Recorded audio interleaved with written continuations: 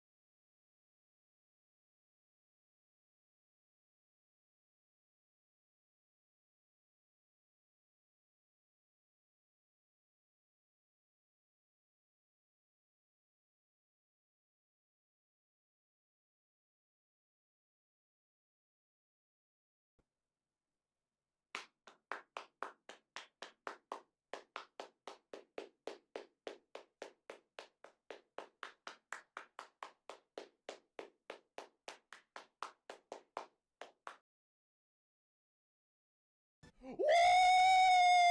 Yeah, baby! That's what I've been waiting for. That's what it's all about. Woo! Okay, finally, this specific thing.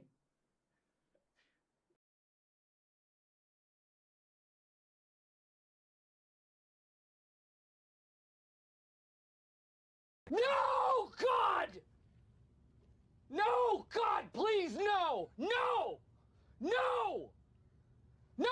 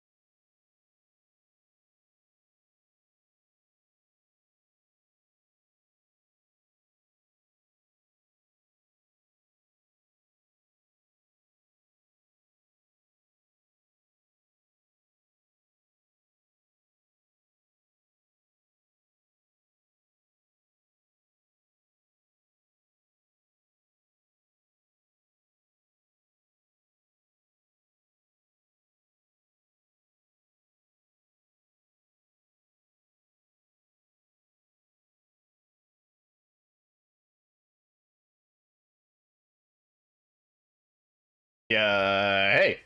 Yeah. Sunday. What's up, Hammy? What's up, XC? With the first. I see you. Thank you. Hey.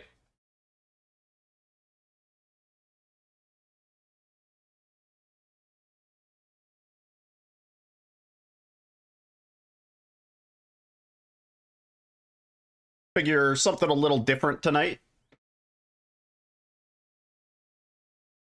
Haven't really recorded a guide or tutorial or anything like that quite a while.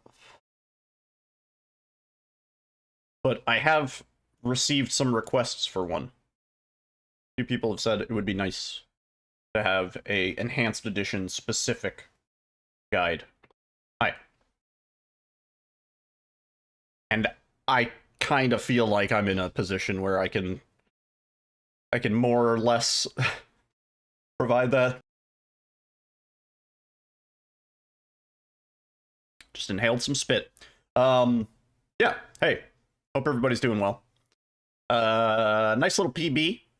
Last stream. I'm still kind of riding that high. I don't know if we're gonna be... That's not gonna be an easy PB to beat. But we will attempt it. Yeah, I figured tonight... I gotta shave, dude. I gotta trim. I'm looking scraggly. I figured today we'll chill out a little bit. We can do a nice, thorough tutorial, guide, explanation, walkthrough of the Silent Hill 2 Enhanced Edition run. Punchy's old video from probably like 5 years ago, 6 years ago now, still pretty relevant, but a few things have changed, and especially for Enhanced Edition, I would say, yo, lol girl. Yeah, I'd say especially for Enhanced Edition, there's a couple minor differences that I think throw some people off. But yeah, so we'll do a run, and I'll just go through everything and explain it, and hopefully I'll cover anything, and then if anybody has any questions, feel free to ask them in the chat, or if like I missed something that might be important, feel free.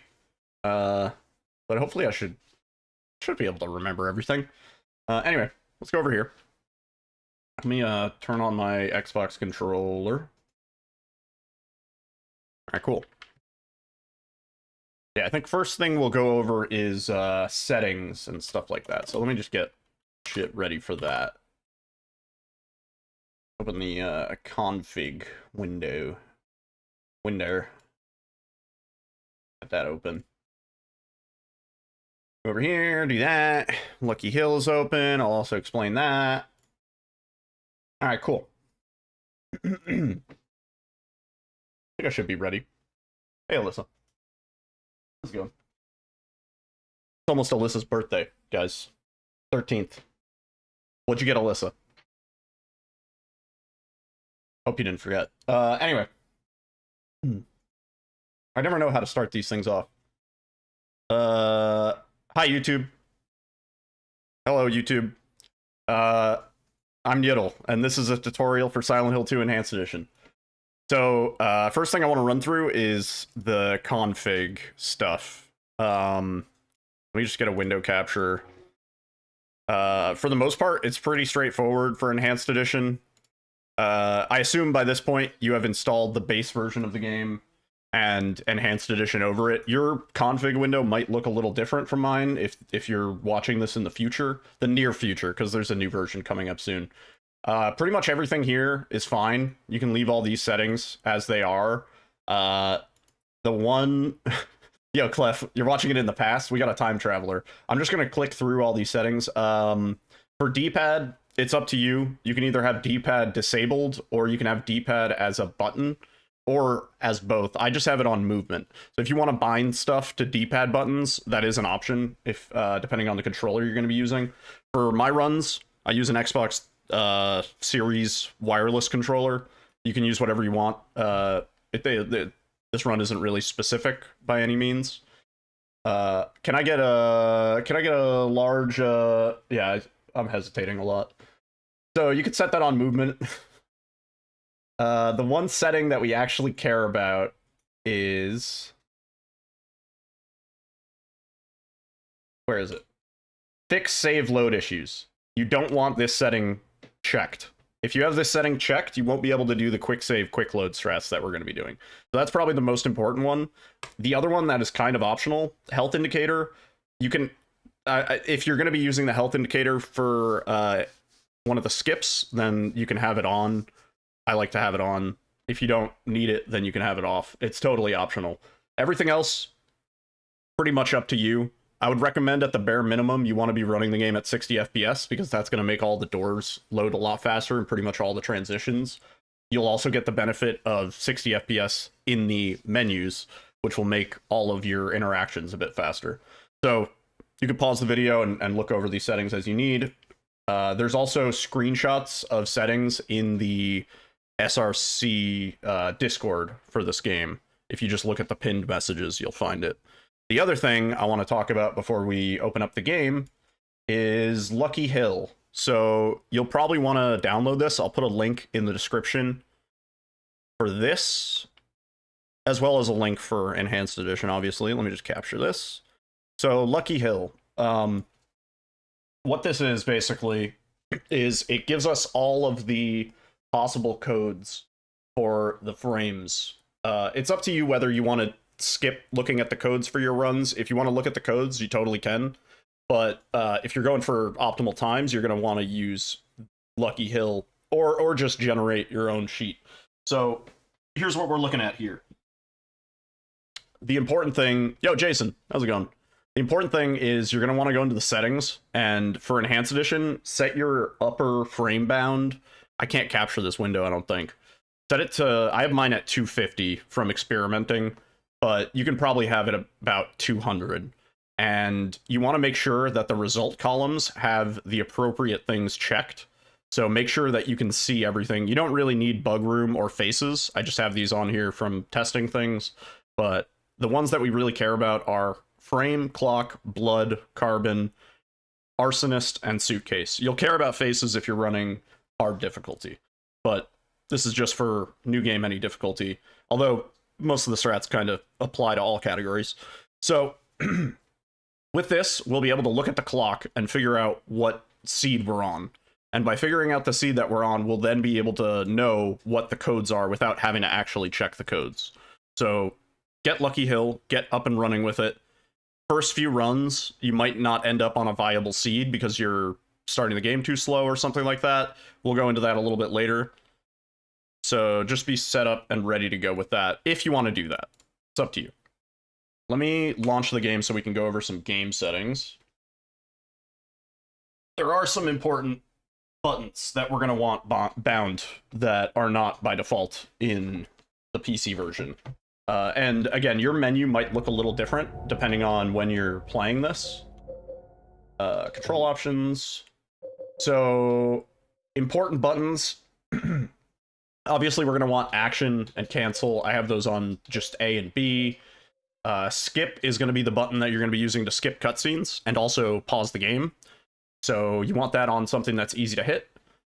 For run/guard, this button actually is important. You're going to want this on something either on your controller or on your keyboard. This is kind of a hybrid run. We're going to be switching between controller and keyboard every now and then. So I just have it on left shift and I move my controller over and I press left shift. You're going to want to have your hands on your controller while you press left shift or whatever your button is. Make sure that's set to something. Search mode is going to be important too because we're going to be shifting the camera around. Inventory is obviously just your inventory. You're going to want something bound on map, not because we're going to be looking at the map, but because you're going to need to open it for some skips. As well as being able to turn off your light is also important for this run. So make sure you have that bound to something that you remember. And the most important one here really is quick save. So quick save, you're going to want it bound probably both on your keyboard, on a key that you can hit easily, as well as on your controller, on a button that you're going to be willing to hit easily. So I have it on X. It's up to you what you want it on. I've seen people put it on left trigger. It's just a matter of preference.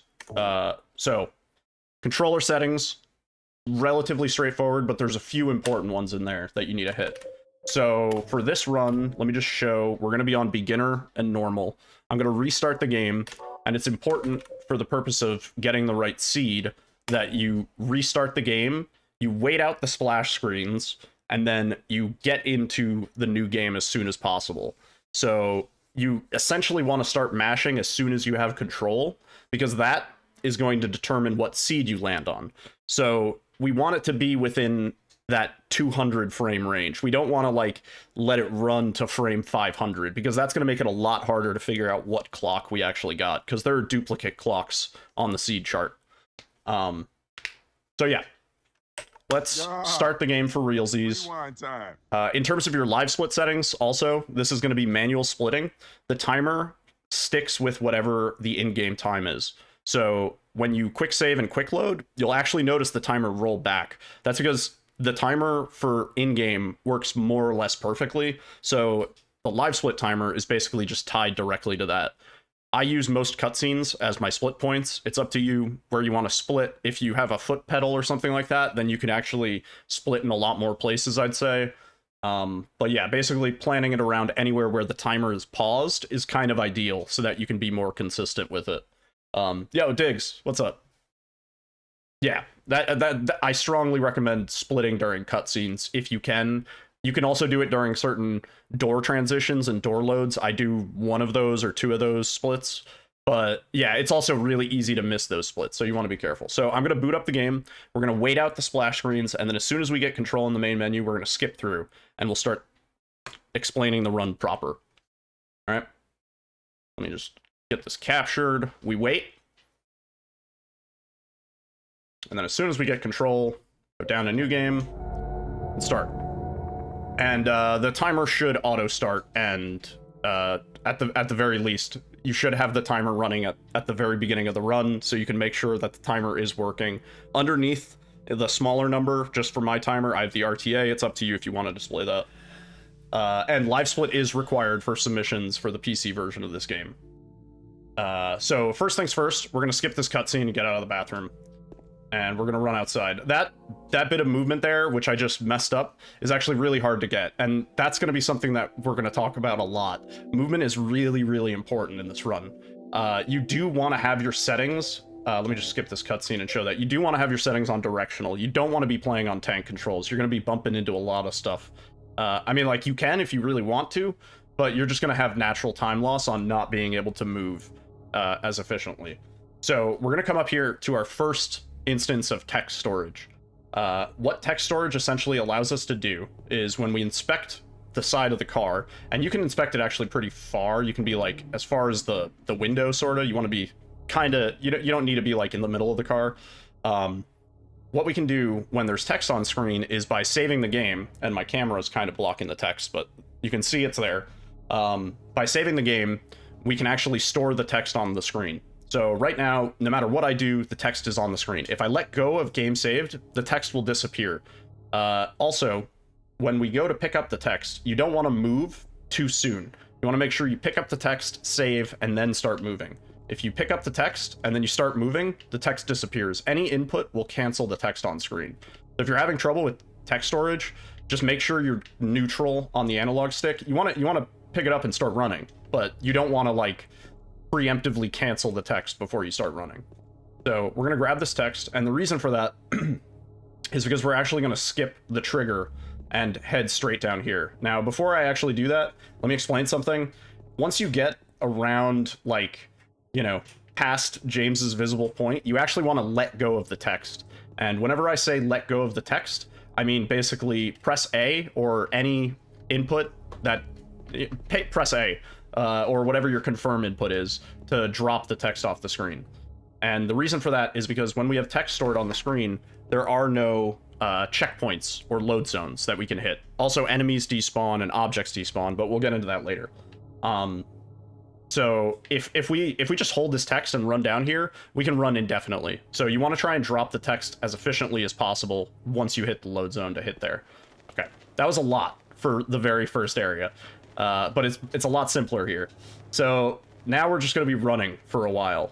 You'll notice that I'm saving the game. I have this actually bound to a turbo button. It's not mashing it, it's just pressing it at a rhythmic pace. But if you don't have a turbo, or if you don't want to set that up through Steam input or something like that, you could just tap every now and then. As long as James doesn't go about 20 steps without a game saved, he won't run out of stamina. So we're running at full stamina for pretty much the whole run. Whenever we're outdoors and James has the ability to run out of stamina, I'll just run out of stamina to show that. You'll notice he runs a lot slower, and we don't want that. Actually, James still hasn't ran out of stamina. Hang on. Let me just... There we go. So you can see he runs, like, I want to say 25% slower with no stamina. We're going to come up here. This is going to be one of the trickier first instances of the camera, right? So if you pay attention to the gamepad, when I run up here, I'm going to go through this gate. And if I keep holding up, which is the logical direction to hold, James is just instantly going to turn around. And this behaves a little bit differently in the vanilla original version. It works slightly different with how fast the camera is and how it takes every update from your analog stick. So, first instance of flipping the analog stick around so that we can then continue on our way. You'll also probably want to rotate the camera. It's up to you. I've seen runners just run down like this, but usually here I'll rotate the camera. And to do that, you just press the search view button and hope that the camera doesn't do exactly what it just did. Sometimes in the enhanced edition, it'll snap around. That's another difference that you'll notice with the enhanced edition. But ideally, it just rotates around like that, and we can head into this cutscene. So there's a really minor skip I'm going to explain before we get to Angela.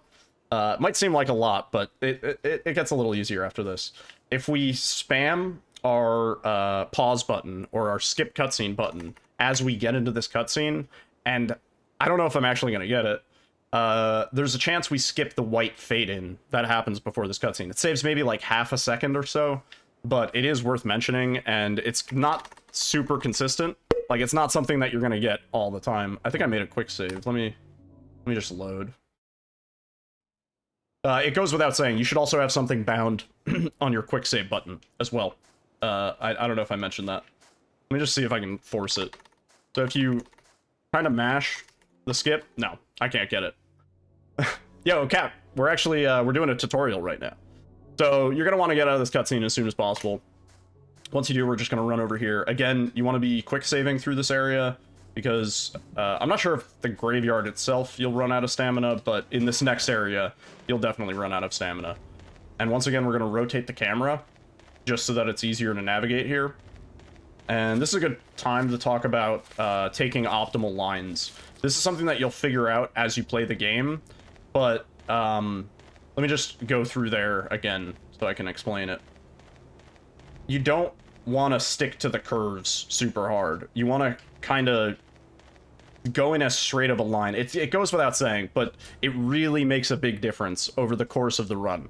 It seems minor, and when you're figuring out to control James, you know, it's a little bit wobbly at first, but you want to kind of just pilot him in the straightest possible line so that you're kind of like following the optimal path to things. We're coming up to the chainsaw here. This is going to be important for this run. You may notice it's a new game run. It's not a new game plus run, but we are picking up the chainsaw. The reason for this is because even in beginner difficulty, if it's your first playthrough, the chainsaw still spawns. The chainsaw always spawns on beginner difficulty. It's technically not a new game plus item. So we're going to pick up the chainsaw. You could opt to not pick up the chainsaw and just grab the melee weapon. I don't know. That's kind of like the old school route that I learned with, but I would recommend picking up the chainsaw these days. And we're going to come through here. Again, optimal lines, trying to cut the corners so that we're taking these lines sort of like shallow and not like, you don't want to be like sticking to the wall and then doing like the right angle turn. You don't want to do that. You want to try and take the shallow optimal line to get to the destination, like a nice wide diagonal like that. Yo, Abby and Edelson, what's up? How's it going? All right. This is the first big instance of text storage. We have to hold this text for a long time. And this is a good time to mention, when you're storing text, you do have to mash the quick save button. Not like mash it, but you'll inevitably end up mashing it because you don't want to drop the text. That's why I kind of recommend a turbo button. We're going to be saving like 2,000 times by the end of this run easily. So what we're going to do... Yo, hell yeah, dopamine. That's awesome. Dopamine is the reason I'm kind of making this video right now. So, yeah. Essentially, what we're going to do is when we come through that gate, we're going to turn around here and inspect this as quickly as we can and store this text. And we're going to have this text on screen for a long, long time. We're just going to start running along with this text. That's another weird camera angle. You'll notice I'm holding down on the analog stick, even though James is running up, like opposite to the camera, right? At some point, you can flick the stick to get control of James, but in instances like that, it's not optimal. You have to contradict what your brain is going to want to do, because your brain is going to want to rotate the stick in a way to orient James correctly, and you'll end up doing a spin like that. You want to try and avoid doing that, but it'll inevitably happen on your sort of first runs. James is a little bit wiggly. Again, we're just taking a nice shallow line, and you're going to be quick saving here to keep the text. And we're doing this so that way we can skip sort of the first major trigger point in this game, other than the map, which we skipped at the very beginning. And that's this bloodstain here. This bloodstain is a trigger for us to go do the first encounter and sort of get the plank. We don't want to do that. It's really slow. It takes a long time.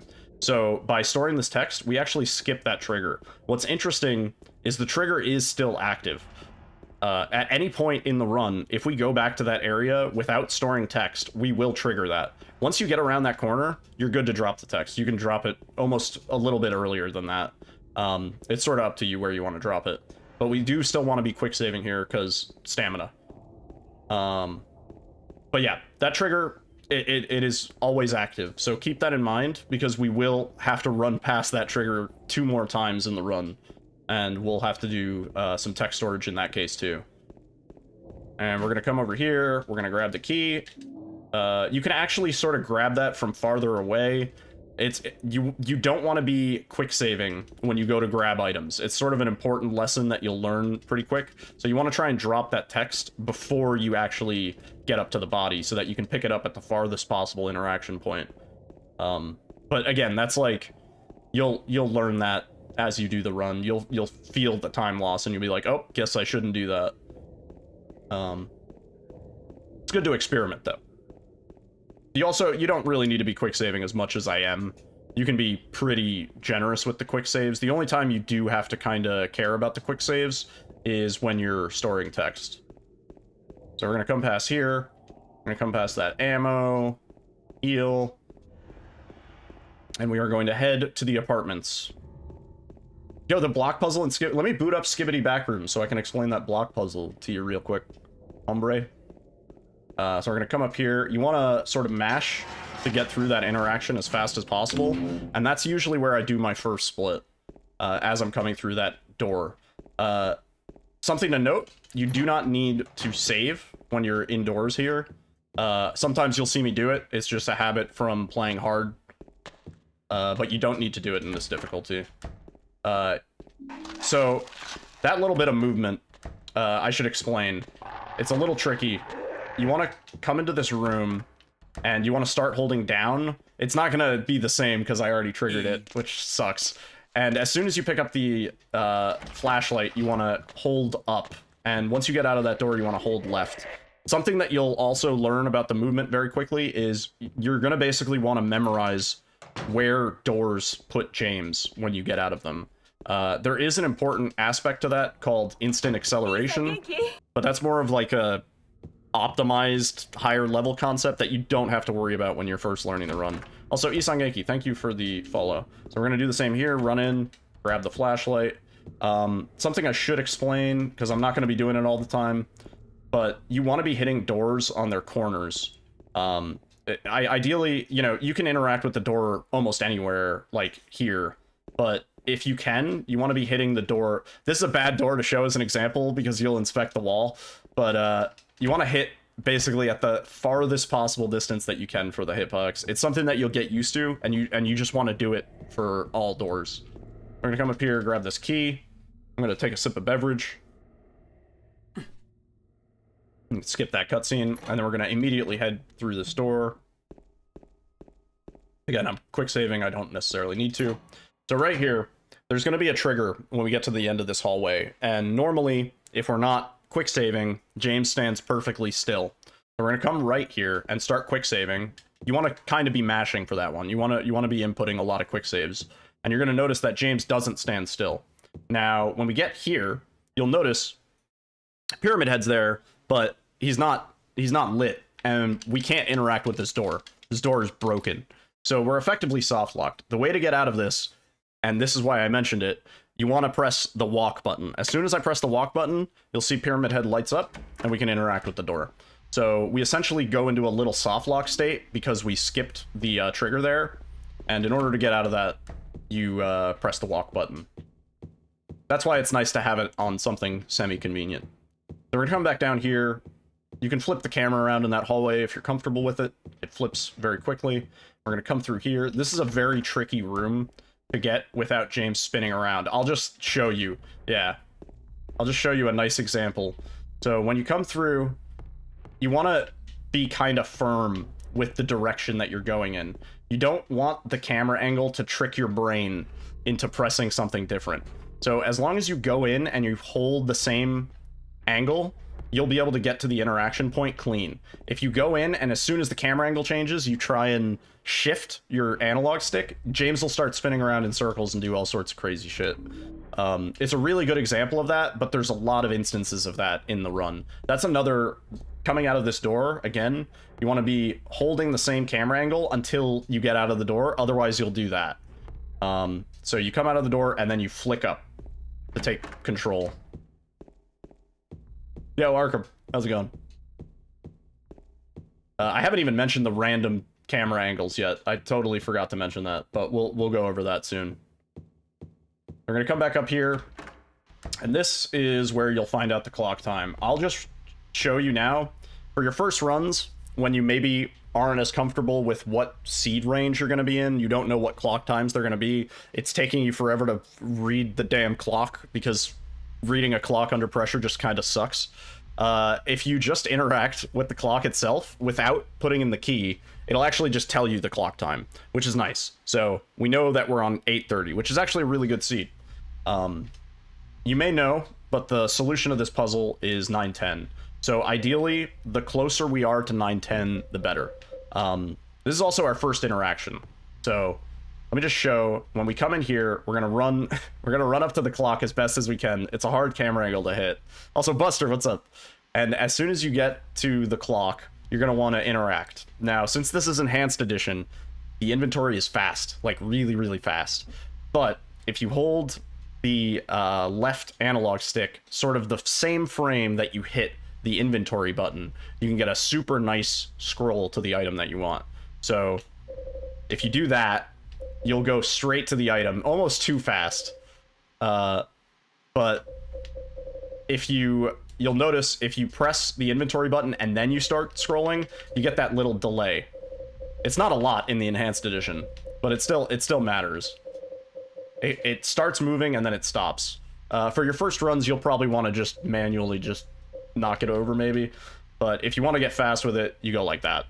So we're gonna open the clock and we're gonna set it to 9:10. Pop, perfect. And we're gonna run around the side and push the clock. Now this is a good time. I'll explain it during the next cutscene because that's usually when I check my RNG. We're gonna come up here.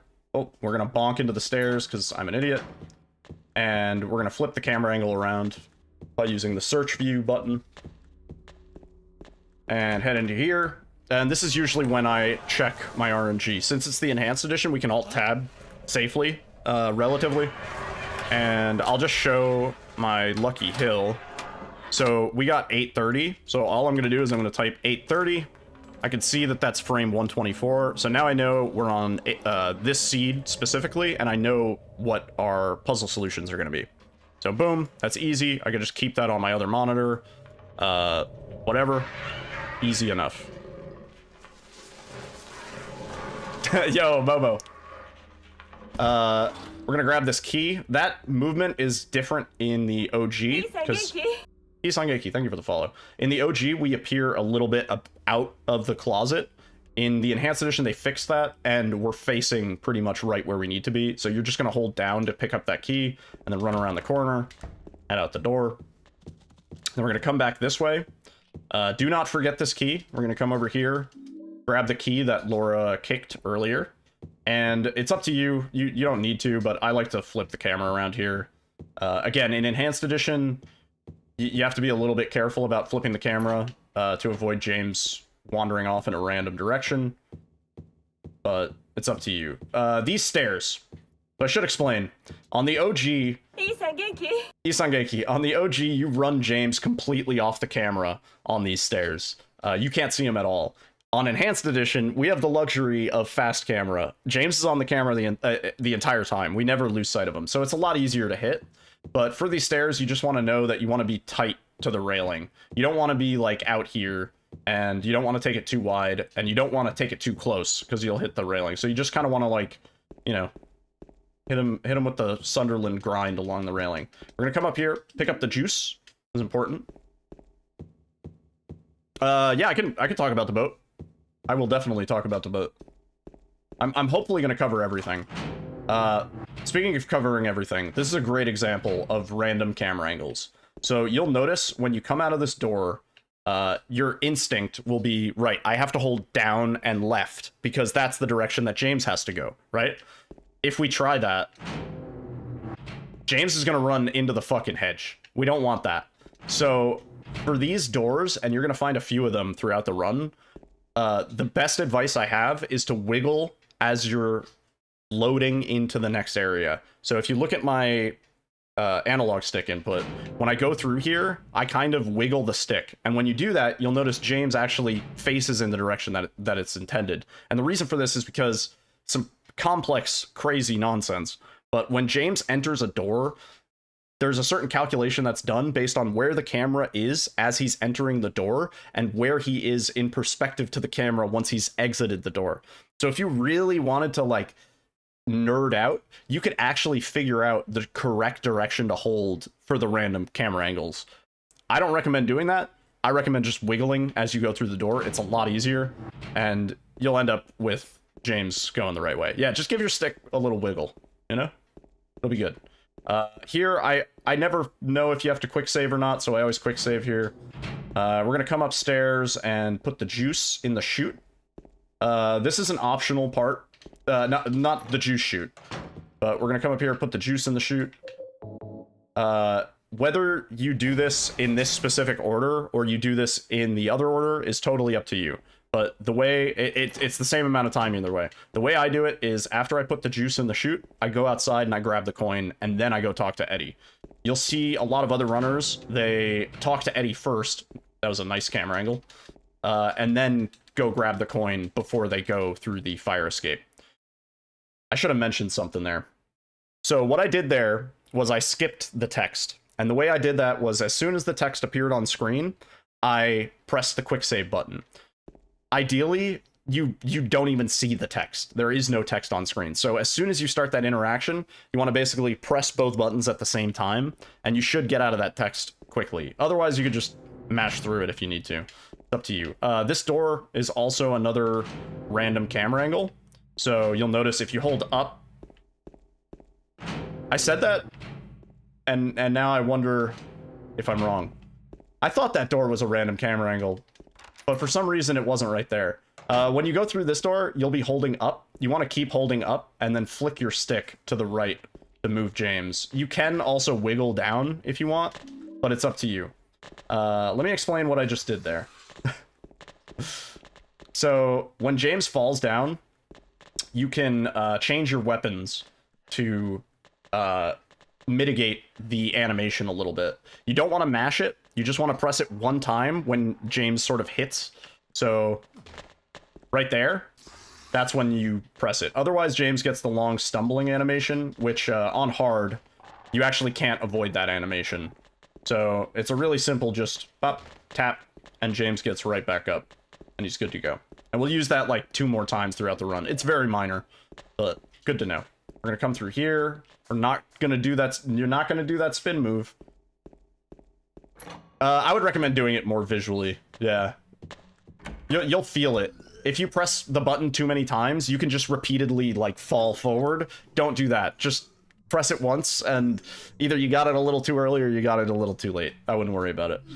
We're gonna come in here, we're gonna talk to Eddie. Hi, Eddie. Hi, Eddie. Come back out here. Again, your route may differ here. We're gonna hold down. I always do a wiggle there. I don't know if it's necessary. This door is a random camera angle, so definitely wiggle. You saw James was like facing the wall for a second. I'm gonna come back up here. This might be the part where you go grab the coin outside, depending on what you want to do. And we're gonna head over to the fire escape. And this is where I do my second split. This cutscene does pause the timer, but not once the text appears on screen. So you'll notice the timer's paused. When the text appears on screen, eventually the timer unpauses. So it's not a huge rush, but you want to skip that cutscene at some point. Getting through that window, also another random camera angle. You're going to wiggle. All these interior hallways, not random. So you can reliably hold left to get down the staircase, and then you can flick to the right to get around. Stairs are going to be a big struggle for anybody learning this run for the first time. It's just something that you kind of have to feel out and get used to. So we're going to talk to Angela. As soon as we get out of this cutscene, we're just facing the coin, so you can kind of just mash A out of that cutscene, and then quickly flick up to get out. And we're going to come over here. And this is an important time to talk about inventory. So you're going to run in this room and angle James here. This is a huge pain point for a lot of people, because what can happen is if you go to...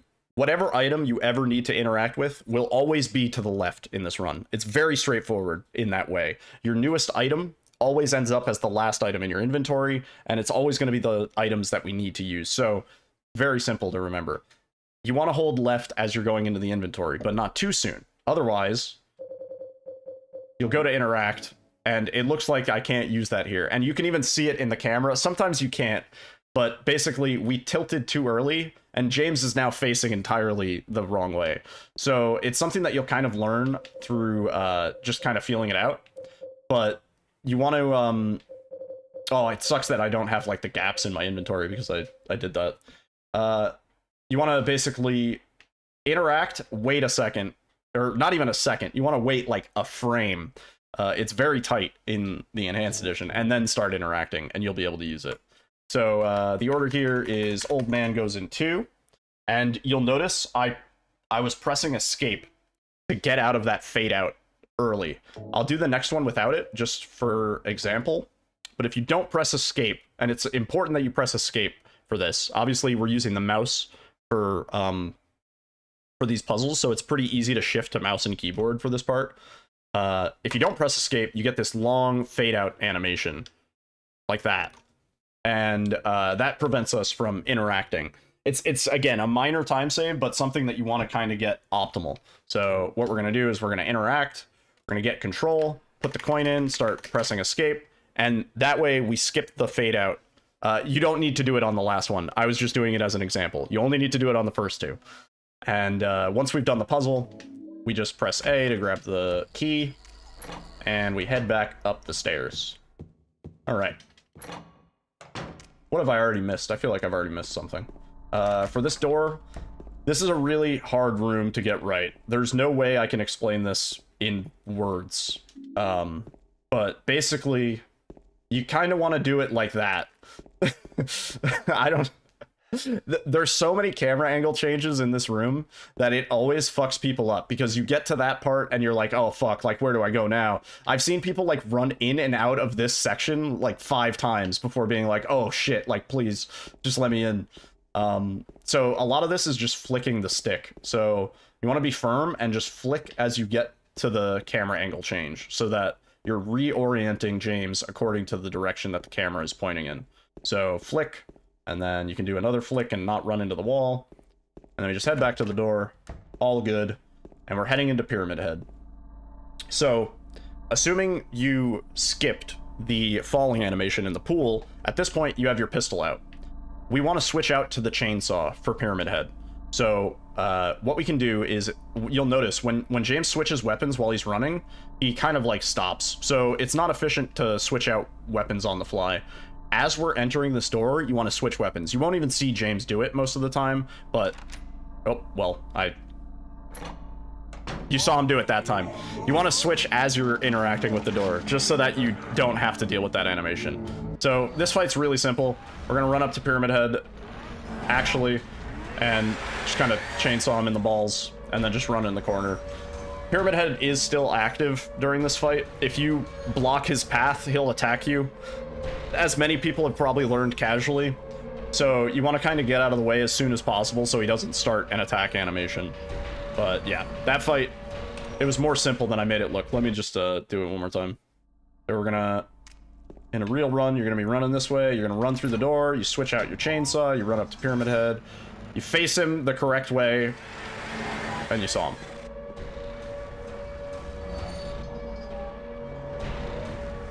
Congratulations. If you've made it this far, you've made it out of apartments. Guys, do you think this is gonna PB?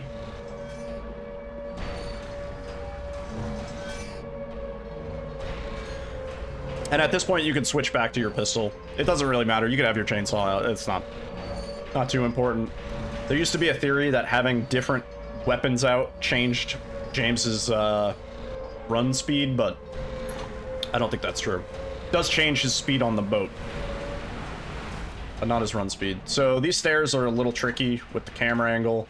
And then for this, that door is also a random camera angle. So you're going to want to wiggle out of that door. And once we get back outside, we're going to want to start quick saving again. And again, just trying to take nice, clean lines. We're going to skip this cutscene. And coming up here, you're going to want to quick save going into this cutscene, because we actually get control of James when we're not supposed to during this cutscene. And we get control of him faster than we would otherwise. So coming into this cutscene, just quick save, and you can just run James off. And it's kind of funny, because the cutscene keeps playing. If you press the skip cutscene button, we'll go back to James, but... And we're gonna round the corner. And... Mary. And this is where I usually do my Maria skip. Yo, Bordaci. Yeah, this is a double PB right here. Get out of this cutscene. I don't know if I mentioned it before, but the IGT works great in this game, and most cutscenes will pause the timer. So you get plenty of time to goof around with chat or, you know, have a sip of your beverage of choice. I have an orange cream seltzer here. Delicious. And we're gonna come out here. If you were doing dog ending, I might as well cover it. The main difference with dog ending is you would run here, and the doghouse isn't here because this is technically a first playthrough. But if the doghouse were here, you would pick up the doghouse from there, the key from the doghouse, and you would be on your way. In our case, we're gonna round that corner a little bit nicer for new game any difficulty, just so we can end up in a straight line towards the bowling alley. There is also a metal pipe sticking out of the car. If we were doing other categories, we might want that, because we would need a melee weapon at some point. We have the chainsaw as a melee weapon, so we don't need the metal pipe. If you're doing another category where you want it or whatever, go for it. We're gonna skip this cutscene, and again, hard camera movement here. You want to kind of round the corner, and that camera feels very different in the enhanced edition compared to the OG. You'll notice in the OG, it's a lot like snappier with James's movement. James almost like 90-degree turns around that table. In the enhanced edition, you're kind of forced to do like a wide U-turn, sort of. Also, thank you for the follow. Isangeki. So, iconic cutscene. You can watch it in your playthrough. We're gonna run through here. We're gonna hold kind of a down diagonal angle for that. Now, this is something I actually only recently just learned. Either way you run, we're gonna get the Maria cutscene. It's actually less time to run to the right to trigger it, almost as a way of the developer saying like, hey, Goofus, don't run that way. So if we run to the left, it's like a tiny bit slower, but if you run to the right, you barely even get past the phone booth, and you get the cutscene, and we can continue on our way. And again, quick saving all through here. You don't need to be mashing it. We're not storing text. You can just quick save casually. We're gonna head through here. We're gonna run up to trigger this cutscene. And then we're gonna run down, and Heaven's Night it's no good. Is I keep saying this, really, really hard camera movement. So I'll explain it from this door. So when you get in here, James is going to be facing the wrong way. So the first thing you want to do is sort of wiggle him up so that you can actually get him to go up the stairs. So we go like that. It's not even an up angle. It's actually more of a diagonal left. Yeah, it's like a diagonal left to swivel him up. And then these stairs are notorious for that. So when you get to this part, it's going to be counterintuitive. You want to make sure you're firm with your wiggle so that James actually turns around. Let me do it from the top. Maria's like, "What the fuck are you doing, James?" So we're gonna come in here. We're gonna run into the wall. Come in here, wiggle up and left, and then when we get up here, we're gonna go like this, and then down.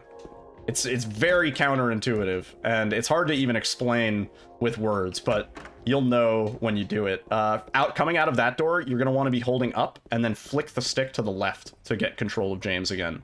That door has pretty consistent movement, where when most of the time when you go into it, you'll be able to hold the stick up in order to get out clean. This is where I usually do my split for Reached Hospital. We're going to come in here, another random camera angle out of that door. A lot of the entering buildings have random camera angles. So I didn't explain it well before, but you'll notice as soon as the text appears on screen, and you want to do this as fast as possible, you can press quick save and the text all disappears. All like 6 of those dialogues are gone. So the way that you'll do that optimally is you want to be pressing quick save as you interact, sort of at the same time. You want to do a AX action. This is another section where you can actually do this in either order. You could go get the key first and then come around the corner and get the shotgun and the bent needle. You could go get the bent needle first and then go around and get the key. I always get the bent needle first. I don't know why, it just makes sense to me. And these doors, you can interact with these doors without the camera angle actually shifting. So if you're really slick on these doors and you're interacting from like the optimal point, excuse me, Maria, you'll get the door before you're even there. So you want to be kind of mindful of that. I did that angle really badly. Let me just do that again to show how I do it. So we'll come through here, and then you want to hold the stick hard left, and you'll get around that corner nice and clean. Nice and nice. And then we grab this, and we grab that, and we head back around. We're going to come through this door, and we just hold kind of left into up for that. Grab the key, bonk into Maria. And for that camera angle change in the hallway, that's a good one to mention. So for these quick camera angle changes, you want to just flick the stick up as soon as you see the camera angle change. If you're kind of slow about it, James might go off in a weird direction, but again, something that you're just going to have to play with by running the game. And then we come over here. Code is 7335. This is a static code. It's always the same. And then we're going to come into this room. I'm going to see a little Maria's cutscene. We're going to grab the roof key and straight out the door. And then, again, flick the stick up to get out of those doors when the camera angle changes. There are times where, like, James will do circles. There will also be times where James is stuck going one specific way, and you're, like, wiggling the stick, but James refuses to go any direction. So you kind of just have to figure out which angles are nice and which angles are rude. For this, I almost always fuck this up, but you don't have to run as far as I always do, but you basically want to run to where the camera angle changes right about this crack.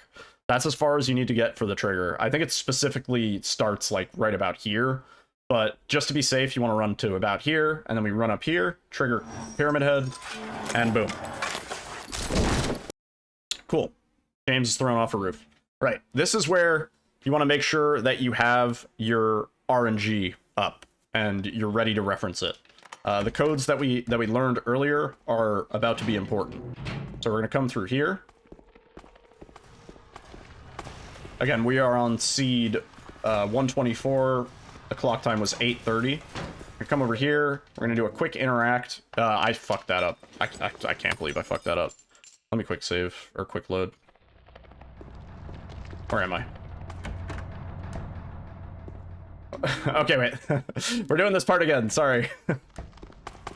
I thought I quick saved right before the interaction, but apparently not. Let me just reorient myself. Bang into Maria again. That's not necessary, although it kind of does help, because for this specific category, we're aiming for the leave ending. Here's another thing I should mention. It's up to you whether you want to do it, but during the Pyramid Head fight, at the end of the fight, if you want to pre-position your cursor, and this will vary depending on your version of Enhanced Edition. That's kind of why I was like, I don't know how important it is to mention. Future versions of Enhanced Edition will have the option to center your cursor no matter what position it was last left in. In our case, we are not on that version and we don't have that setting. So if you wanted to, in the Pyramid Head fight, you can go to load game, because that won't run the timer, and you can position your cursor to like right about here. There's like a little white spot on James's face. And this will make it so when you interact with this, your cursor, I kind of fucked it up, is almost in the right spot. Otherwise, your cursor will usually be around here. It will vary depending on your resolution and your settings and stuff like that. But if you want the cursor to be more central to the button, you can do that strat. Kind of glad we had to restart that section, actually, so I could explain that. So let me grab the key again. We're going to run through here. We're going to trigger Pyramid Head. This is good, too, because now we get a nice, thorough example. Again, you can interact with those doors without being fully in front of them. Trigger Pyramid Head. Skip the cutscenes. Run through here. From this point forward, James will be injured. Do not worry. Enemies in this difficulty can hit you, I think, like 2 or 3 times before it'll kill you. Just, you know, don't dilly-dally. So here, we're going to combine both of these keys so that we can get the interaction at the same time. There's a couple other instances where we're going to be combining key items so that we can use them simultaneously. So here, we're going to combine both of these, and that'll take off both of the locks at first. And again, our code is, or our clock is 8:30, so 38:53 and 86:36. Perfect. We're going to grab this. You can do a quick save coming out of this to give you a little bit of movement. It doesn't really make a difference in Enhanced Edition. It makes a bigger deal in the OG vanilla version. This interaction. So you're going to want to hold down here. Everybody falls for this, but like, this looks like it should maybe work, right? But if okay, it worked. There's a lot of spots where this interaction sucks. Somehow that worked. If I was doing a PB attempt, that would have never worked. No way. But yeah, you don't want to be too far. You don't want to be too close. It's really easy to accidentally angle James incorrectly as you're like entering this room. It's just something that you kind of have to practice. And then we're going to come through here. The loudest plane on the planet is going to fly overhead. So, we're going to be doing a strat on the elevator. It's kind of up to you whether you want to do it or not. It saves, I want to say, like, maybe like 10 seconds, 15 seconds over the course of the whole run. It's kind of important. We're going to be quick saving and quick loading to skip the elevator animations. So normally you have to watch James stand in the elevator. It kind of sucks. If you're on the PC version, we can use quick save and quick load to skip that. This is something that is not covered in Punchy's older tutorial because it wasn't actually known how to do this without breaking the game back then. So what we're going to do is we're going to get into the elevator panel, and what I'm going to do is as soon as, and it's important that you do this with the mouse. If you do this with the controller, it breaks stuff for some reason. So you have to press the button with the mouse. You have to quick save and quick load on the keyboard, I think. No, actually, that's a lie. You can quick save and quick load on the controller. That'll be fine. Just make sure you're using the mouse. Do not use the analog stick for this interaction. So what we're going to do is we're going to hit the button and quick save at the same time. And then as soon as possible, we're going to quick load. So button, quick save, quick load. And you'll notice it fades to black, and we're already on the floor. So we did it, success. You're going to switch to your shotgun as you're entering that door, the same way that we switched to the chainsaw when we were going to fight Pyramid Head. Just as you're going to the door, just interact. And then let's do Flesh Lips. So pretty easy fight. it's going to start off, the dude's going to be in the perfect spot for us to just immediately shoot him. So you can almost start pre-holding the aim button here. Because as soon as we start this fight, boom, right? And then we're going to take a step forward, and boom. And this should spawn in the next guy. Sometimes the shotgun spread is awful, and that guy doesn't die in one. That's a good example of what can happen. And then you want to be in position. As soon as you see James's head turn, you know he's locked on. You can shoot that, and we're done. Easy. Realism mode, baby. So we're going to get back on the elevator. I'll do it quick this time. So, boom. Quick save, quick load. And we're instantly at the next floor. And for this angle, you're going to want to hold, like, down and to the left, and then up. It's a weird one. We're gonna come here, we're gonna grab both of these. Even though we're skipping the bug room and we don't need to use the battery in the flashlight, you have to pick up both key items. It doesn't let you otherwise. This elevator is different. You don't have to, and you don't really want to quick save and quick load on this one. This one, for some reason, the elevator is in a broken state. So as soon as we press the 3rd floor button, it's actually just gonna take us to the 3rd floor with the elevator as a skippable cutscene. So press the button and then start pressing your skip cutscene button. So you'll notice the 3rd floor button doesn't light up here. It lights up the door open button. And we get a quick fade out and we're on the 3rd floor. That's how you do the quick save, quick loads on the elevators. These stairs, you're gonna have to practice them. I'm gonna have to practice them. We all gotta practice them. They're a pain. Gonna come in here, interact as quickly as we can, start the cutscene. Oh, Marie. I'm gonna take a quick beverage break. It's you. I thought you were... Sorry. Anyway, I'm glad you're alive. Anyway. Alright, and we're gonna immediately come down here. Now, I don't know if I'm gonna show it off here, but you can interact with this ring from really far away. I like how both of us are just, like, staring at it. Ideally, you don't want to, like, stand on top of it when you interact with it. You can actually hit... See, that wasn't even a good one. You can hit it from very far away. Trust me when I say that. And optimally, this camera angle won't even change when you go for the ladder interaction like that. Some of these ladders have pretty forgiving hitboxes, so you can hit them from pretty far away. You'll need to experiment on your own to sort of figure out the optimal distance, but yeah. Come through this door, and here... This is a tricky camera angle change. It's not as bad in the OG, but since the camera's so fast, it gets a little weird in the enhanced version. But what you want to do is don't hold the camera change button as you're entering the room, otherwise James will just, James will move, actually. Wait. Huh. I learned something today. I think you can just hold it coming in. Yeah, you can. So you want to be holding that button going into that room so that the camera angle instantly changes instead of doing this. You don't want it to do that awkward spin around move. We're gonna come in here. You don't need to quick save, quick load on this elevator because we have the cutscene here, so you can actually just skip this cutscene. Boom. We're gonna come out here. Now we gotta go get the other ring. I've seen people take different lines to this fridge. The only important thing is you can't interact with it from behind. You can kind of hit it from, like, here. So ideally, like, if you wanted to, you could run into the room like that and try and hit it like that. It's up to you. It's minor. And again, when you get out of that door, you want to whip the camera around. It's going to be a little disorienting, but...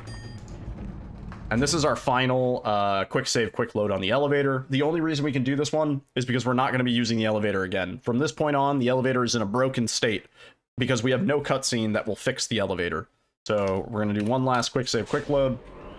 We have broken the elevator. And we're going to immediately come over here, combine these two items when you interact with them. And boom. Watch out for Maria. She's going to be body blocking you. And then these stairs are especially tricky because the first two camera angles are a little bit different from the other ones we've seen. And then we're going to come down here.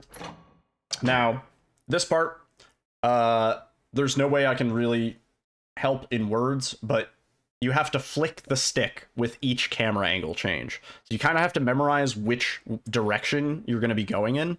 But more importantly, you have to be firm with your camera angle shifts.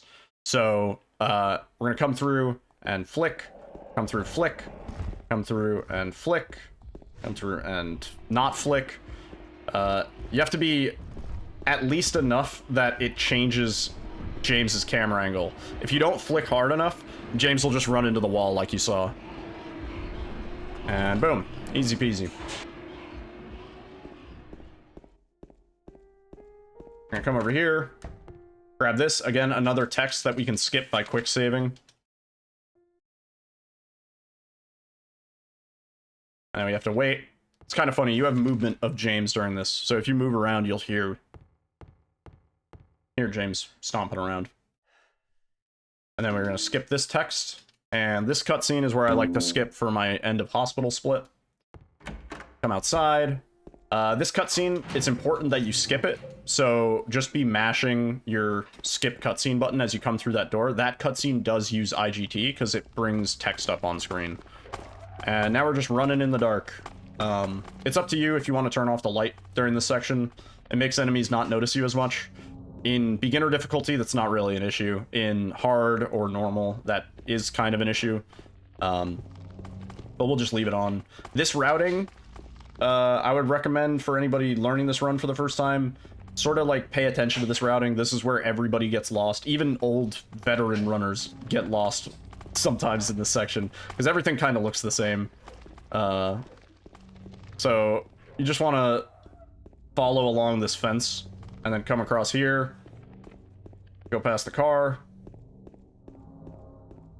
Again, like shallow lines, kind of important.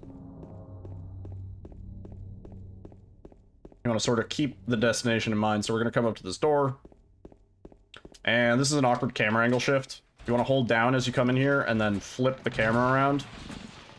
And in the Enhanced Edition, you have to switch to holding up when you flip the camera around. So you kind of have to, like, time it with the camera angle change so that James is running in the right direction. You don't want that to happen in your run. So, this is an important part. This is the first time we're going to be doing text storage without picking up text that we would naturally find. We can now do mobile text storage. We don't have a map. It doesn't matter. It's too dark to read the map that we don't have. So we can store the "it's too dark to read the map" text on screen anywhere. So we're going to start doing that as soon as we get through that door. And then you're just going to head off with the text stored. This is a part where if you're not using a turbo on your quick save button, you'll want to be pressing this at a relative rhythmic pace, not necessarily mashing it, but you don't want the text to drop at any point during this run. Otherwise, you risk triggering the cutscene that we skipped earlier, where we would have gotten the plank and done our first fight. So that cutscene trigger is still very much active. We're gonna come around here, around the corner to get the wrench. There's an important little optimization here. So once we're around here, we're good to drop the text. When you come up these stairs here, the camera angle is going to shift. You don't want to be like all the way up the stairs. Otherwise, James is going to bend down to pick up the wrench. You want to kind of be like at the farthest possible interaction distance still on the stairs. So like right about here is fine. And James will just look down and pick up the wrench. And then once we pick up the wrench, you want to start storing your text again, your map text. Again, that's why it's important that we have something bound to the map button. We don't need it for the map, actually. We just need it for the text itself. And we're going to head around here. And the best way I can recommend to not getting lost around here, the way I sort of oriented it to myself, is just kind of try and keep track of the buildings next to you. So when you get to Bar Neely's, that's when you dip in. And then when we get past this little garbage can, that's when you start going to the left. You want to do a nice shallow left. Yo, Hammy. How's it going, dude? And we want to skip past here, around this corner. And you'll notice there's like these silhouettes while we have the text stored of where cars should be. There's also supposed to be a few enemies creeping around this map, this area of the map. I recommend just keeping this text stored. You should also be mindful of the silhouettes where the cars are. Even though the cars aren't there, they still do have hitboxes. So don't bump into the cars. Just, you know, pay attention to where you're going. And once we get around here, we're good to drop the text. And we can turn on the light again and head through the door. And now we're back to just regular quick saving here. You don't need to store any text or anything like that. You can turn your flashlights off for this, these nurses here. It doesn't make much of a difference in beginner. In hard, it does, but yeah, I wouldn't worry about it. And then once we get to Jack's in, we're going to Jack's off and run through the parking lot. This camera angle is wild. So you want to be holding the change camera view as you go through that transition. So if you watched my what's it called, controller overlay, you would see that I was holding the switch camera view as I was going into that. We're gonna come around here, and first we're gonna unbury that. You're gonna want to instantly skip that black fade out. Usually I end up in the pause screen because I'm sort of mashing it, and then we're gonna immediately go into our inventory and use this. And this is an important little skip here. So once we pick up the key, we can actually quick save, and we get a little bit of movement out of James. In the vanilla OG version, you get a lot of movement out of James. You can actually like round the entire corner before the fade in happens again. In the enhanced edition, you don't really get as much movement because the fade ins and fade outs are so fast. Hang on, I have to get the cat off the... It's holding the tube. All right. We're gonna just keep quick saving and running here. Not much to talk about. We're just running in a straight line. If you were uncomfortable about being in a damaged state, I should mention you could have healed after flesh lips if you really wanted to. You don't really need to. There's not much threat in beginner difficulty. I wouldn't sweat it too much. Thanks for adding that. Do you need a cat for the speedrun? Yes. Very, very important. You want to go in a straighter line than I've been going in here. It's a little hard to hold this angle. You'll notice in like enhanced edition, it's a little bit wobbly because the camera reacts so fast. It's almost like there's more degrees of movement in the enhanced edition than the OG, which makes it just a little bit harder to control. It also kind of makes it more precise. Makes it easier to do curves and diagonals instead of sharp 90-degree turns. So just something to keep in mind if you've played the OG. We're gonna come in here. This is a weird camera angle. I'm gonna run into the wall. I didn't mean to do that. Normally, holding left gets you the right direction, but I think I entered the door a little weird. You'll just have to figure that one out. And then we're gonna run down the long stairs. Any specific breed of cat? Dumb?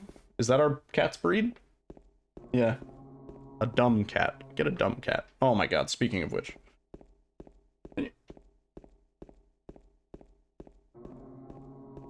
Trying to help with the tutorial.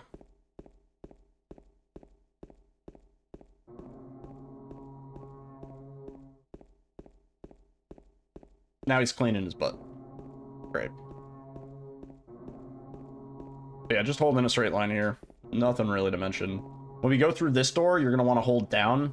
A little bit counterintuitive. So go through this door. Start holding down. Hold left out of this door. And then we hold right. Ideally, you don't get that camera angle. And we're going to switch weapons as we go through there. And assuming you've been switching weapons the same way that I have, you should have the chainsaw out at this point. So we're going to fall down the well. This is usually where I do this split. And now that we're in the well, this is something that you'll kind of have to figure out the first few runs. So from where James is standing, the spot that we need to go is like down and to the left. So it's right here. You can tell because it has this like little red piece of paper, not to be confused with some of the other pieces of paper around here. It's specifically the one with the little red corner. And what you want to do is you just want to tap the chainsaw into it and immediately interact. And again, we can skip that stumble animation by switching our weapon. And you'll now have the pistol out. We'll be running through here, into this room, and into the bug room. So, bug room skip. This is an important skip. It does save time. It avoids you having to do an RNG puzzle. You can technically bring up the puzzle on Lucky Hill if you wanted to. I don't know, if you wanted to do like some sort of hybrid RNG but not sort of run. What we're going to do is we're going to pick up the key and then quick save. You want to make sure you've actually picked up the key when you quick save. It is very important that you do not quick save too early or too late. Otherwise, you can end up sort of fucking yourself. So, We're gonna come over here, we're gonna pick up the key, we're gonna quick save, and then we're gonna quick load. And assuming you did it correctly, you'll be back in the room. The key will be on the floor still. However, the key is also in our inventory. So we're all good. We don't need to deal with the bug room at all. We're gonna come over here, interact with this. The hitbox on this door is really, really forgiving. You can be standing almost anywhere and still interact with it. We are going to have a little chat with Eddie. This would also be a good spot to split if you were looking for a spot for prison as a split. We're gonna run up here, and we're gonna run through here, and you want to keep your flashlight off for this guy, otherwise he's kind of more annoying. We're gonna come down here. Again, some hard camera angles to explain on that part. You just got to get used to it. And we're trying to interact with these doors as early as we can. It's a little hard because you can't see them, given some of the angles that we're approaching from. And we'll run in here, grab the clay, or the wax doll. We're gonna hope this guy's not body blocking us. Sometimes he's just like stuck in the doorway, and it's awful. And it's the fourth door that we need to interact with here. We're gonna quickly smash it open, and then hold down coming out of this room, and then head in here. This section works a little bit differently in the Enhanced Edition because we don't get as much movement out of quick saving out of this interaction. We're going to come here, we're going to combine all 3 plates. You don't want to interact with them individually. And we're going to use them. And that'll start putting them in. When the last plate gets put in, I do a quick save. Oh, not like that. I do a quick save like that. And that gives you a little bit of movement, like a little bit from James. That was a really bad example of it. But trust me when I say you want a quick save on the last one for a little bit of movement. And you can use that to start running away immediately. It's a good idea to also rotate the camera as you're running through there, just so you don't hold the wrong direction. We're gonna come in here, grab the lighter really fast, head back out, head over here. Now, this is an important strat that I actually only just learned about. This hitbox is a little finicky. Recommend playing with it, figuring out the optimal spot to stand, because you can actually be pretty far and still interact with it. Hang on. Alright.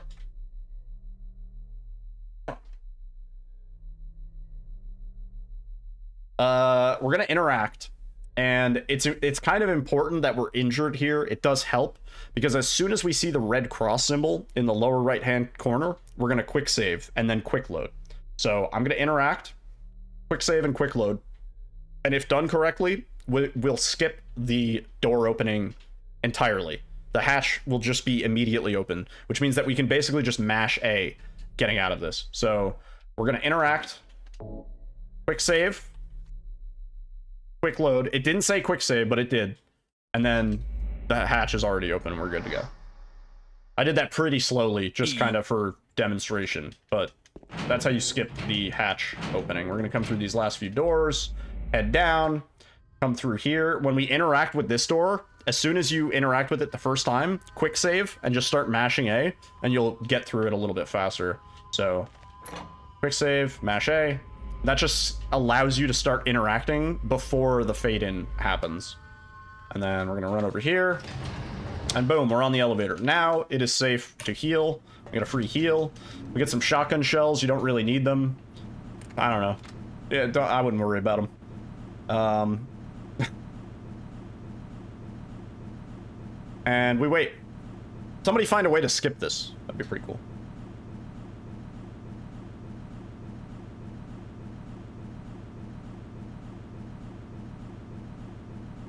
I'm trying to think if there's anything obvious that I've missed so far.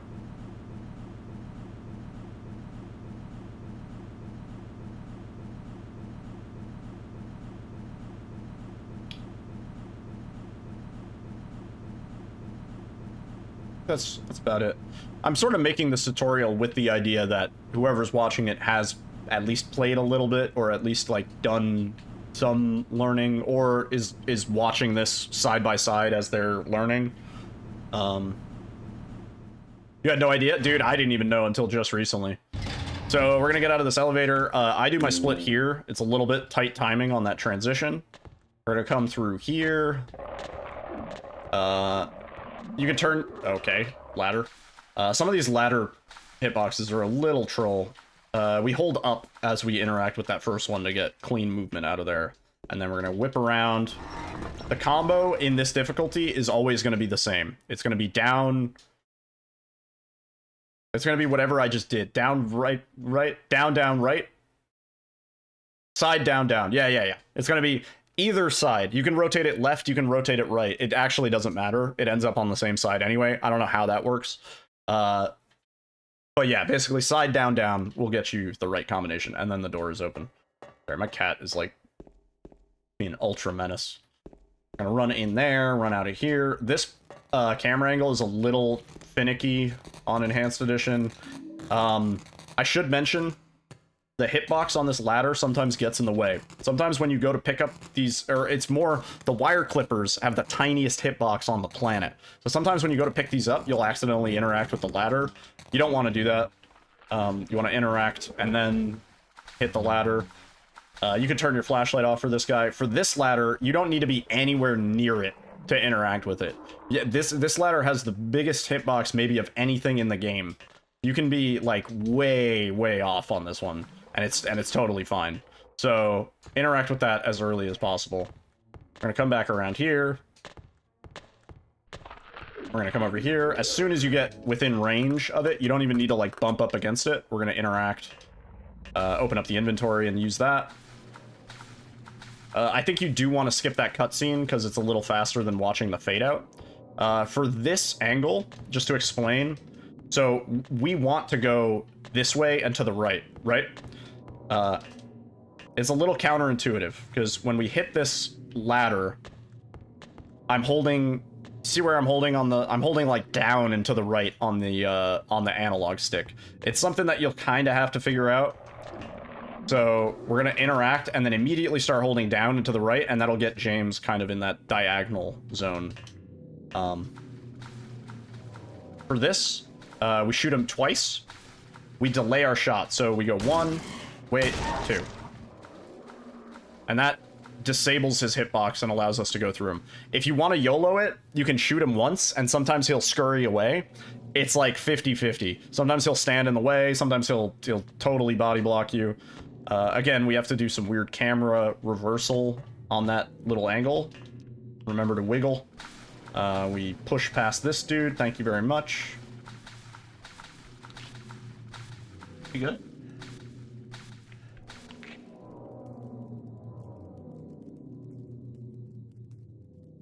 Or I just ran in the room. Happened. For this part, really simple movement. Good. What's scary? Oh, maybe the here. Sorry, cats. We're gonna come in here. You can actually turn your flashlight off before hitting this ladder. So usually I'll turn it off somewhere around here. And we're going to skip the Angela Abstract Daddy boss fight. So when you come up this ladder, you're gonna hold to the right. We're gonna do some more mobile text storage. And again, I mentioned storing text removes enemies. For some reason, the door for this boss fight is considered an enemy. So the door, like, is not interactable. It doesn't trigger the cutscene properly, and essentially we can just run past it. You want to drop your text as soon as you get through that hallway, and you're good to go. So you'll reference your RNG sheet here. I know I have Arsonist 3. It's really nice to have the RNG manipulation down for this part, because if you run through this hallway a second time, if you check which one it is, and then you run to do the solution, and then you run to get the key, you'll have enemies spawn in this hallway. And so if you can avoid that, that's kind of ideal. I know we have Arsonist 3, so we're going to pull this rope. The ideal would be to have Arsonist 1. There's only a few good seeds in the Enhanced Edition that have Arsonist 1. I'm going to run this way, totally not run into the wall. And we're going to grab the key. We're going to run back. There's another spot where you can kind of start the interaction a little bit sooner than bumping into the corner. And then we're going to skip this little opening cutscene. Hold like down and to the right here, kind of, to get a straight line. And Maria cutscene. Skip that. Head this way, flick to the left to get James going to the left. Flick to the left to get James going to the left. And one more. Flick. Oh, and totally don't crash into that wall. And we're gonna do a little flick to get James going the right direction here. For this part, I just hold down on the D-pad. You just go in a perfectly straight line. If you have something bound to your directionals, sorry, you could probably hold S on the keyboard if you wanted to.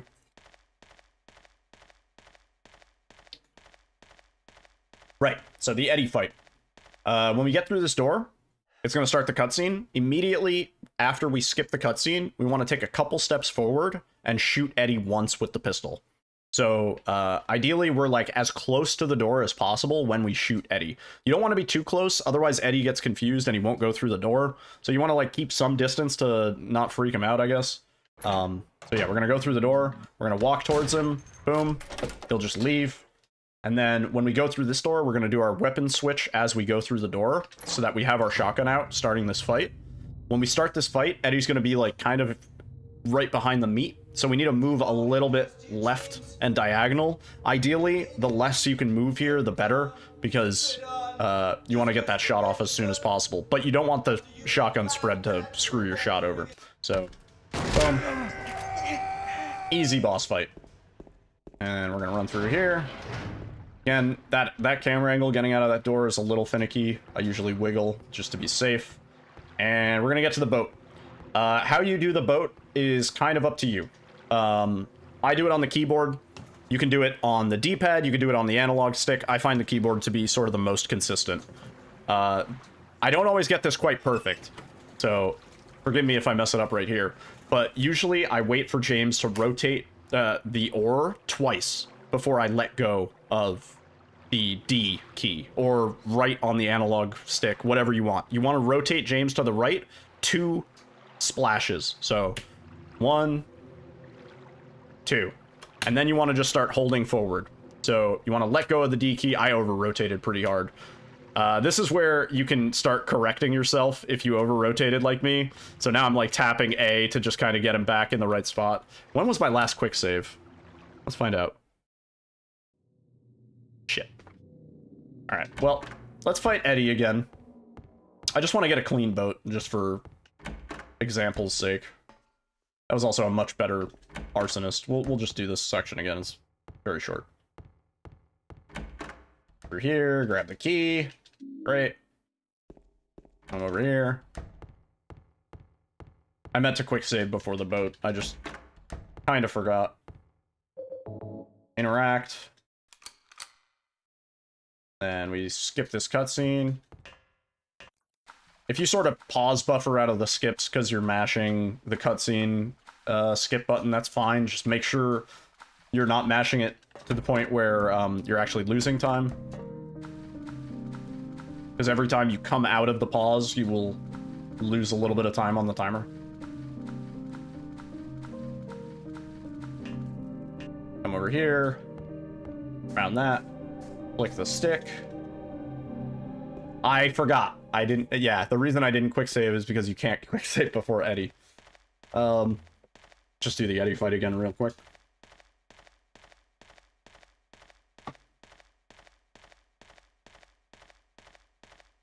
Man, this boss fight takes forever. Such a bummer, dude. Can't believe I have to do Eddie all over again. That was a much better example, too, because we did, like, the best movement in the first area and then the minimal movement in the second area. Alright. So the boat. So we're gonna go 2 rows, about. Like, it's more like 1.5. And then start holding W, because once James is rotating on the boat, you're good to just hold forward. The optimal boat, you don't need to correct your course at all. I rarely ever get that. I could probably work on my timing a little bit better. It's a small difference at its worst, I guess. So 1, 2, and that's honestly, that's good enough. That might have already overshot too. But it's more like 1.5. Oh, that was undershot, so we're just gonna correct it a little bit. Again, doesn't really make too big of a difference even at its worst. But this ain't getting boat stage world record, baby. Gotta reset. And then I just hold W. You just want to make sure the light is above James's head. Quite simple. So you go right, hold W. Or forward, up on the analog stick, whatever you want.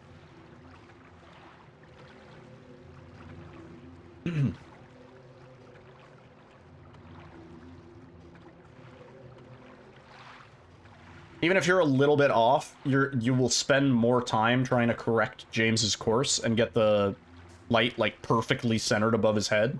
So if you're just a tiny little bit to the left or the right, it's fine.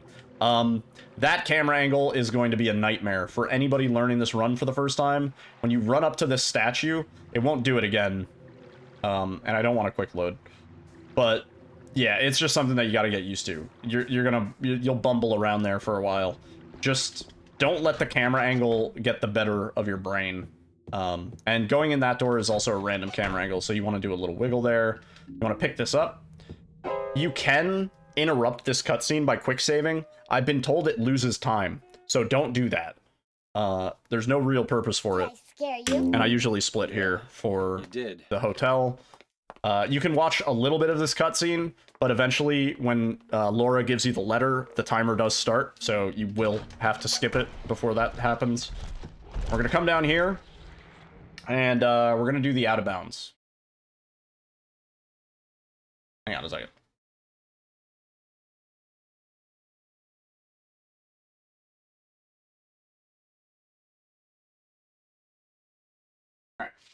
The out of bounds is it's a thing. It saves about, I want to say, 1.5 minutes, so I would recommend learning it. It's also sort of the only out of bounds we have. It's the most like swag kind of trick in the game. So we're gonna come down here. You can turn your flashlight off as you're walking down this hallway, and we're gonna once again do the text storage using the map. So we're gonna bring up the map text and then start pressing game saved. And with that, you'll notice that there is no trigger up here anymore. So normally, if we weren't holding text, this would transition us to the next area. I actually went past the transition. That would normally transition us to the next area. So as long as you're storing the text, that transition doesn't exist. Good.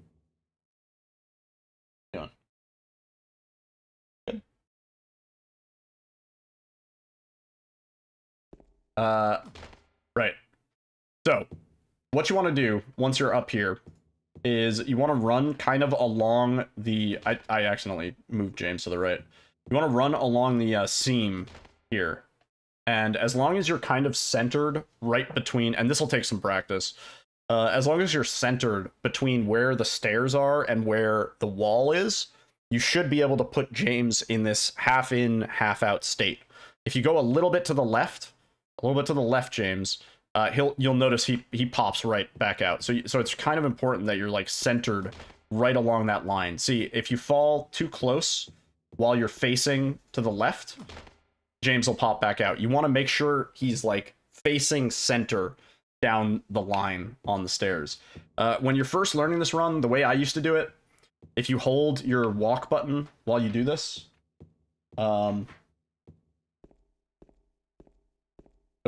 well, I haven't done it in a while like this. If you hold your walk button while you do this, you can actually line James up a lot easier. But when you kind of get fast at it, you can just sort of YOLO it. Of course, I'm doing a terrible job at it right now because I'm trying to show it. There we go. So yeah, you can walk into it if it makes it more consistent for you. It compared to not doing the out of bounds, it'll be faster to walk into it if you need to. Also, what I've noticed is the camera angle gets a little messed up when you're doing it multiple times like that. So sometimes if you're having a lot of frustration when you're practicing it, just going up and coming back down to reset the camera angle to how it'll be seems to help a little bit. You want to come through, fall out right in the middle. If James is too high, this won't work. You want James to be nice and low. This is like, he doesn't need to be this low, but you just don't want him to fall out of bounds too far up, because he can fall out like up here And then if you're up here, where you can see James like in the map like this, you won't be able to do the out of bounds. You won't be able to fall back inbounds correctly. So again, one more time. Like that, except you don't pop out. Let me just show it. Theoretically, from where you're going to be, you're going to come out of that room, you're going to turn off your light. You come down here, you're going to bring up the map text, you're going to store that text, and then you're going to do this. And that should be fine. Sometimes I make sure I'm low enough. That would have been fine without it. Now, the movement here, once you're out of bounds, is kind of hard for me to explain. Essentially, you want to be moving parallel to the hallway that we just got out of. So you're going to go to the right and then start holding straight. And you'll run James through the darkness for a little bit, but you'll know it's right when the camera angle shifts to this spot. And usually what I do is I move James kind of back and forth once the camera angle shifts, just to make sure James isn't too far off in the distance. And again, when you hear James fall, you can skip the falling animation by switching your weapon out here. So you'll hear him fall, you can switch weapons, and usually I change weapons as I'm going through the door to make sure I have the shotgun out, because the shotgun's the next weapon we're gonna need out. Yo, no way, cheap viewers? You gotta be shitting me, dude. We're gonna pick up this stuff.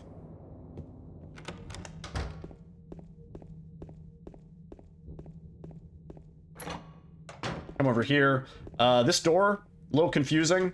You can't interact with it from where the door handle is for whatever reason. You want to be like over here on the side of it. I've seen a lot of people get frustrated at that door. The hitbox for the door is just not where it should be. We're gonna come through here. We're gonna run down past this dude, just squeeze. This movement here takes a little bit of practice, coming in to grab the key without going too deep into the room. We're gonna come this way, and you get the light bulb from the can. Nice quick interaction. And immediately hold coming out of that little animation. And we're gonna come around here, and this part is a little tricky. I just wanted to show, like, ideally you want to just immediately be facing it. When this camera angle change happens here, though, it gets a little bit confusing. So you just want to be lined up in a good enough way. You can turn off your light for this guy, it doesn't matter. He tends to body block for some reason. And we're gonna come up here. Thank you for getting those terms. We're gonna interact with this. Again, once we pick up the key, we can quick save and start holding down, and that'll actually give us a little bit of movement there. I think we want to be holding down and to the right to get as close to the door as possible. We're just gonna come through here, interact with this. Again, reference your RNG chart. I know my code is dark. The way I usually try and do these is I try and interact with two of them at the same time. I kind of like switch between the two. But yeah, you can do them one at a time, it doesn't matter. I'm gonna come through here, try and not get stuck on that wall like I just did. Come down here. This camera angle change is always a little weird. It's a good idea to just wiggle. And we're gonna do Cinderella, Snow White, and Mermaid. And as soon as we put that last one in and interact, we save. And by quick saving, it gives us movement of James, so we can actually position him by this door in advance. We can interact with the door, grab the key, head back out of the door. Remember to pick up this key. Don't forget that. It's important. We're gonna come back up here. Heading up here. This is a bit of a weird camera shift right there. And we're gonna come over here. This hitbox for the VHS tape is a pain.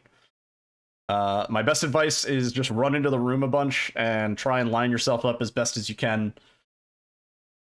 There's no better advice. When you come out of this room and when you go into this room, you want to be behind the recliner. Don't go around like this. I have seen people do that. If you were doing dog ending, this is where you would run over here and end the run. But we are not. We're gonna come this way. Do a little camera rotate for that one. You want to use this door. And then you want to use this door. There's another way to get out of this hallway. That's the fastest way as far as I know. And we're gonna come around here, use the elevator, which is behind us on the wall. You can quick save to gain control of James out of this elevator. I know it's a thing that saves time in the OG. I think since the transitions are so fast, it's like a very minor time save. So what you can do for this elevator is you can press the button and then immediately skip the cutscene. And that gets you out of it pretty quick. We're gonna come back through the bar.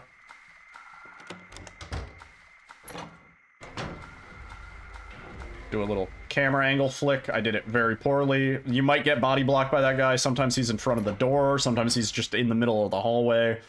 Kind of weird. We're gonna immediately head up to get out of that room.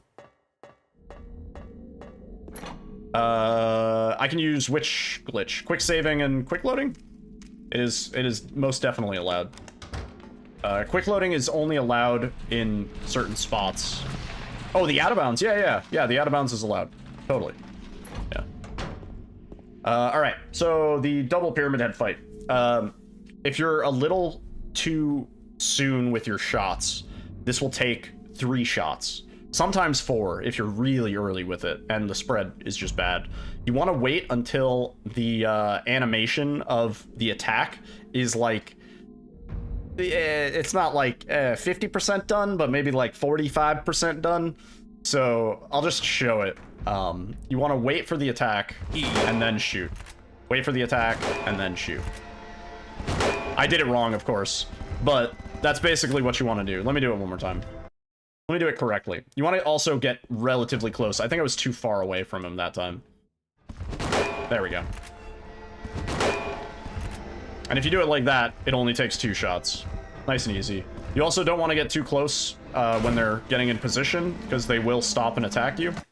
You want to grab one egg, you want to grab the other egg. Over here. I always interact. It doesn't matter which order you put these in. I always interact with these. Moving one extra spot by accident. Don't worry about it. Want to come through here. Through this door. There's another room where I just hold down on the D-pad. Nice and simple. Mary? What do you want, James? I brought you some flowers. Flowers? I don't want any damn flowers. Just go home. Oh, also, I usually split when we watch the videotape. I forgot to do it on this run. Disgusting. No big deal. You almost don't even need that split. So, these stairs. These stairs are tricky. In the OG, we go into tank controls and strafe up them, basically. In Enhanced Edition, they're a little bit nicer, but not super nice. So James still gets, like, stopped sometimes as you're running up the stairs, but for the most part, as long as you're firm about your directionals and you don't, like, wiggle it too much, he should go up nice and smooth. Of course, this is the smoothest I've ever seen him go up. But normally he'll bump into the side and kind of like slow himself. That was a perfect staircase. I don't know how that happened. Another thing I should mention, leave ending is sort of the fastest ending, only because you can skip the end credits faster than any of the other endings. It's really minor. It's like a second or so. But you'll notice when we get to the end of the run, I have to skip the cutscenes for the credits because some of the music credits don't use the timer, but the letter and all the other stuff that comes in between it does run the timer. So we want to get out of that cutscene as soon as possible, and we want to get to the stats screen. So this fight's really, really simple. We're going to start the fight. We're going to shoot her once, sometimes twice. And then we're going to end her with the pistol. You can end her with the shotgun. It's just a little bit faster to aim with the pistol. So start the fight. We're going to run up to her once, twice. Sometimes she'll grab you if you're too close like that. And then we're going to swap to the pistol. Boom. GG. This cutscene doesn't run the timer, but everything that comes after it and between it does. So we're going to quickly skip out of this. And boom. GG. That is how you do Silent Hill 2 Enhanced Edition. Groovy. Not a great boat stage time, but you get the idea. But yeah, I hope this helps somebody. If you're watching this on YouTube and it helped, good.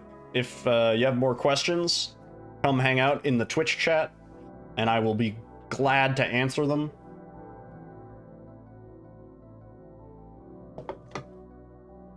I think that was pretty thorough. Almost PB, dude. What a gamer. What a god of a gamer, seriously. Thanks. Yo, Revenemesis.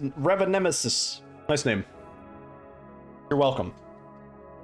I'm glad that I could put this together, kind of. I feel like, given how much I've run Enhanced Edition at this point, I feel relatively like I got a little bit of authority, a little bit. I know a little bit what I'm talking about, maybe. I don't know. Maybe just a little. I don't know. Anyway. That's about it. Should we do some runs? A wee bit. Might as well do some runs.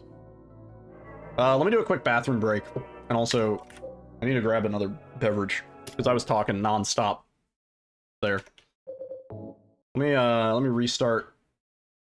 Got a nice cat hair on my screen. Yeah, let me do a little break. No. Wait.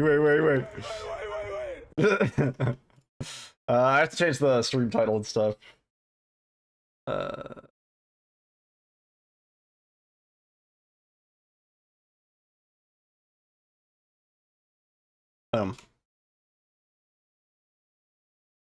Cool.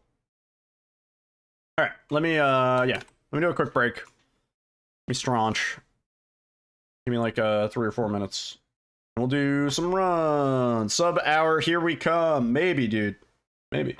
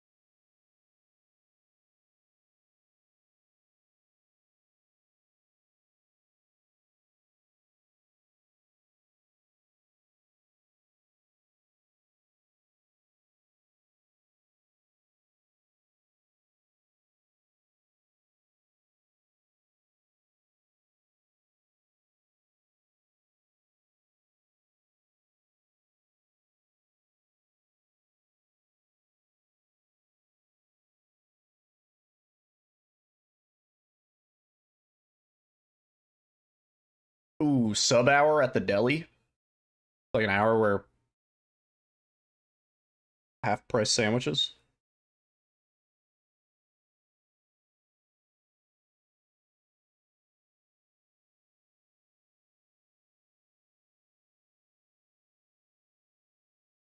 I'll show up to sub hour.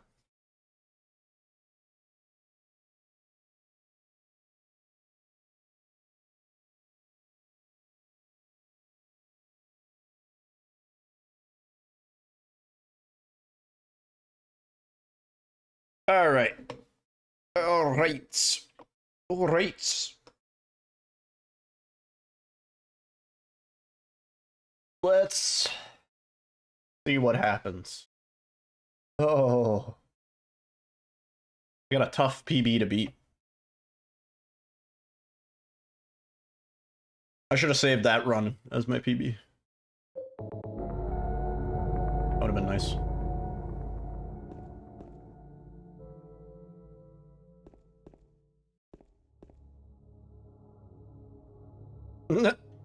And you haven't even bought anything. Whoa, shit! Camera angle, dude. Please. Yeah, it's rewind time. I haven't even looked. I don't even know. I don't know if I should. I don't know if it's good for my health. My bank account's health.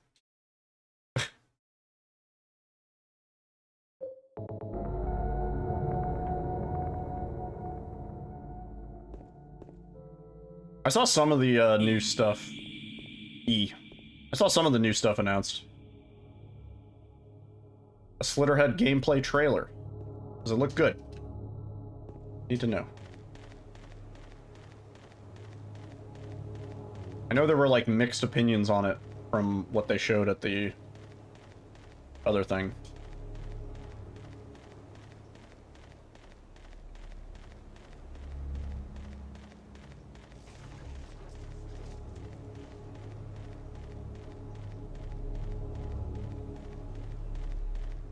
Looks promising. Does it look like it'll run well?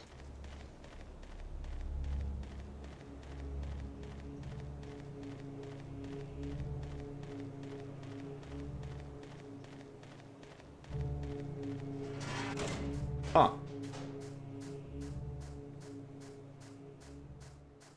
I'm intrigued. Oh, this is... I did that way too early. That was just unnecessary.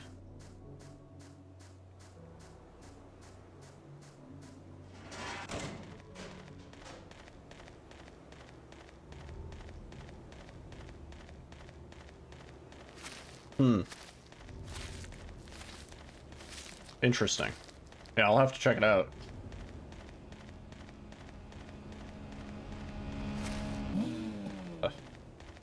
Did that slow?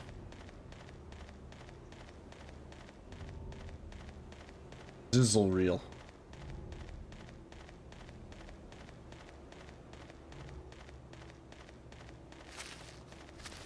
It'd be nice if game makers could maintain the quality that we've seen like the last couple of years, because I feel like games have been getting pretty, I don't know, pretty good. Like, developers have learned that, like, people aren't really willing to sit around and accept half-assed products. Some companies haven't learned, but... I feel like Dead Space Remake was kind of a turning point. Blizzard doesn't count.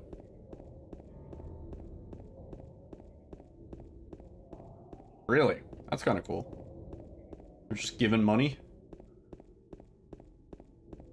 I mean, that's kind of what Blumhouse does for horror movies, anyway. Makes sense.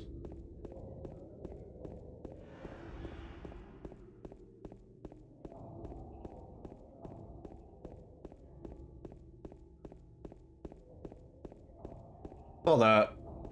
I haven't played Cult of the Lamb in a while. I don't know. Got a little burnt out on it. I feel like they haven't added any, like, major new concepts that make me want to go back to it.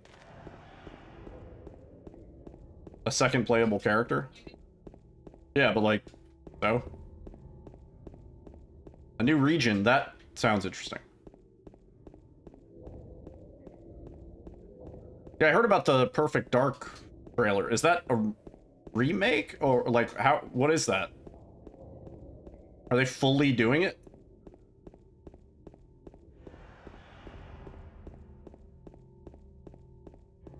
I didn't see the trailer, I just saw that there was an announcement. Prequel. Huh. Interesting.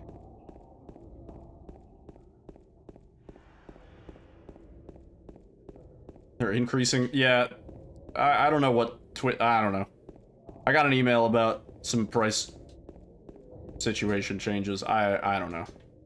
I think it's like we're increasing the cost of subs to the viewers, but you don't get any more of the cut or something. It's some weird shit like that.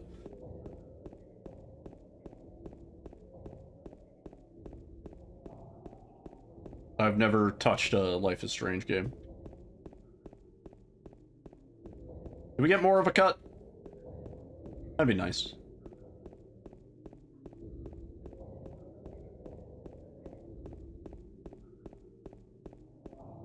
Huh. Neat.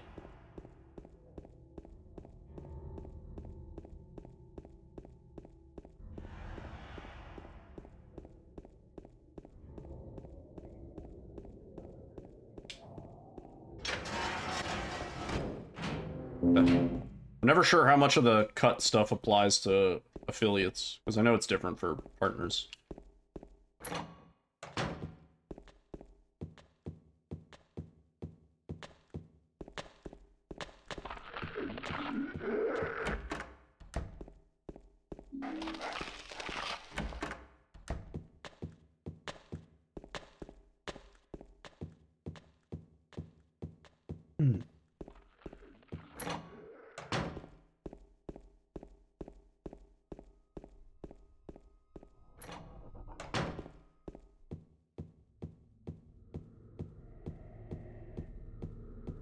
Yeah, that's good. I was down for that. World needs more indie games.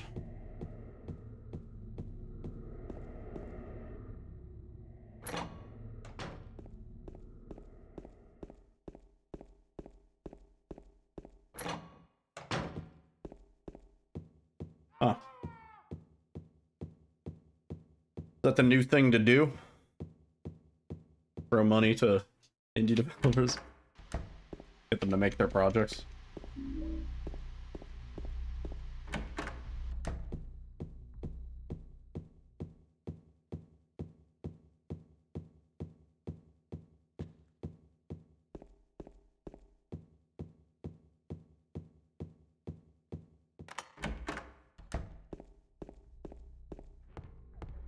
Can we start a Yiddle incubator?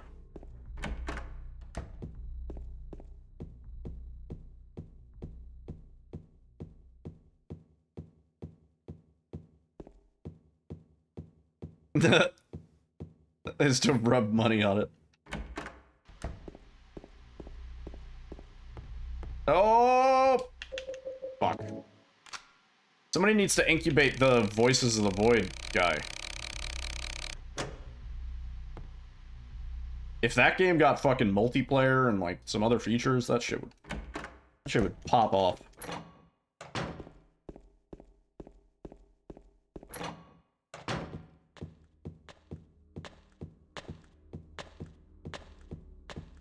Yeah. I didn't pay attention to that clock for a second.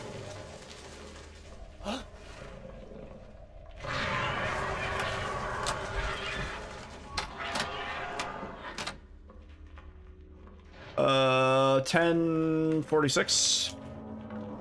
Yeah.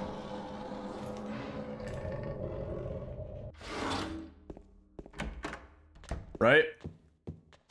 Imagine like Voices of the Void with like servers, like dedicated servers where it's like persistent. You know what I mean? Like you can hop into somebody's server, they're on like day 400. 16-player base, you know, like well maintained. There could be like private servers where like only for like dedicated people. We could make our own.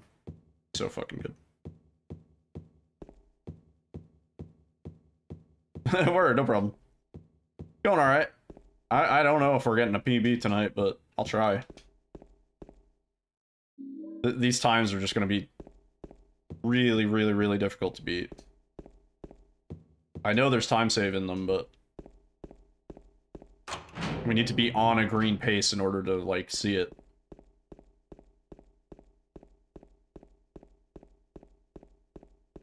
Yeah, Duck Station works. Good one. Emo.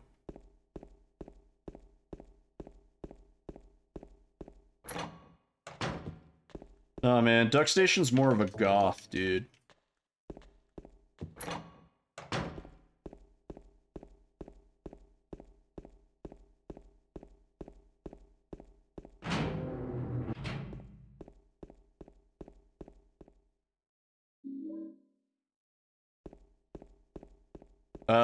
I don't have the ISO for Silent Hill 2. I play it on PC, not emulator.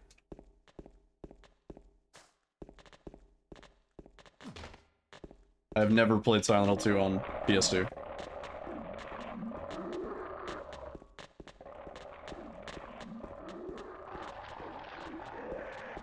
Like my creature comforts too much.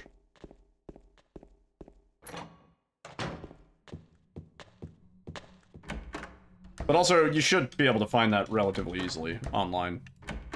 I can't imagine that being a hard thing to find.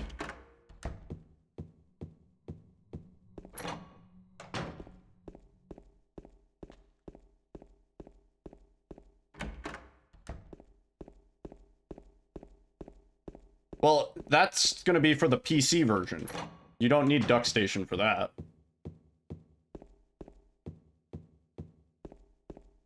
Probably, unless they also have the PS2 version, maybe. They might have the PS2 version.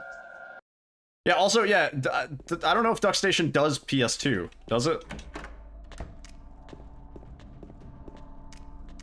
Yeah, just, if you're looking to play Silent Hill 2, and, like, you don't, like, you're not specifically wanting to play it on PS2, just get the PC version.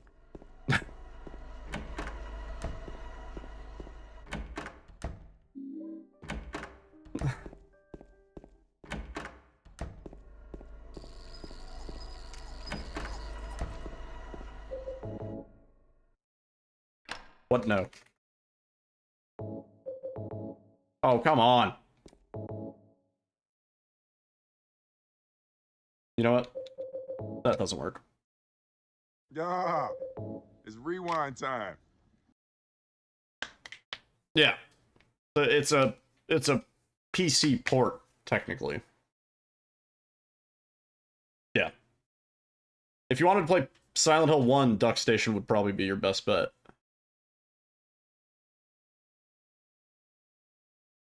Also, this song is about to make me cry. It's the Hades song when you, like, finally get to the surface. I said this song's about to make me cry. It's the Hades song when you finally get to the surface. Woo!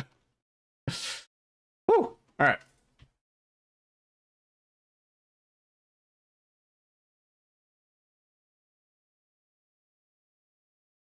Let's go again. Yeah, just get the game on PC.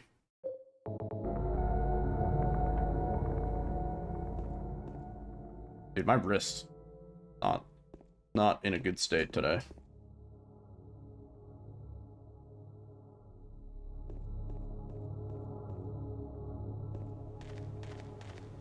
Why?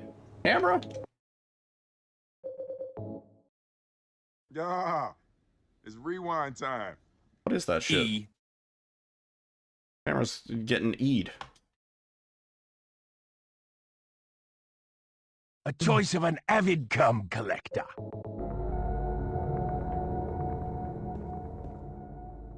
That was a bad patrons.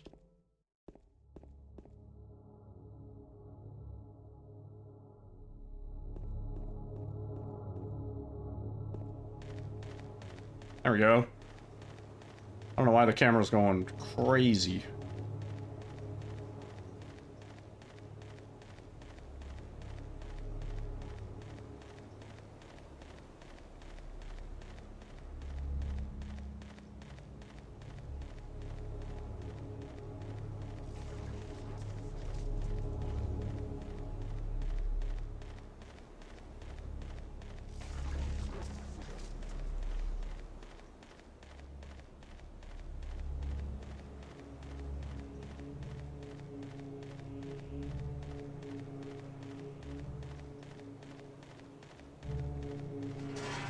Damn. Quit hacking me, T-Bone. Quit hacking my camera.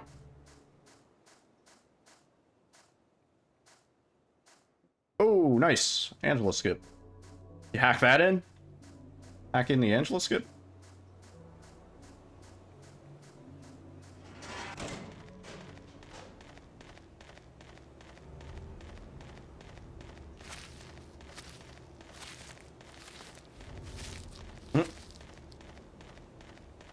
Gold split, gold split.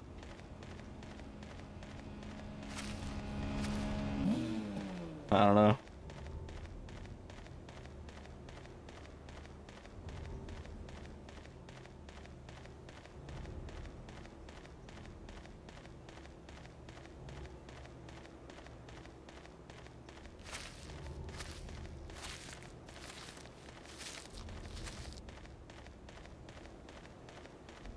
Still want to get that 448 reach apartments, like I think Galactic gets that even without the fucking Angela skip.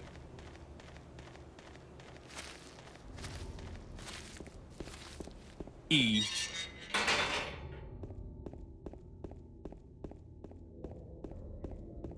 Oh, James. Run in a straight line.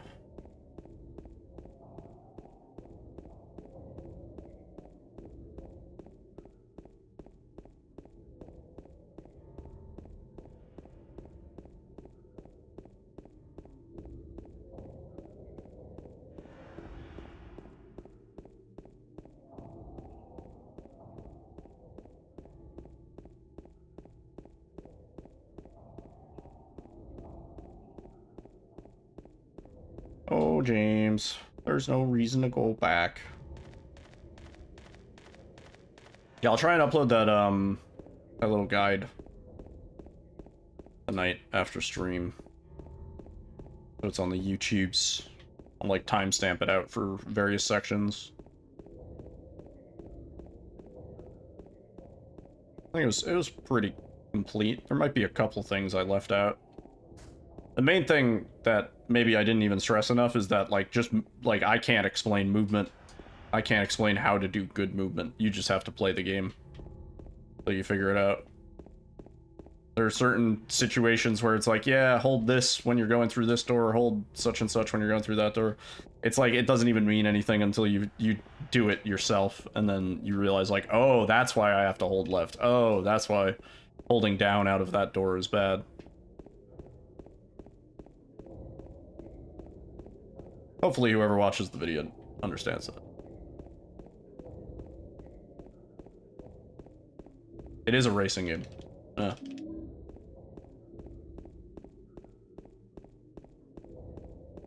That was a really nice long distance pickup on that key, too. On that key.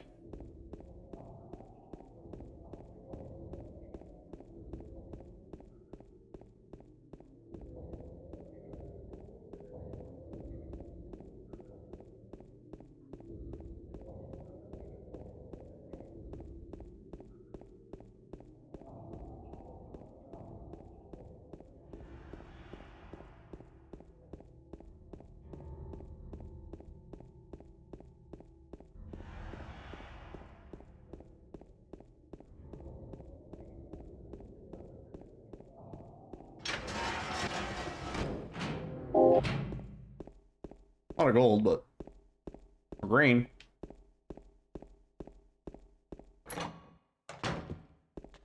Helpful.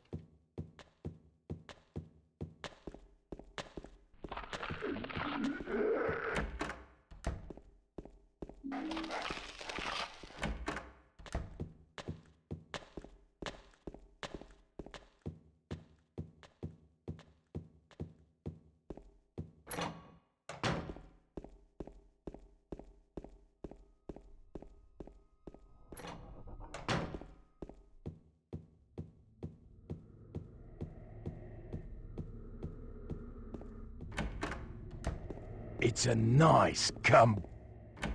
Hope so. Hope it is.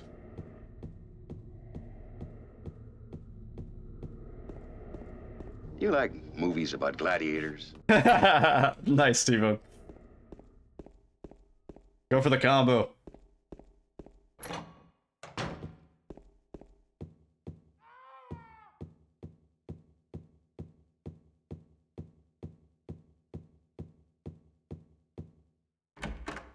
E.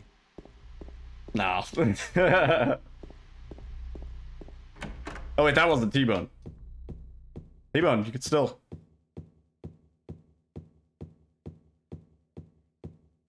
E. Nope. The E is the hardest one to hit.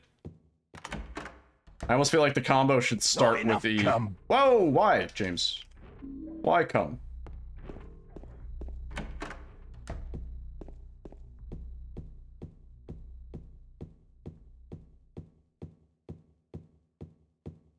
I gave a whole spiel about not doing that in my little tutorial.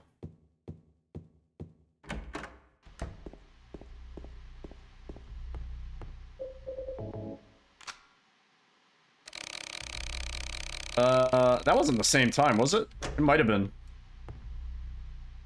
Might have been the same exact time.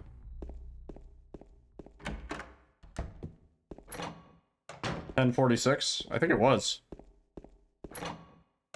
2 in a row.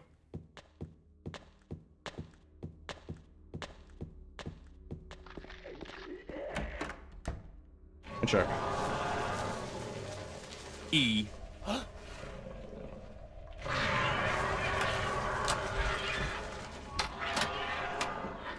The name's D's. 10:46. Goat Yeah. ham. 10:46. Wow. Bro, that was like frame perfect, bro. It's not a bad seed.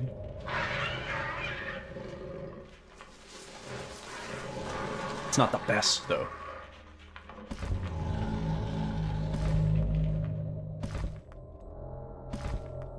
Ah.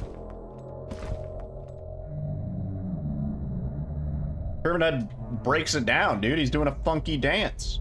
What do you think happens? Not sexual. That's for sure.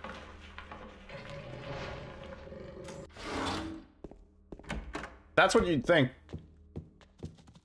Get out. This is a Christian server.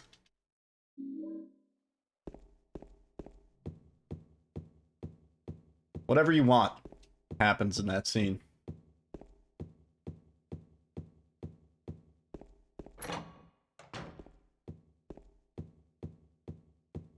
You implied it. In even asking, you implied it.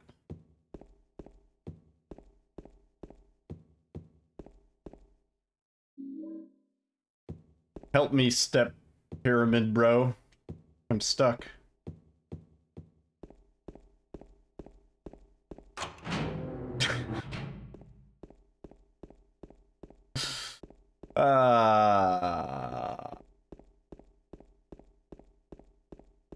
E.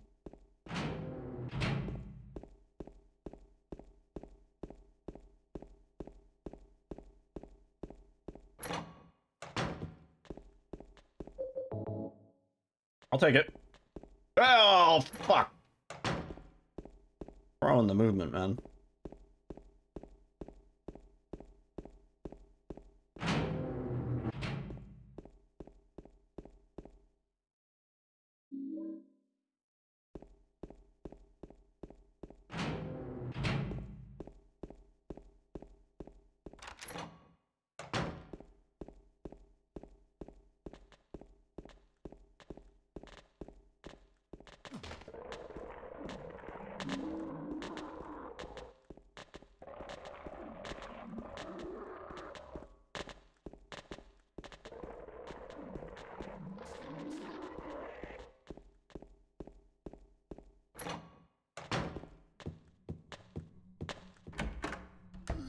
Not bad.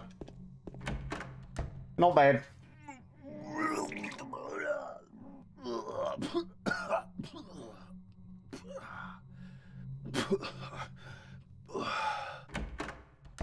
What is that a clip of? E. I have the memory of a goldfish.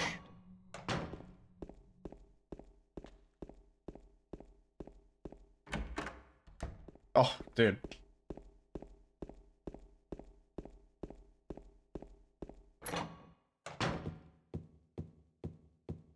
Oh. Oh.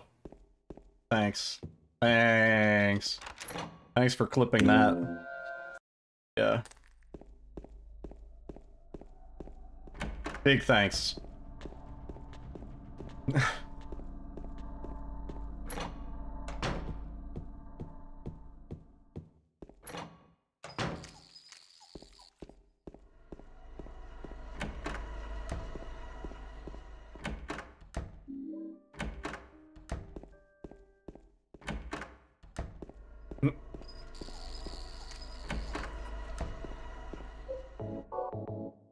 I would have been fine with that. I don't know.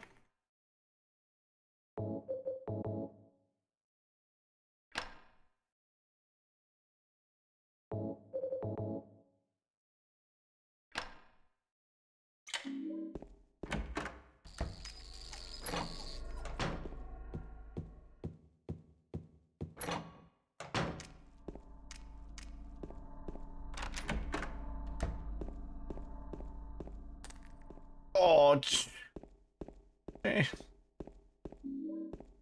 Funny, because I did this room like 4 times correctly when I was making my little guide.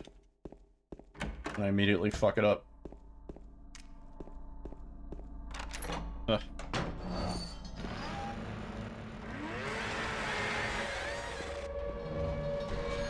Ah.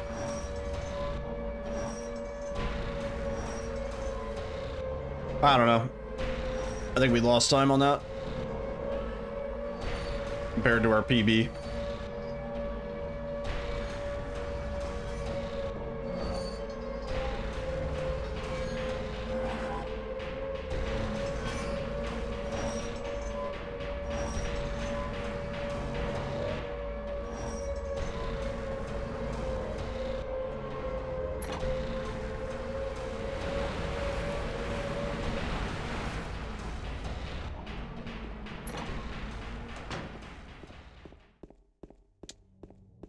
Ugh.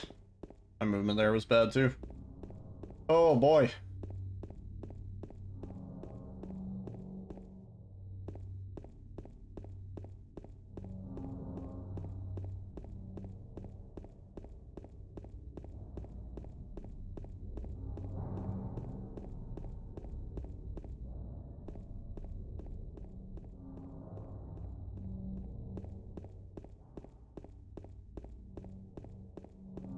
Hmm.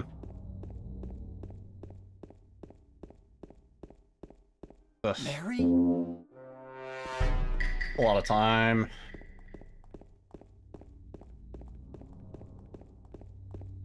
Why does it say our best possible? Oh, I split badly on the. You know what happened? Yeah. It's rewind time. I do better than that. E. Yo, Isangeki. Thank you for the follow. There we go. Our sum of best was like 2 seconds faster, but whatever.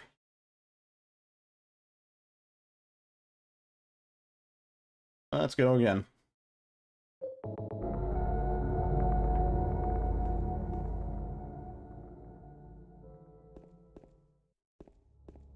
Grab the text. We out. Nice. Nice. Nice. Speaking of which, it is 6-9 today. Nice.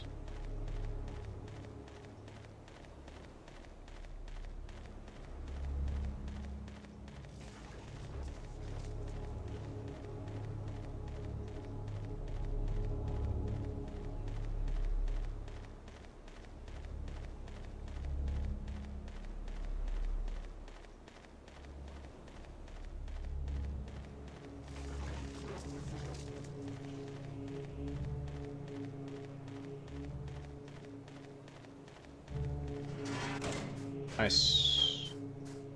Through the door. Pretty quick. Don't even say it.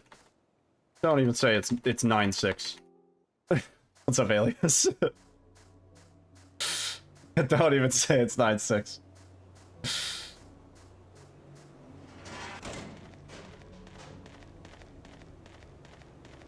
You just randomly remembered the play all sound effects redeem? Yeah. Yeah. It's pretty loud. I think it's way louder on my end than it is for you guys. You spelled my name wrong to raid me, so you're going, oh no. Alias, thank you for the raid, almost.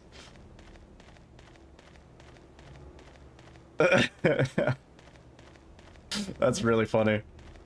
I hope you had a good stream, dude. Where did they go? Yeah. You just sent your raiders into the abyss, dude. Oh god. My frames. Fake Needle out there in the multiverse. He's popping off. Yo, Matt, how's it going, dude? It's the thought that counts. I appreciate the thought. I hope you're doing well, Aliens. Great to see you. Yo, somebody made it. We got one. Oh no. Trapped in the void. Straight to the shadow realm. No, everybody follow Alias. Plays a lot of fun horror games. He does fun cosplays. Funny dude. Good to hang out with. Yeah, thank you. Yeah, was it no E or was it 1D? I want to know what the spelling, the misspelling is. No E. If we got that right there, oh my god, that would have been insane. I didn't even realize I was saying it. No E.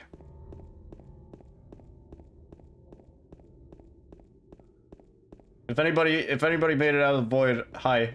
Hope you're well. Hope you're doing well. Oh no.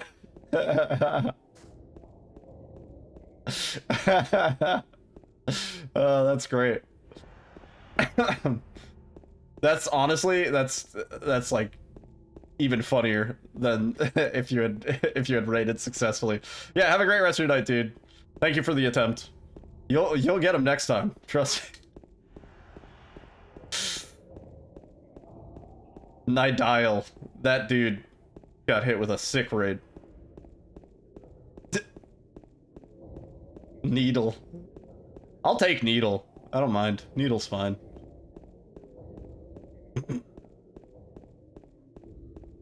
But yeah, if anybody made it here, hi. I'm NYIDDLE. And I speedrun horror games. We've been working on Silent Hill 2 a lot. We're doing the enhanced edition. This is PC. Blah blah blah. Earlier in the stream today, we made a tutorial, like a really nice long length guide for the enhanced edition. So if anybody's interested in learning the speedrun, I'll be uploading that to my YouTube after stream tonight. And I'll be timestamping it and stuff, so hopefully it should help somebody. The question is, do I clickbait it and call it New Silent Hill 2 Speedrun Guide?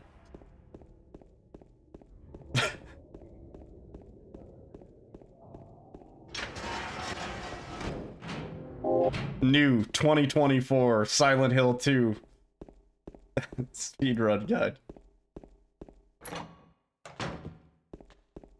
You vote yes. Ultimate no, you need it needs to have new Silent Hill 2 2024 speedrunning guide. Yeah. Is that it? Is that like the ultimate in disingenuous clickbait? Is that how I get the millions of views? Millions of angry comments? New strats, yeah. There's no way you can do it. Listen, that's what I used to say. It ain't that bad. But this run is actually pretty beginner friendly in terms of learning a run. I would say the opposite of beginner friendly is like Silent Hill 4. Put the thumbnail as the new Silent Hill 2 cover, yeah. I make it look easy. I mean, I've played this game kind of a disgusting amount at this point, and I'm not even as good as the people who have, like, truly grinded this game, so I still have room for improvement. Yeah, 4 has a lot of RNG. He has a couple hours in this game. Yeah. I'm very much at, like, I would say, like, the plateau where there isn't that much more that I can improve, and getting that little bit of extra improvement is so difficult.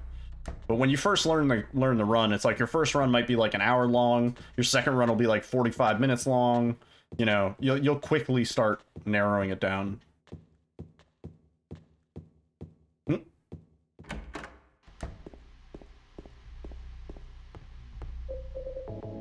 You bet you have more in RuneScape? I believe that. This is a pretty shitty time. Like 12, 20 something.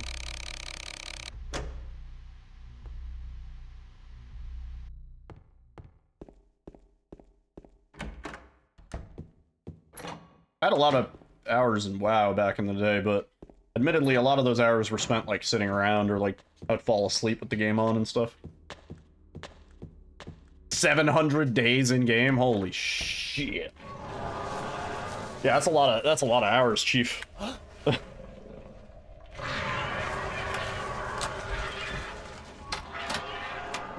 Yeah, I'm not quite there on Silent Hill 2. By that point, I hopefully am not playing Silent Hill 2 anymore. Honestly. 1229, yeah.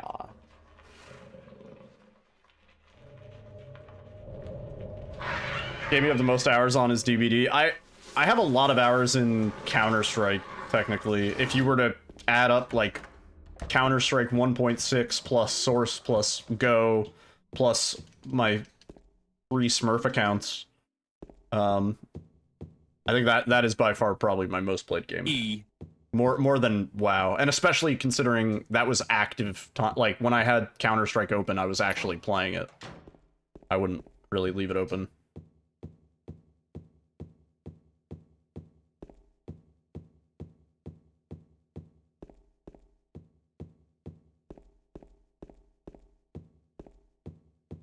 That Killer Clown game looks alright, but I'm almost positive it's gonna go the same way as Evil Dead the game and Texas Chainsaw Massacre. So I'll play it when it's a free weekend in like 6 months. Has the same sort of like fucking issue that Evil Dead and Texas Chainsaw Massacre had. Where it's like, it looks like it's fun for a little bit, but a game like that needs a sustained player base in order for it to continue to be fun. Where new players have to be actively coming in. It can't just be old heads all the time, because then it's not fun. Yeah, I would say Friday the 13th almost did better than either Evil Dead the game or, fucking other one. Texas Chainsaw Massacre. Yeah, game like that needs fresh players all the time. There needs to be new people joining in and learning from scratch. When it gets to only just be the experienced players, it is a toxic hellhole. And it's already kind of getting there, where the people who you're most likely to encounter at least know what they're doing.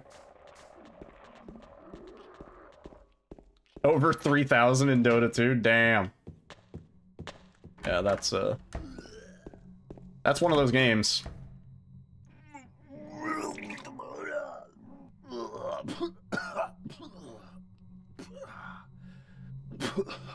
Yeah. I think allowing more freedom for the players to customize stuff is a big thing, because, like, they never add game modes because it segments the player base and stuff like that, and, like, it's just that nothing gets added. Those games become so stale so quick. There's no roadmap. There's no, like, fucking plans for the future. And without anything to draw new people into it, it's like, what's the fucking point? Oh, that clock time ruined us.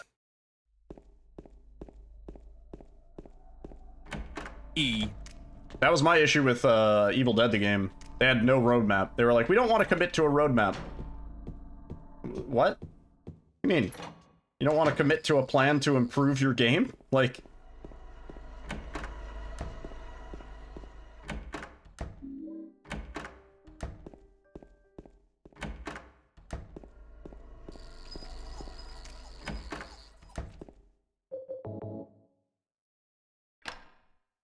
Yeah, that's good, Matt. Oh.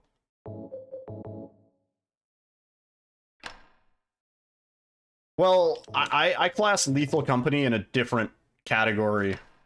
Like, Lethal Company, no matter whether or not they added updates to it, I think that game gets popular and then it goes away. You know what I mean? That's just the life cycle of a Mogus type game, you know? Popular for a little bit and then it fades. Oh. And it has nothing, they could be adding stuff to it. Phasmophobia, even the same way. Phasmophobia was probably one of the more popular of its, like, genre. And even that has not really many people are playing it anymore.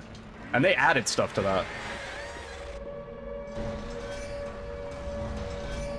I think it's just, it's the gameplay loop is maybe too much of a gimmick for it to be something that has proper longevity. There's not enough to work towards, you know?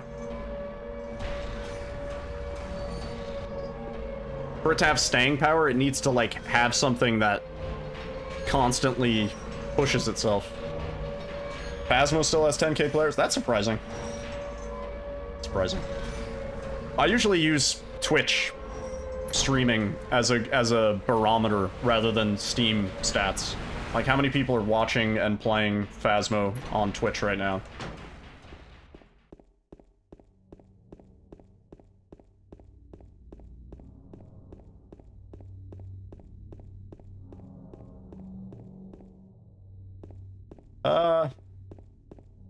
I mean, true. I'd say Phasmo is not one of those games, though. I would say that's true for, like, rhythm games in general. Rhythm games tend to be a game that people would rather just play than watch. A lot of sim-type games, simulation games and stuff like that, that is also a hard category, just because people would rather play that than watch. Mary? They want it to be their own decisions.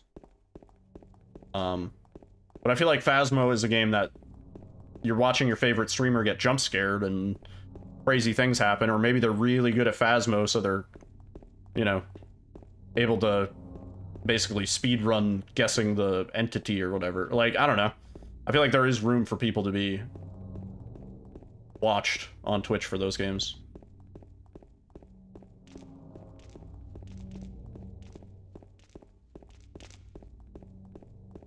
I know Lefty still plays Phasmo every now and then. But he's like the only one I can think of.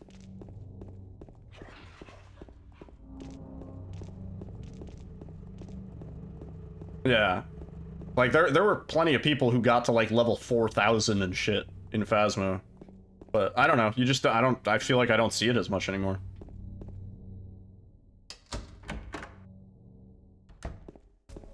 Did you find the Oh, James, what the fuck? What's her name? Mary? What? What?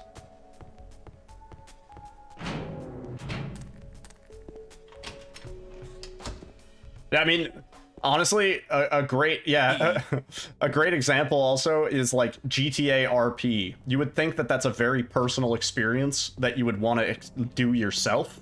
You know what I mean? Make your own decisions and get into trouble and RP and stuff like that. But it's like one of the more popular things for people to watch by far. And not to, like, interact with, or, like, you know, they're not actively playing on the same server as their streamers. They're just, like, watching the drama unfold. It's like... Yeah, you would think GTA would be dead. Private servers have kept GTA alive, by far. Fucking... Trying to play GTA online is the biggest shit show. It is the biggest shit show. Trust me, I did it for a few months. It was goofy. I think I'm restarting this run. Yeah. Oh boy. It is an evening. Yeah. It's rewind time.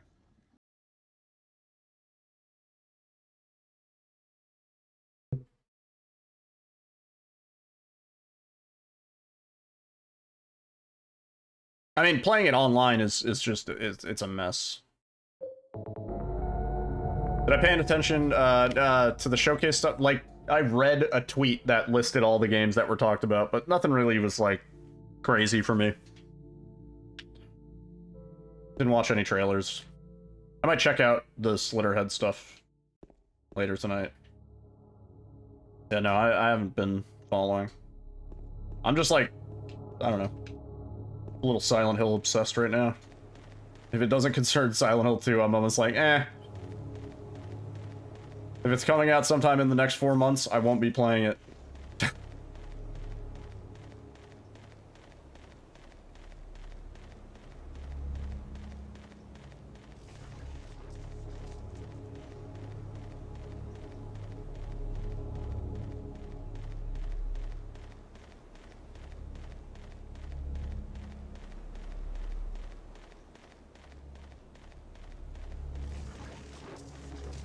Skong? The hell's Skong?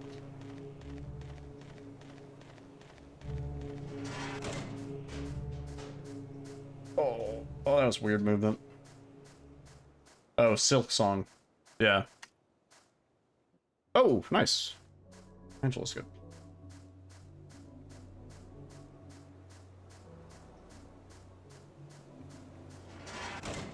Angle there wasn't great.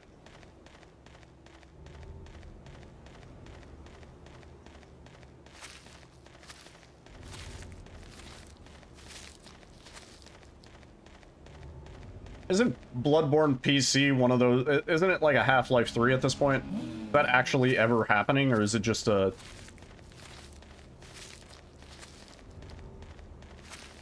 Is it just a pipe dream? Yo, Isangeki. Thank you for the follow.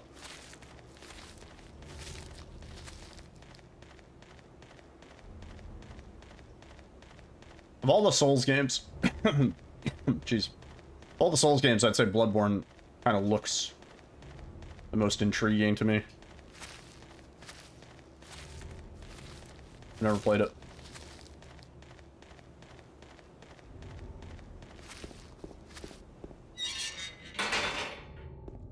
Oh, Toro. I can't pause. Oh, man. Gonna kill the run. He's been a menace all night tonight. E. Get off the desk.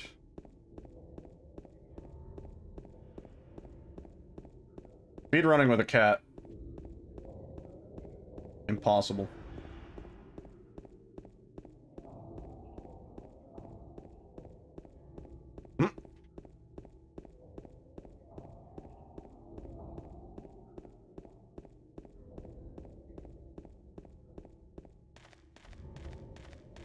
E.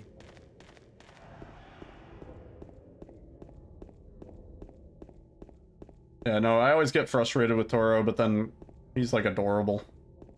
And I'm like, oh, you adorable bitch. Oh yeah, that looks interesting. Doom, but set in a different time period. The old age, or whatever. That looks cool. That was Toro, I think. Yeah, that is something I'm interested in. IO9.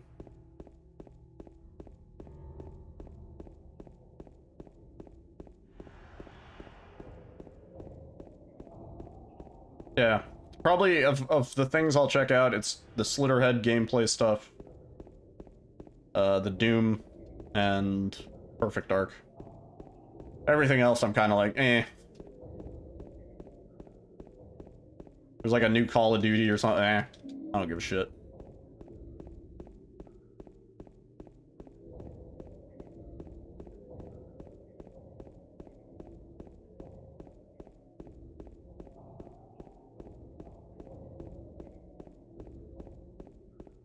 Dude, we got Silent Hill 2 music while we're playing Silent Hill 2. What the? I'm drinking Rollin' Rock on the Rollin' Rocker.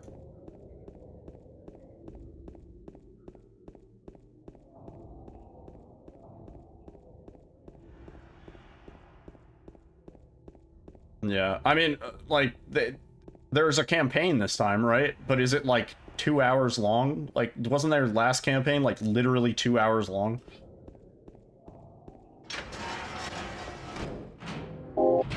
Nice. I don't know how the fuck we're gonna get sub 450 on that.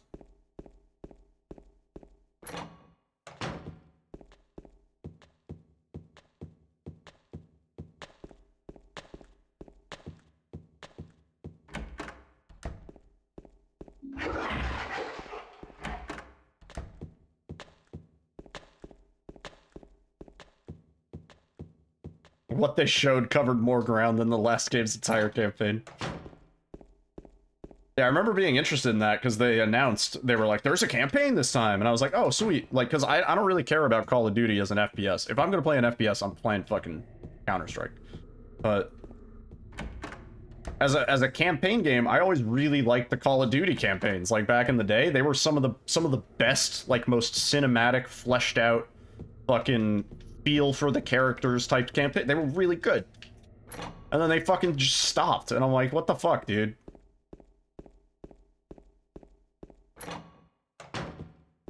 Is your slot machine shooter multiplayer game, like, that good that it's worth just abandoning, like, the campaign entirely? Just being like, nah, no campaign on this one.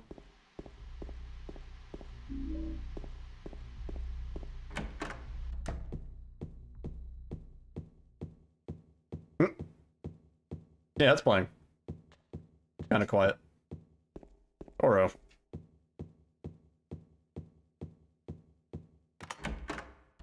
Yeah, that was forever ago now.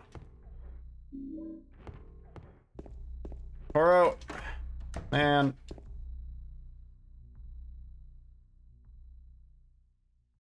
Oh yeah. Metal Gear Solid 3 remake. I think that was announced a while ago, but they showed a little bit more. Yeah, the last Metal Gear Solid game I played was Phantom Pain. And, maybe the DLC. Which I loved. I've never played, like, 1 through 3, the originals. But I probably should. I know they're good. Oh, man. Oh, this clock doesn't really work anyway.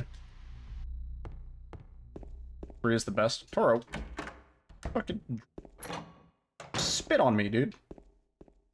No, he shook his head, but he had, like, drool. He just, like, flung it on me.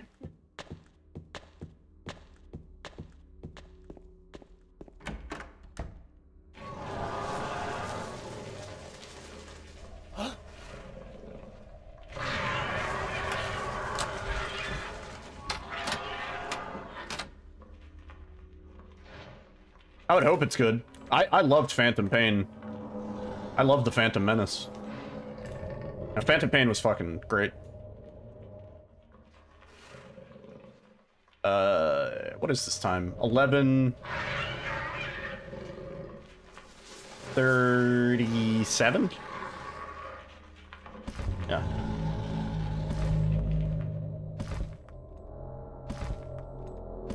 It was a bit rushed. I don't even... it's been a while, so I don't even fully remember it, but I thought it was really good. I thought it was fleshed out.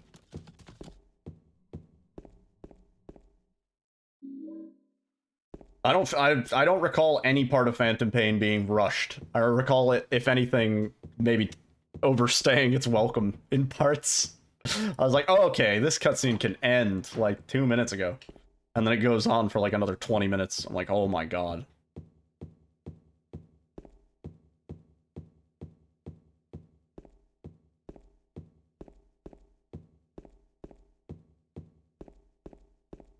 Yeah, I thought it was decent. Yeah, the gameplay loop in general was phenomenal in 5.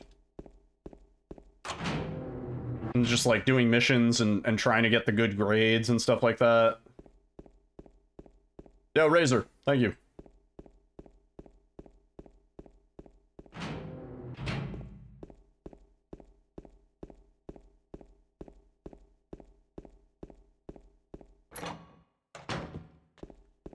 Oh, why am I facing the wall?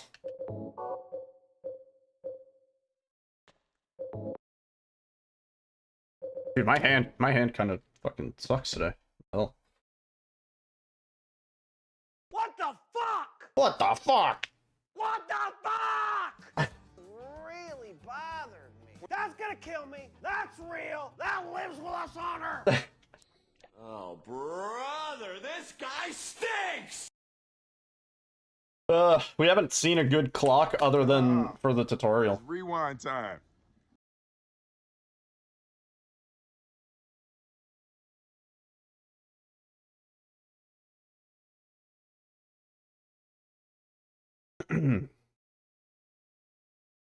Alright, go again.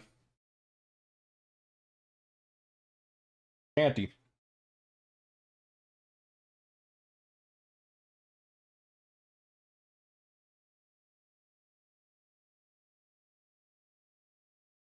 Come on.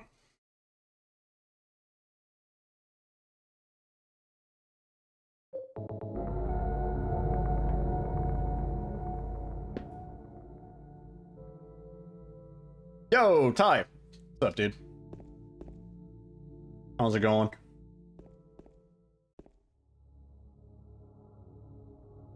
I remember there were a few tough parts in Phantom Pain. Ooh, we got sub 11 getting out of there. Pretty cool. How the run's going? Haven't seen good RNG yet tonight, but we did a nice little tutorial guide earlier that I'm kind of pleased to get on YouTube. Goes over most everything, I think. Yeah.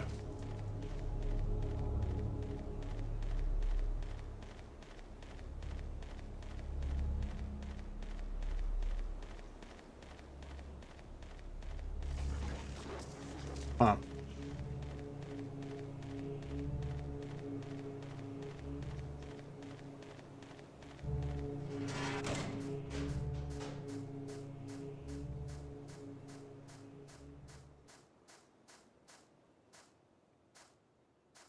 Yeah, I should do a casual playthrough of all the Metal Gear Solids. Because I've never played 1 through 3 at all. I think I had one of them, or I think I rented Metal Gear Solid at one point when I was a kid. And it's not a good game to rent, because, like, you ain't gonna beat that shit in renting time, you know? Yo, David Rush. Perpetual trapped in a perpetual foggy hell. Yeah. At least when I'm speedrunning him.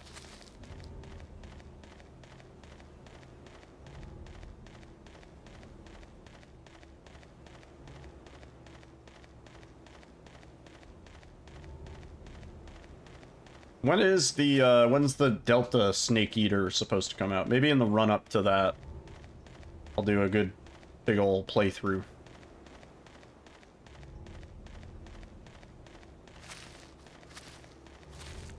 Or have they not announced a date for that? What's with all these fucking things with no dates? We just know 20...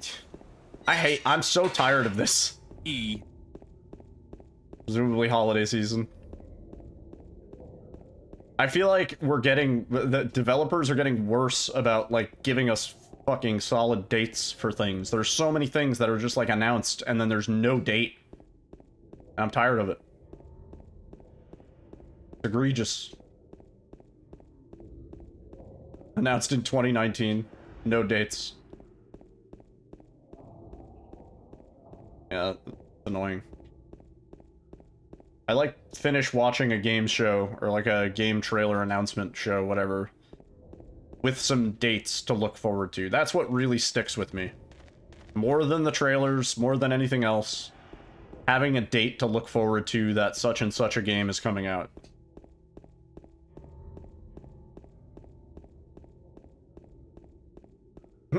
It better be really, really, really good.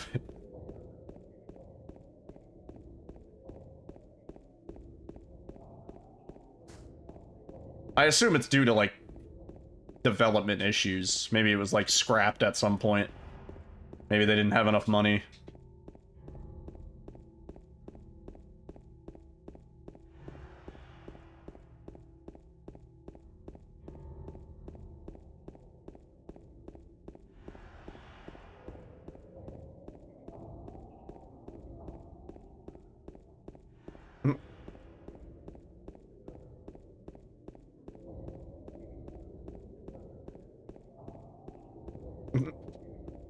At least say not this year. They show the trailer and then they're like, not this year.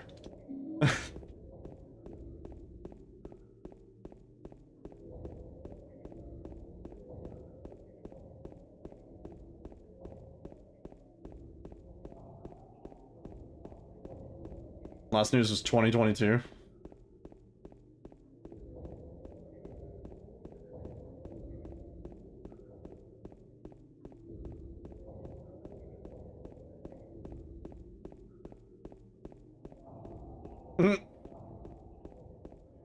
Yeah. Well, yeah, that's the other thing. Like, I don't know. I don't have much of an issue being patient, waiting for a game to come out. That's one of those things that I'm like, I can wait. There's other cool shit in the meantime. We have not been in a game drought for quite some time.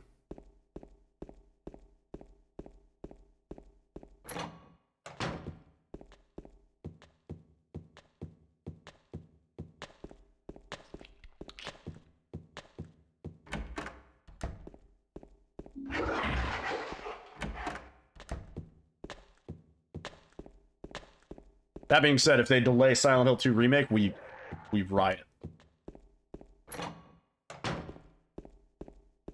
Right?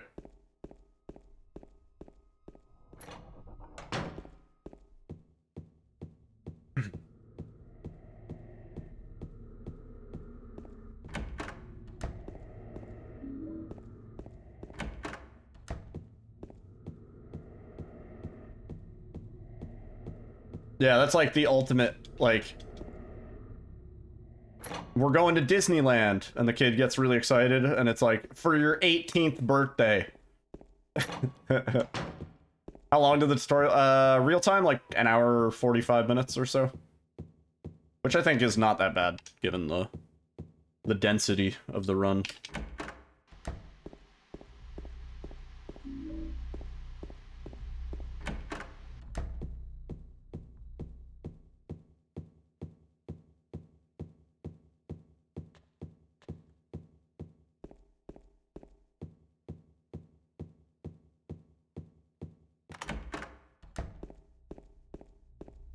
Kid James, dude. Fuck. I mean, that's a longer run, isn't it?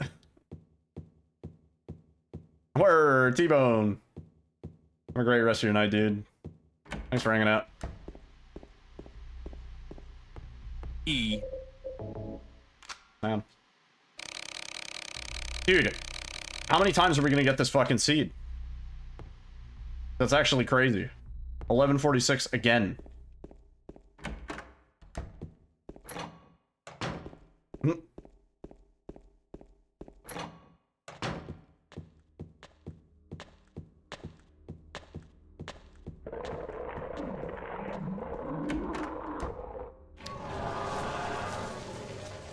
I don't want that seed though.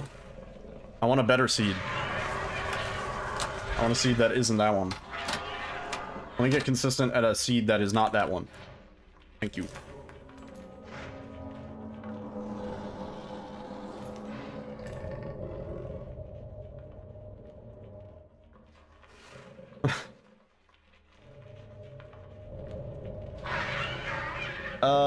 Yeah, 1046. Frame 128. It sucks because that seed is actually surrounded by some pretty good ones. If we were just like a little bit slower or a little bit faster, then we could end up with like a 830.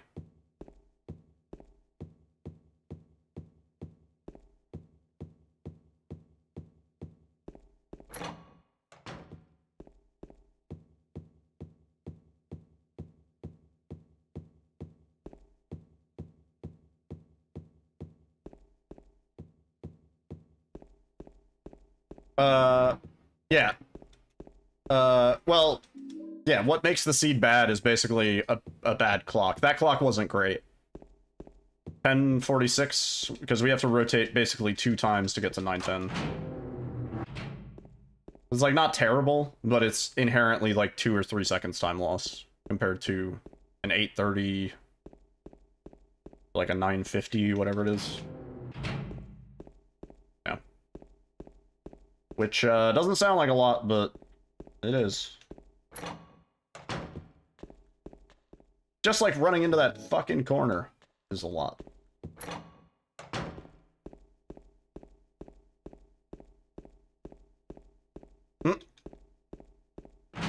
Yeah, I mean, that's like full on, I have to reset right then and there. This is like, if we have a really nice apartments, then I can make up a little bit of that time. Which, so far, this is not a really nice apartments. At all.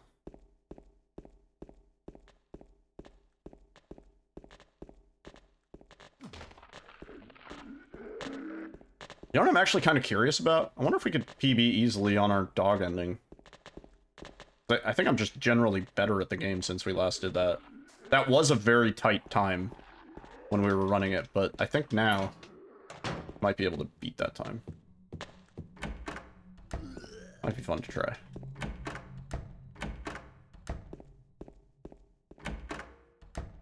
Getting to Eddie at 9:01, that's okay.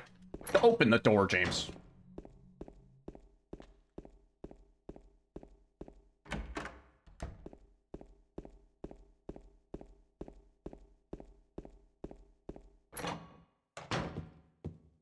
Oh. You're more interested in the game in the background than the run? No, that's normal and anticipated. Have you figured out what game is in the background? It's 2 for the price of 1 here at this stream, so take advantage.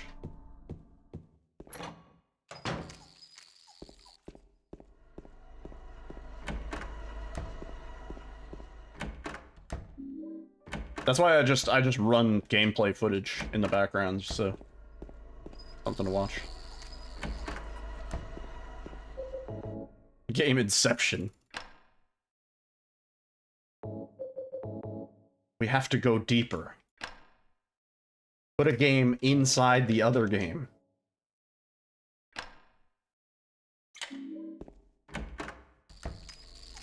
I slightly botched that. That's okay though.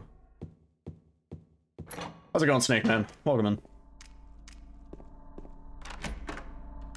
Yeah, that's I'm going for world record attempts in Ghostwire in the background.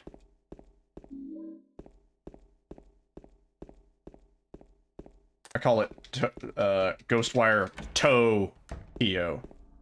Yeah, it is. Good eye, XC. Well played. I almost didn't line up correctly there.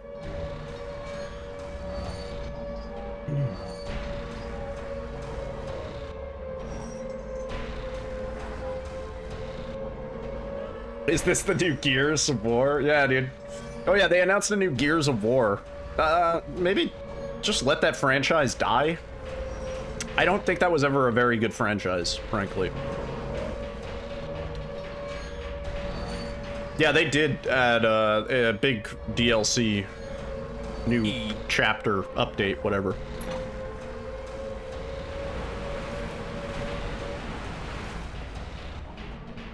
How do you cancel your subscription to my channel?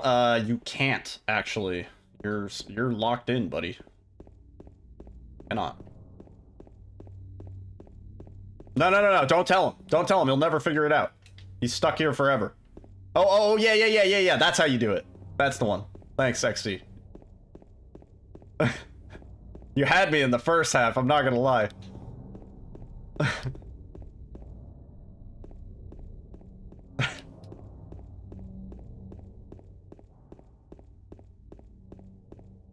Yeah, that's weird to me that Gears is coming back. Mary? Juicy. Oh! What? How the fuck? Yeah, no, that's the steps to cancel. It might look weird. It might say, are you sure you want to charge, like, $500 to your credit card? But that is how you cancel. It's weird.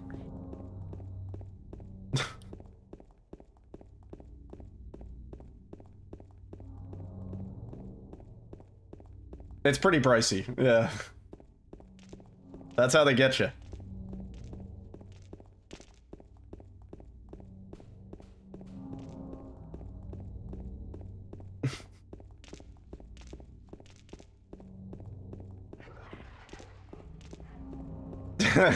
I'll take that, dude. I'll take, yeah. I'll take spanks. I'll take, you know, lighthearted slaps. Whatever currency you're given. Damn, I'm sorry. Are you without AC right now? Are you in the heat? Are you in the heat of battle? Also, we're not supposed to have the chainsaw out right now, but... What's your name? Mary? Fine. Yeah, that sucks. That actually sucks.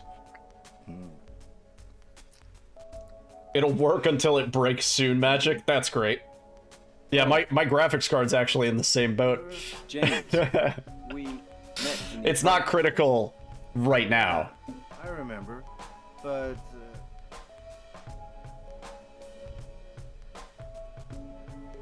Are you alone here, Eddie? No.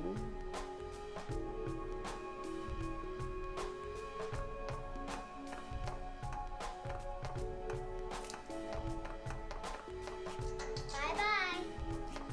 Wait, come back, Eddie. They gave you a little capacitor box. Laura? Oh. Why? Your air conditioning has a pacemaker. Is that her name? Don't put it through an MRI. Yeah. This town is full of monsters. How can you sit there and eat pizza? She said she was fine. He said the by thing. herself. Your PC randomly upgraded to Windows 11 today? Slow down. Forget you. That doesn't surprise me, frankly.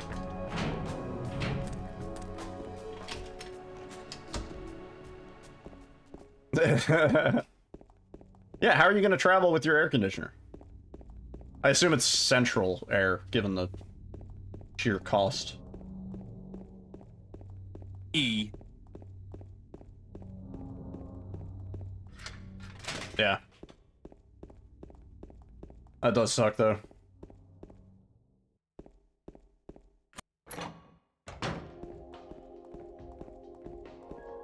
Oh. Come on.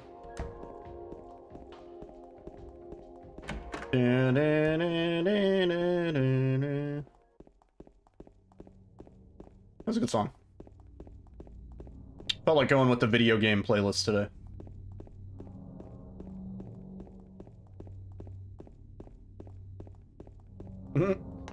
Yeah, I honestly, I don't mind Windows 11 too much compared to previous upgrades.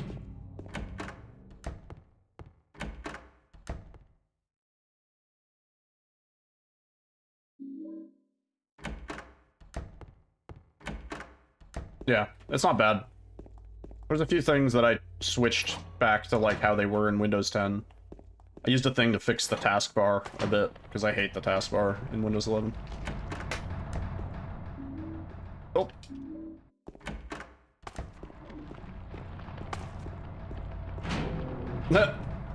Yeah.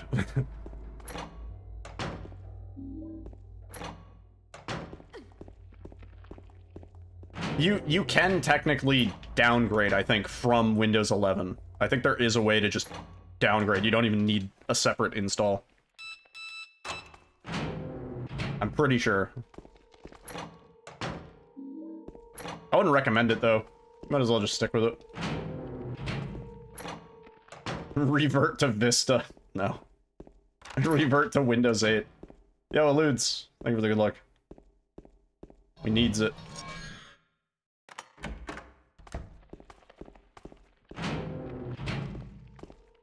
Ooh. Nice camera angle change.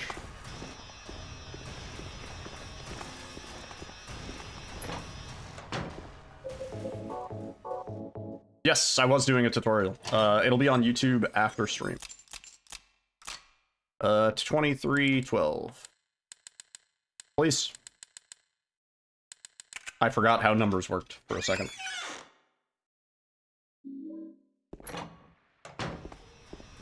Windows 98 undefeated.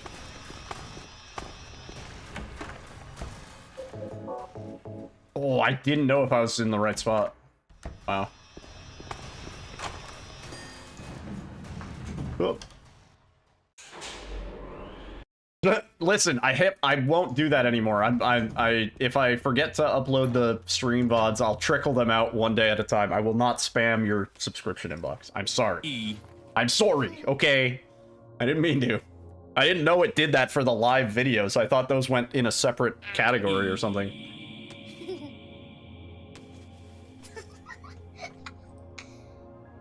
All my Twitch streams are on YouTube. I also stream to YouTube, and those are the ones that I just put to public after the stream, so that if you want a VOD, Twitch deletes VODs after 90 days. So if you want permanent collection of my VODs, you can go to my YouTube live page. Why can't you just tell me?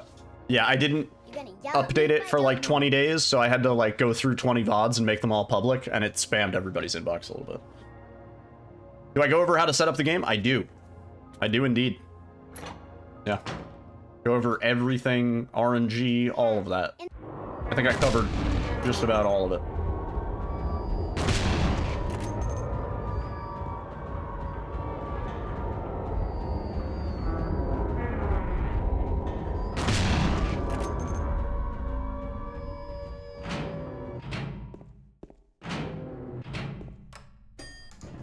Cool.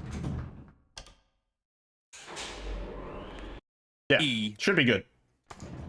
I showed all my Silent Hill 2 Enhanced Edition config settings. I'll put a link to Lucky Hill in the video description and all that, and the Enhanced Edition, obviously. Yeah. Should have everything.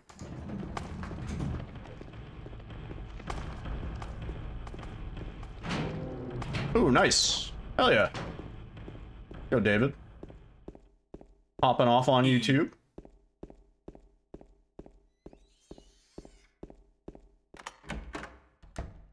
In sort of exciting news, Mary? so also Oh, Maria. maybe slightly detrimental to my viewers, I do have monetization on my YouTube videos now.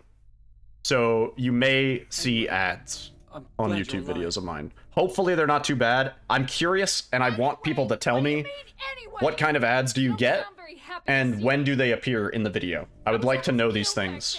Yeah, it's gonna get me 10 cents per year.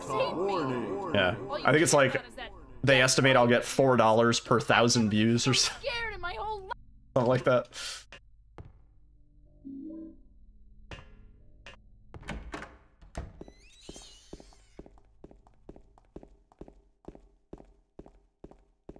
But yeah, if you do see ads on my YouTube videos, curious what they are and when they appear in the videos.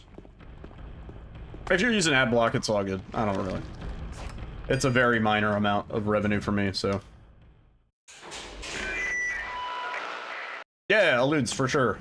Yeah, and if you have any questions after checking the tutorial out or whatever, I'm always willing to answer. No problem chatting while I run. This was not a very good hospital. We're gonna lose some time here. Indubitably. Undoubtedly.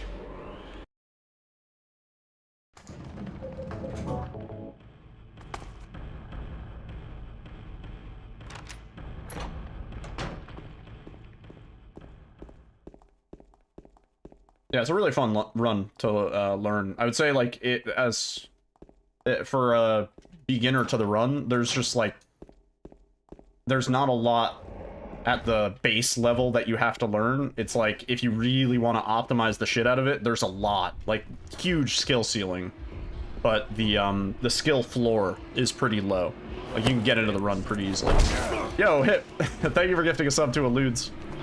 Alludes, enjoy the emotes and the ad for reviewing. And Hip, thank you for gifting a sub.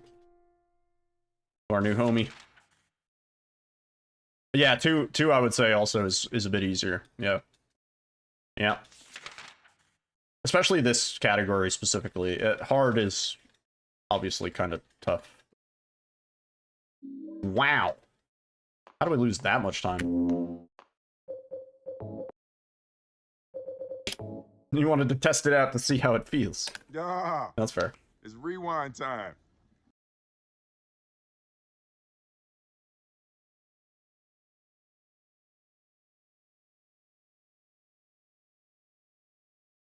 Go again.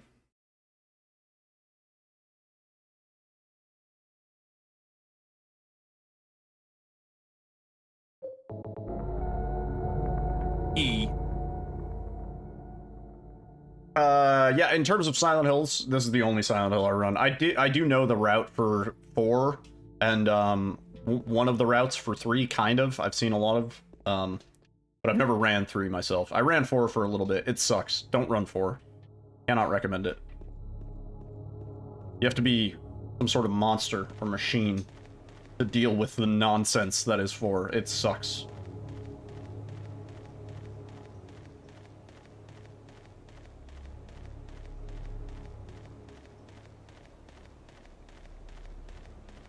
You're sleeping at George's for the hot. That message is a little jumbled. How many Georges are you sleeping with? And does George know? I like watching all of them. I mean, I like watching Silent Hill 4 runs. It's just that I cannot do it myself. Cannot feel. 100, 100, 100, 100, 100, 100. Jesus, that is louder than normal. Hip, thank you for the 100 bits. Angela, skip. Why was that so fucking loud? E. It's no matter. I'm gonna be revamping all of the alerts. Yeah, the sub did its job. I'm gonna be revamping all of the alerts, including the sub gifting, etc. It's been a long time that I've been needing to do it, so I will do that.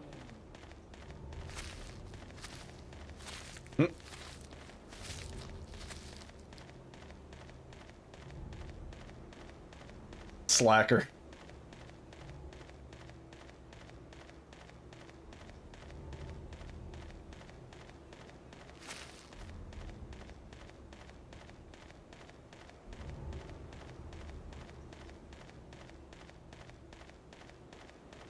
Ooh, that's not a bad idea.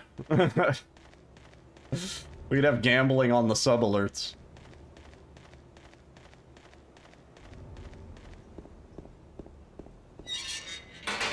That's a pretty good idea.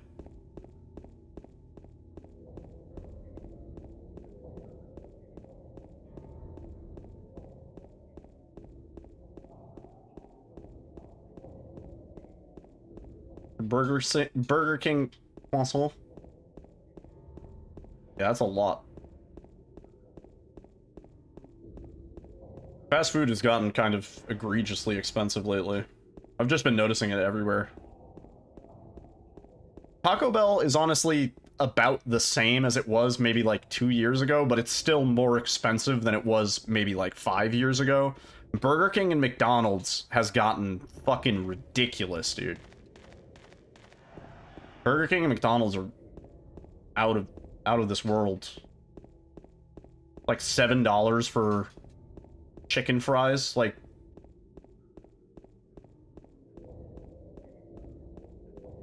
trust in the WoW RuneScape look. E.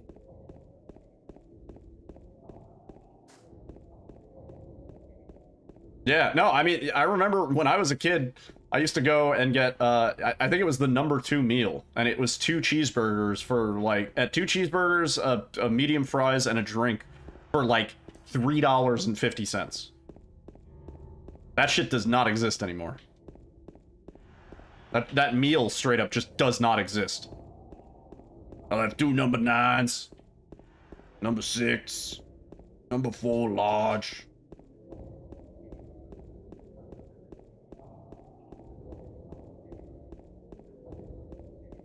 Yeah.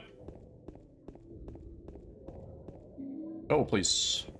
Yeah, I remember when I used to be a valet at a car dealership. It was nice because I would get tipped cash, so I used to, like, just put aside a little bit of cash to go across the street and get Burger King or lunch or whatever like that. And it was, like, literally, like, $3.50 was my whole lunch. And it was, like, I got fries, a drink, and a little sandwich or whatever. Not, like, you know, not a Whopper or crazy deluxe sandwich, but just, like, a basic cheeseburger. That shit is, like, $9 now. It was, like, such a good deal and such, like, you know, I was out and about, so I was, like, working in the sun and sweaty, and I was just like, I just need something to fill my belly to hold me over, you know? It doesn't need to be a lot.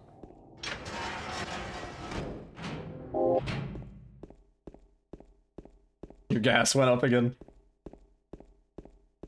I've always just accepted gas fluctuations for what they are. I've seen it get bad. I've seen it get cheap. It's like, I'm like, whatever.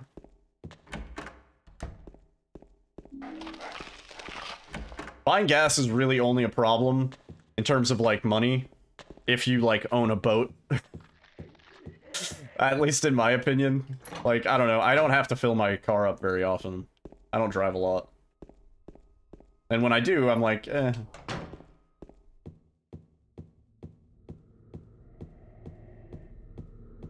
But, like, if you own a boat, then I'm like, yeah, that sucks. Your boat now, instead of costing $800, costs $1,600 to fill up.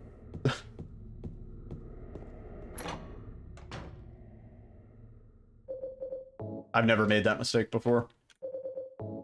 Yeah, it's rewind time. Losing it. Losing it.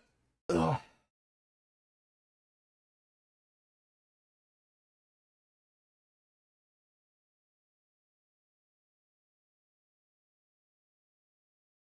You use the drips from the last person and... Yeah, that's good. Where aren't we supposed to have a car that, like, runs on water? Like vegetable oil? Can I put vegetable oil in my car? Is vegetable oil even cheaper than gasoline? I don't even know. Can I put a potato in my car? How much does gas cost in the US? I don't know, actually. I mean, it varies from state to state pretty dramatically, but I don't know. I actually don't know in my state. I looked at Alyssa. She doesn't drive, so she would know.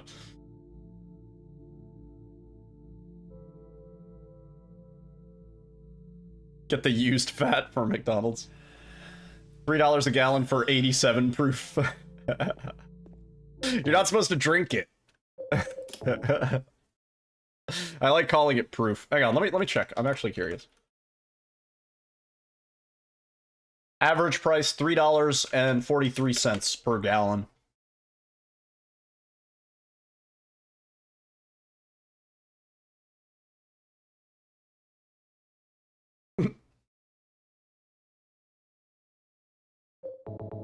Oh, I didn't even restart the timer. You know what? It doesn't even matter.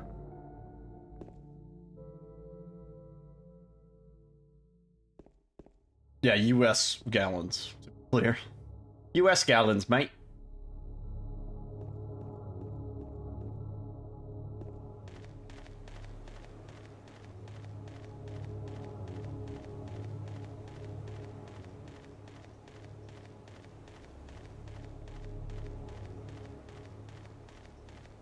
World record is 10 seconds faster than my current PB. World record is a 36:42.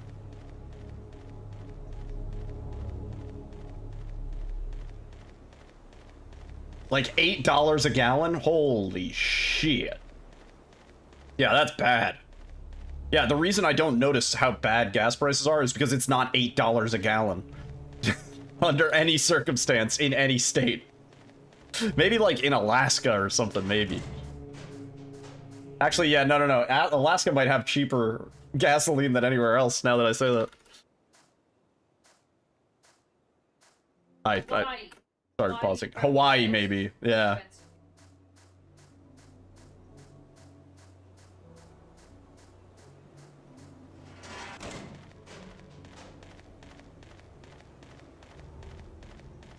Yeah, like, yeah, at its worst, like, when people complain around here, it's usually like, oh, gas is like $4.50 again. Like, at most, you know, like, that's, like, dramatic. It's like, you know, I don't know, I've always just found it, I'm like, gas is a necessity. You have to pay for it no matter what the cost is. Like, can't complain about it. But if it was $8 a gallon, I would fucking be pissed. I would try and avoid driving as much as possible.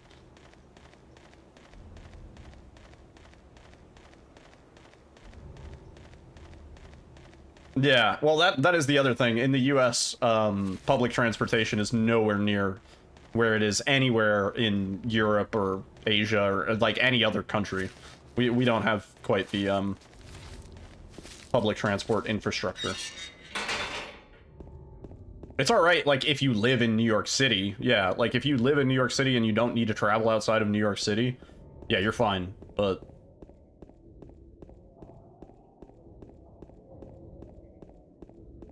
Yeah, literally, Priscilla. Yeah, literally. Yeah.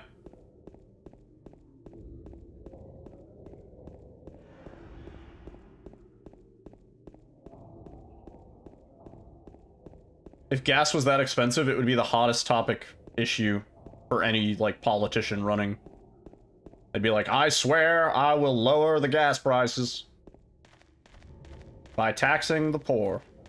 And it'd be like, alright, sounds good.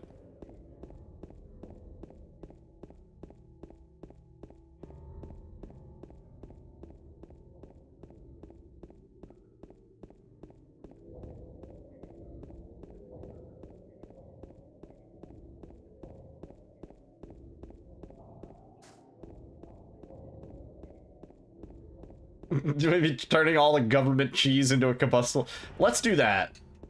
The government cheese vault still exists, right? We still have a million tons of cheddar, right? Let's do something with that. Let's make cheese into a fuel.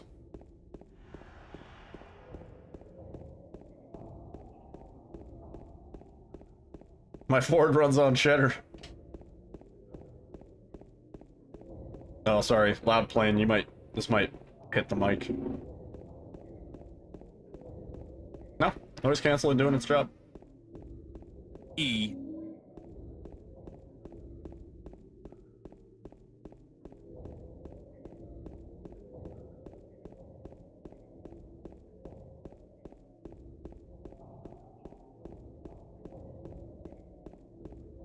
Removing your first sick day payment. Oh. Yeah.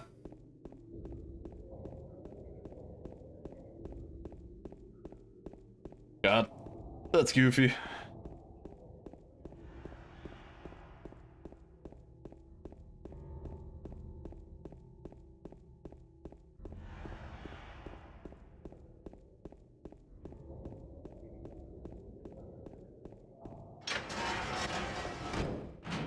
Juicy. Ooh. Ooh, look at that.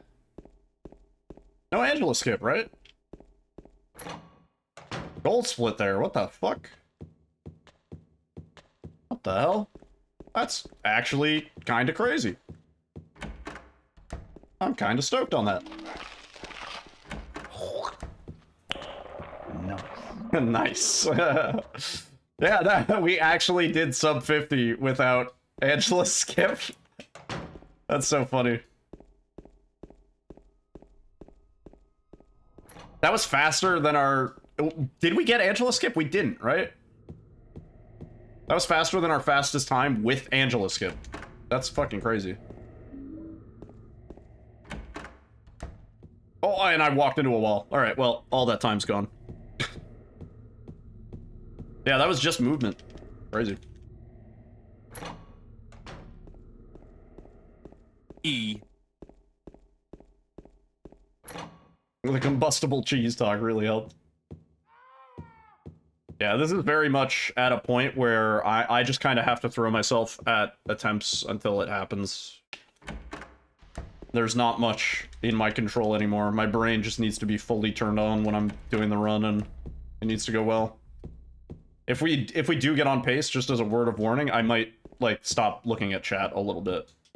And focus. But that would take actually being on a good pace. Right now, this is just kind of a fluke start.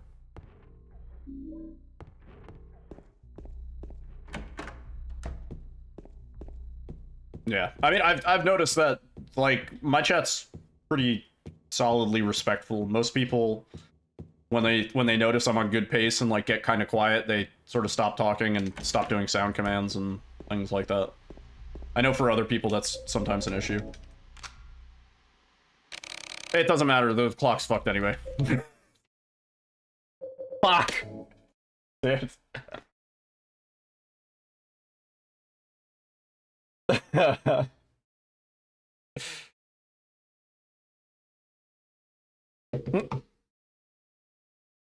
Yeah, it's rewind time. Is this DVD music? It is.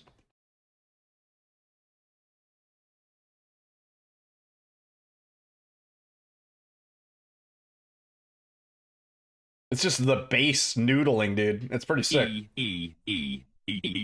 Nice.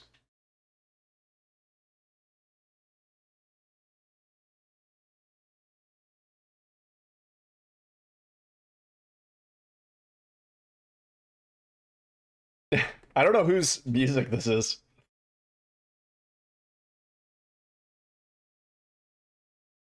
Pretty cool. Let's go again. I think this is just like general killer chase music or something.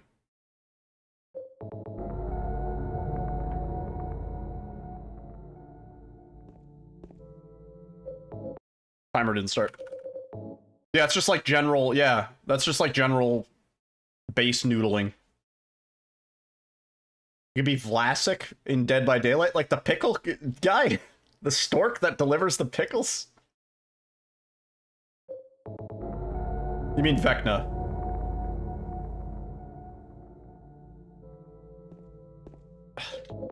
No, I think that was just the general bass noodling, because the Legion music is Yeah, a little more rewind rockin'. time.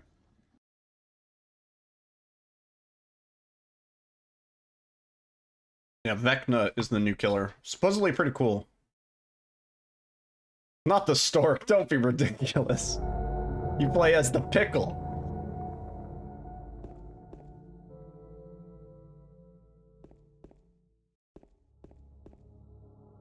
Pickle Rick, look at me. Yeah, well, dudes, thank you for the good luck. Hopefully we can get a good pace going. I don't know. Our last PB was just absolutely cracked. Also, Indie Dev, what's up, man? Yeah, our last PB was just really, really, really good. So it's kind of tough now.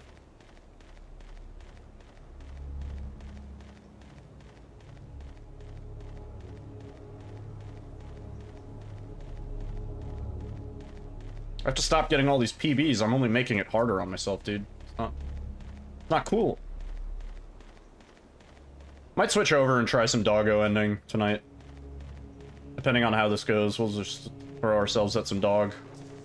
See if, some time save on that one.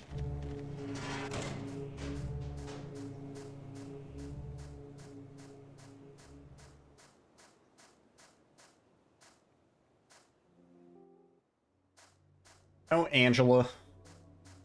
Yep.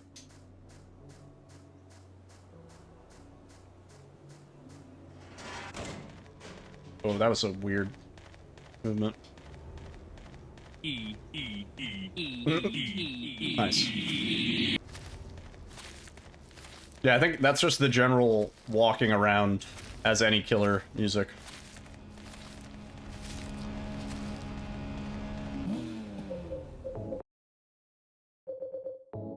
Yeah, it's rewind time. Nice back to back. Yeah. Dude, XC gets the best luck on these randomizers. It's actually ridiculous.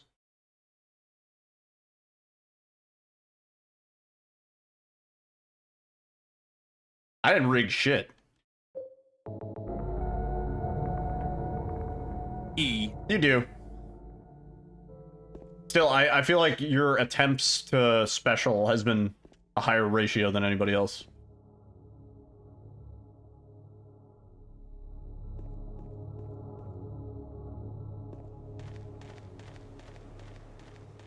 Now they're just good at getting lucky with sound effects. XC. Is that... You're trying to make a joke there. I don't know if it landed on me.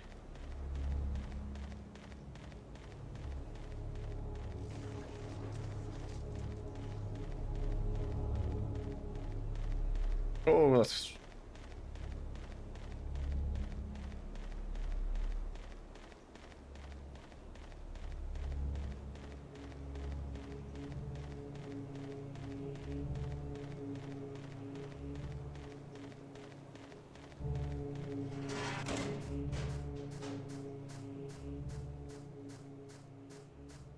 It's a city in Finland and they make tires? I didn't know that.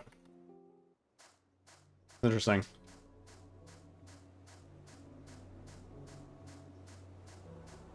Nokia phones were not shitty.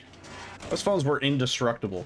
I remember having a Nokia phone, and it was genuine. I had the like brick, the classic brick that had Snake on it and stuff. That was my first cell phone. And it lasted forever. I had that cell phone from, I want to say like 6th grade up until the beginning of high school. And people were like, yo, you gotta upgrade your phone. We're texting each other now. And I don't think I could do that on my Nokia.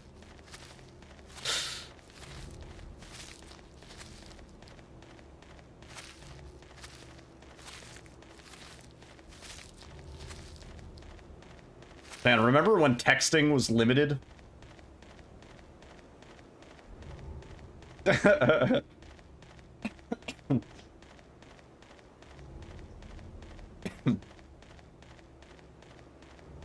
25 cents per text, yeah.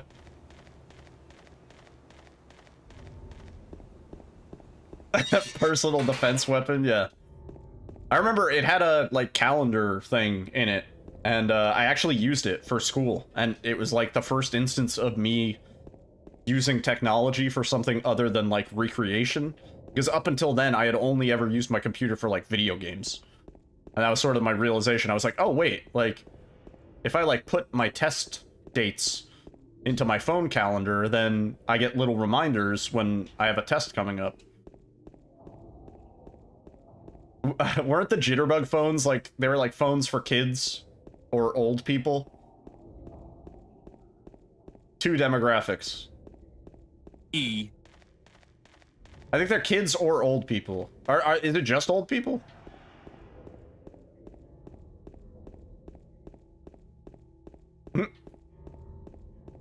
I thought it was also for kids, so that you could get your kid a phone that, like, you know, they couldn't receive stranger calls, but they could receive calls from people they knew, or something, like some shit like that. Old kids, yeah. Stranger danger. It's advertised to the elderly. I could have sworn there may have been a different version. There was a, like, cell phone for kids that some people had in, like, middle school, where it was, like, really dumbed down. Like, it didn't have a phone screen or anything like that, and you could just, like, call your parents, call 911, and you could receive phone calls. All phones are required to receive and... Well, no, I think it could receive and send phone calls. It's just that it could only do it to a limited set of people, like a predetermined set of people. So that, like, your kid wouldn't start texting a stranger or calling a stranger, and you could still reach them if they were out. I'm pretty sure that was a thing. I'm not just making this up. That's too specific of a thing. 900 numbers were blocked, probably. That's too specific of a thing for me to have just made up just now. You can't do that? What do you mean?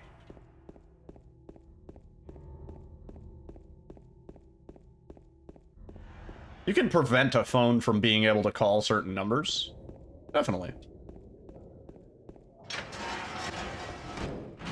If little Johnny keeps calling 1-900, you know, Spice TV, which was a thing back in the day, before the Speedrunner.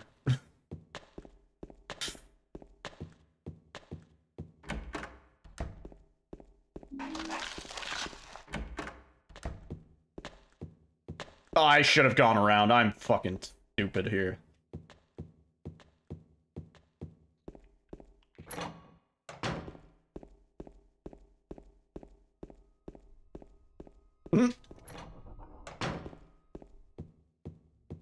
The Nintendo Wii pizza ordering thing? I don't remember that. No. Open the door.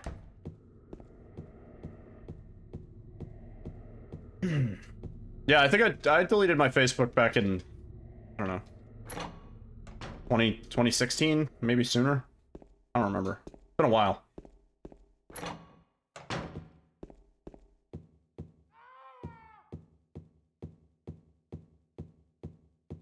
I realized that the people who I had added as friends had bad, shitty opinions, and I was like, I'd rather live in ignorance and not, like, mentally know that my friends have bad, shitty opinions, you know?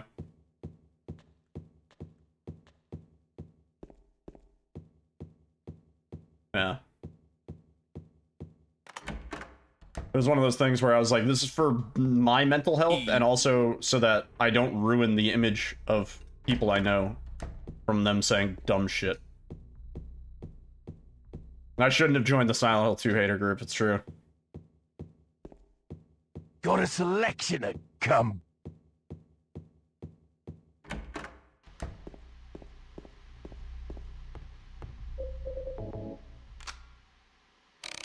Oh my god. Now that is a clock. Now that is a clock.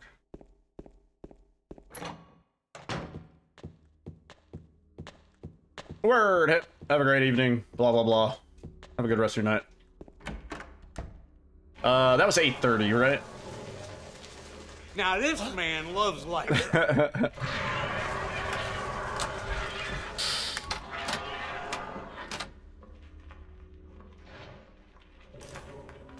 Wait, what was that? It was so fast I couldn't even fucking see it. 8:30 something.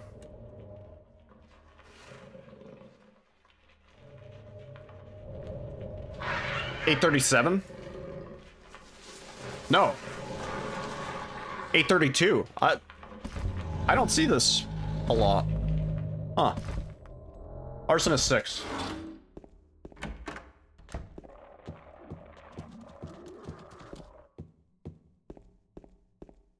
Not a common clock.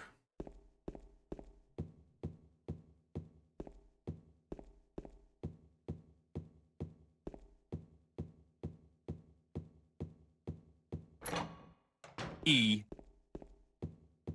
Yeah, this new Adobe shit. I'm not renewing my Adobe license. I'm gonna have to learn how to use some other software.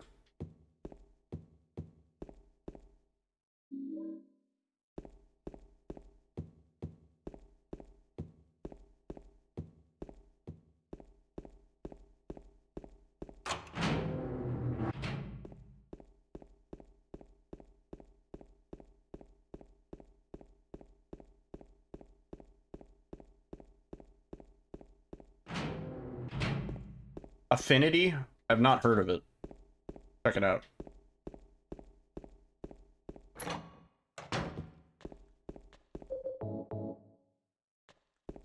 Ooh. Is it one-time buy? Not... Oh, shit. Now you're talking.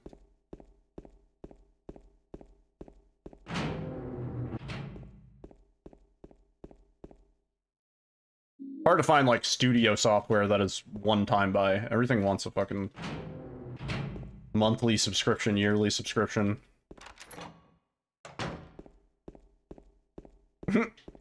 Honestly, I would settle for CS2. It's just, it's hard to find a working pirated copy of CS2 without downloading some malicious software.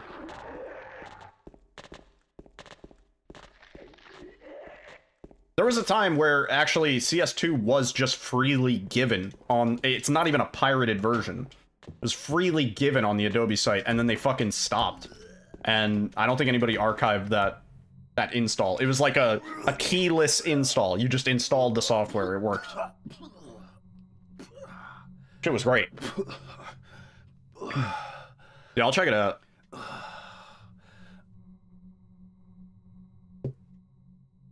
$8.59, Eddie. It could have been a 58. I lost a little bit on movement. It wasn't me. I didn't do it. Do what? I didn't do anything.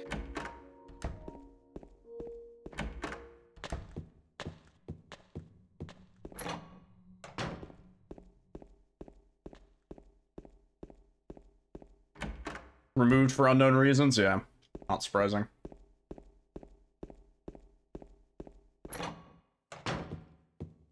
Yep. Pretty much. It's actually like even more invasive than that, but that's like the core gist of it. Yeah.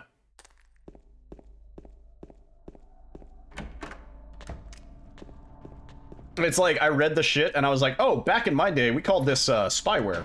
I was like, what? Why is this allowed? Like, this should be illegal? Like, but yeah, it's allowed to like search your folders and do a whole bunch of shit, like potentially archive any asset you bring in into some sort of Adobe cloud. Yeah. Yeah, I'm James. Angela. Angela. Okay. Pretty smooth transition to music.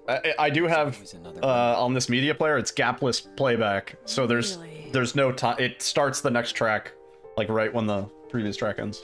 But you're the same as the Sony rootkit scandal. Yeah, it's easy dude. Just to run. Besides, is what we deserve. No. No. Like you. No. It's not what we deserve, Angela. I'm out of here.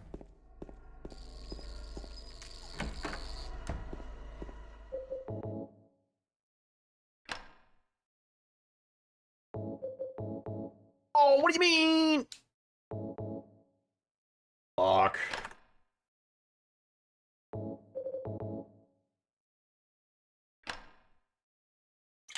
I can research my voice. Like, what are they gonna get out of that, though? Yeah, I'll check it out. I used to try and get by with GIMP, which was for the longest time the only open source like photo editor software. But the interface is just too different from Photoshop, and I was never able to really enjoy it. If Affinity is sort of close to Photoshop, I'll take that.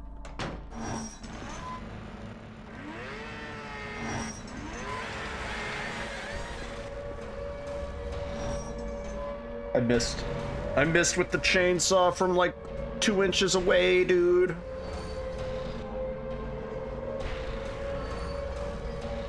How does that even happen?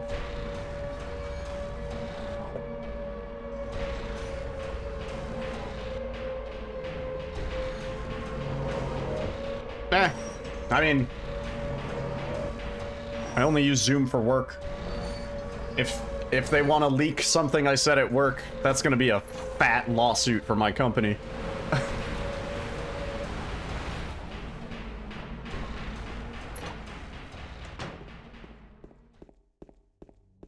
Oh. This run's dead. Too many little mistakes.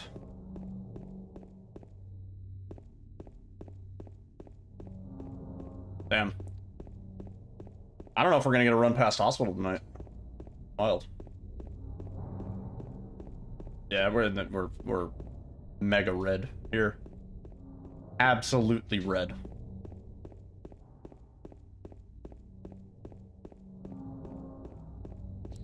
Oh, brother, this guy stinks! Yeah. Yeah. It's rewind time. Oh.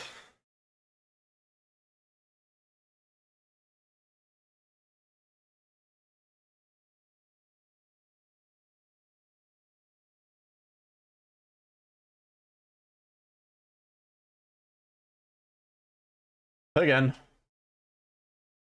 Maybe we'll try some dog ending. The true ending.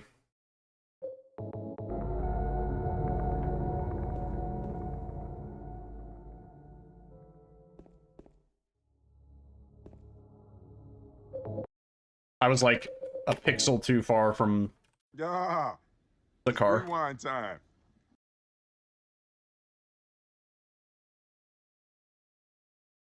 E.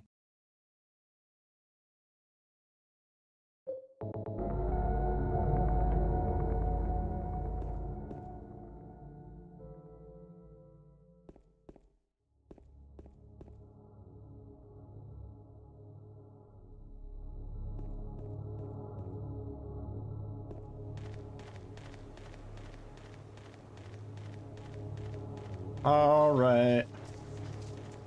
Go again.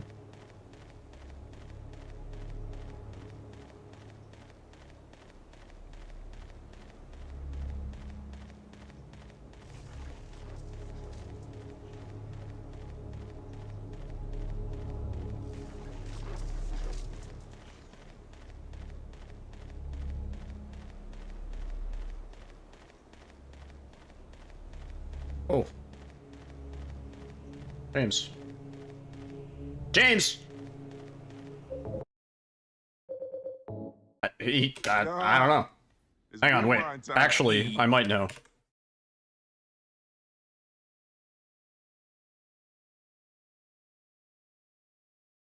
My Xbox controller's dying. Hang on. I felt it. It dropped an input there, and I was like, wait a minute.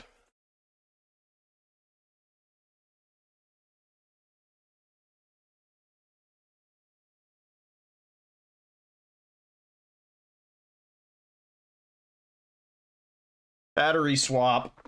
Oh, shit. Blame Bill.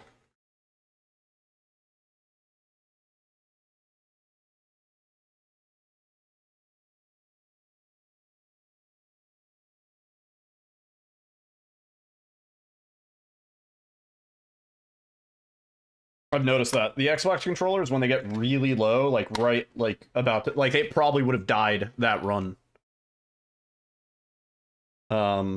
They start to drop inputs. There we go. Alright. Again.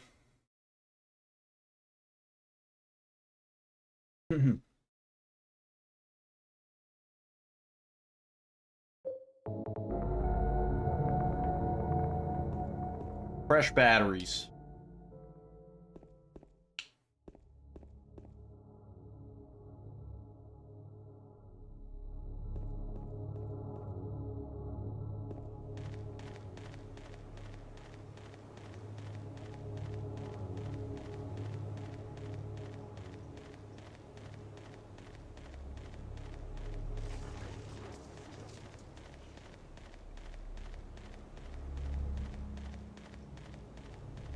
E. E.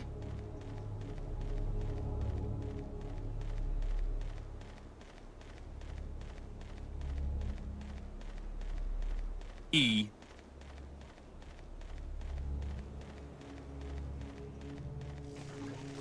Nobody's gotten the super rare one today.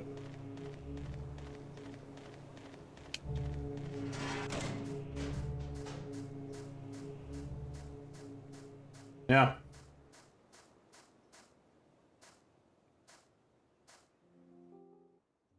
Yiddle removed it from the rotation, confirmed. The stream's not over if we don't get it.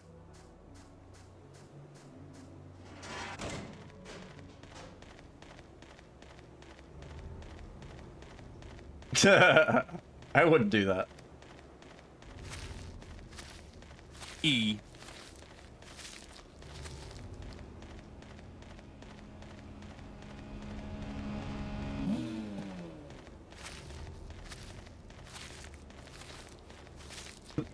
It'd be pretty funny though.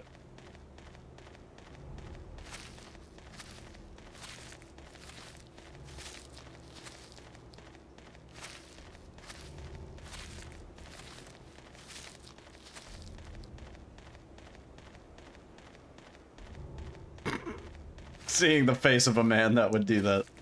Nah, I wouldn't do it on the sound clips. I would do it on a bit reward. Be like, yeah, 52 bits, there's a special alert. I swear it's there. I would let people see it a few times.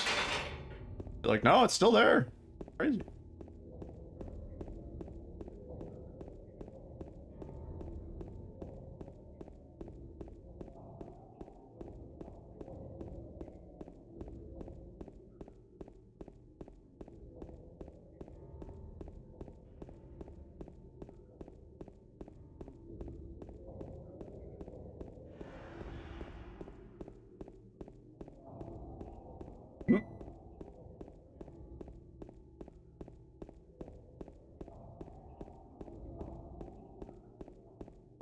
E.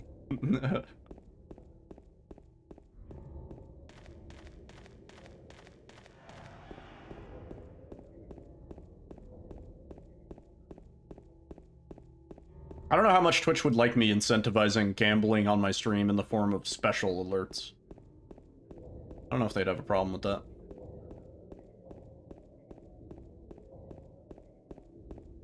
No, they wouldn't. Why would they give a shit? People spin wheels and show their titties. Like, yeah, I could do that.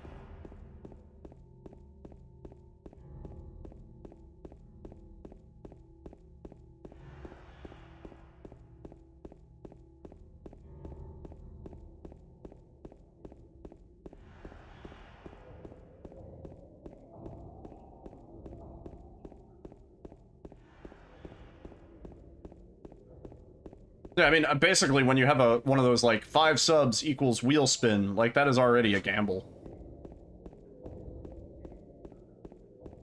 Well, okay, you technically can gamble on Twitch. It just has to be through a legal United States sportsbook. It can't be through, or, like, through a United States casino site. It can't be through, offshore, illegitimate, quote-unquote, casino sites.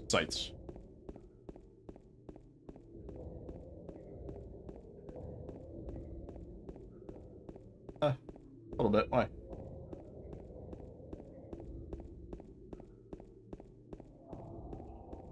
I'll finish it. Whatever you don't eat. Yeah.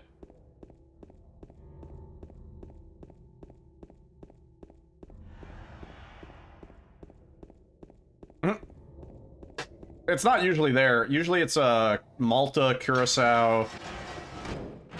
I don't know. Somewhere like that. Small island that has unique jurisdiction over its own gambling rights. Yeah.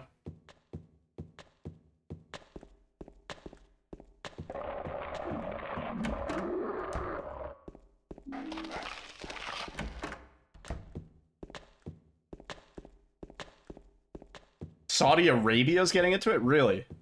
That's surprising. I would imagine there's heavy laws around it. There.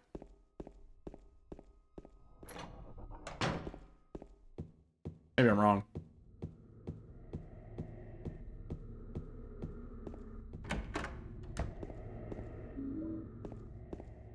Door.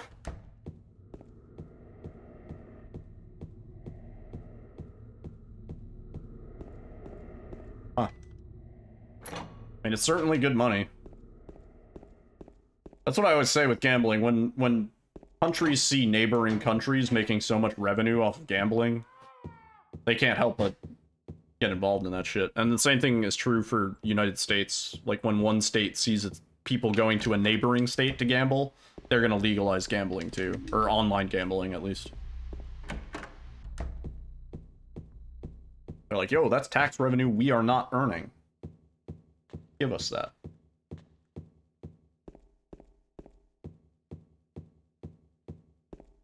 E. There you go. Took a while. Bug on the floor. Oh, jeez, please.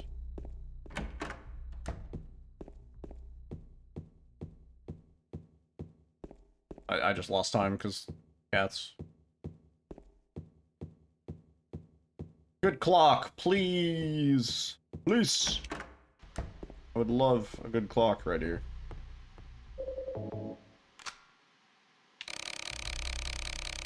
Not bad. Not bad. Oh, come on. Games.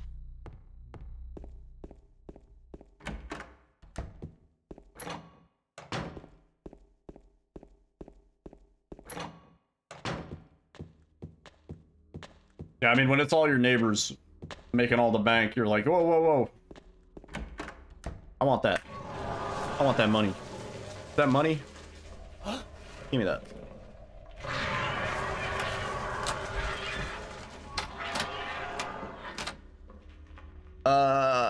Shit. What was that? 746. Yeah. Yo, Arkin. I mean, that is the cutscene we see the most of. James! Why did you even slow down there, man? That was a perfectly clean turn. Ugh. Got itchy nose, man.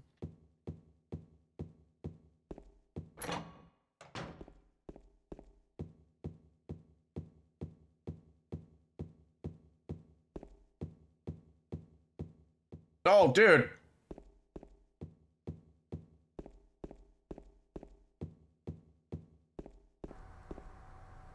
What a gamer.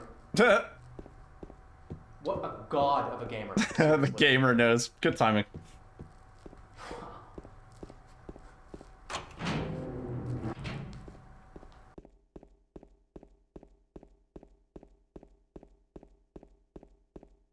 Yeah. It's always like when you can't take your hands off the controller. Right?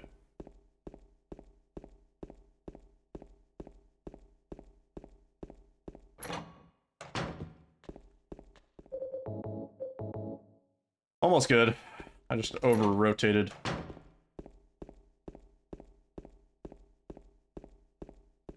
Nerf that shit. Yeah, I'm waiting for the human body 2.0 patch. Hopefully the servers aren't too fucked.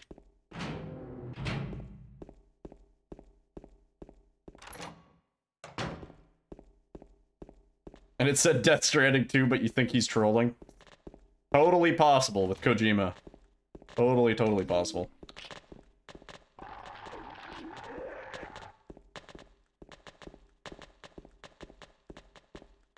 Hey! Yeah, I don't even know if it was a horror game or like some sort of weird cinematic experience. Like, yeah, no, I know the one you're talking about. I don't think it's a game. I don't even think it's really a game. I think it's like a weird cinematic fucking non-game.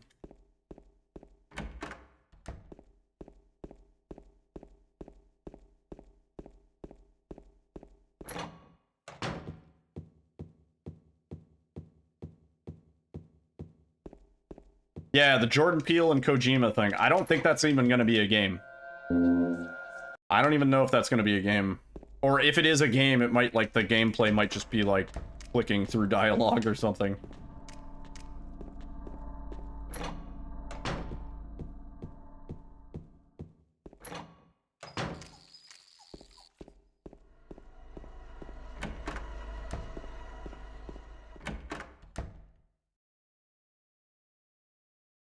Death Stranding 2 OD is a game, he swears. He swears. He's like, I swear it's a game, guys. Yeah, I don't know. That's the one that we saw the little trailer for, and I was like, this looks like a non-game to me. Please, James, man. Getting fucking owned on these runs, man.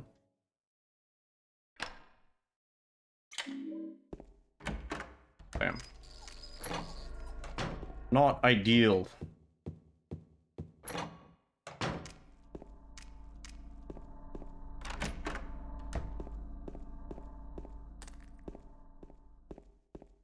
Bro.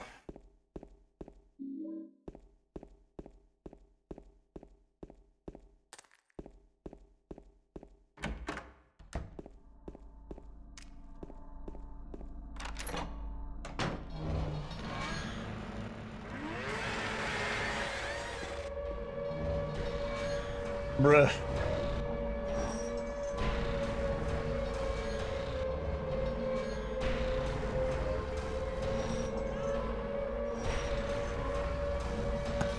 Yeah. Yeah.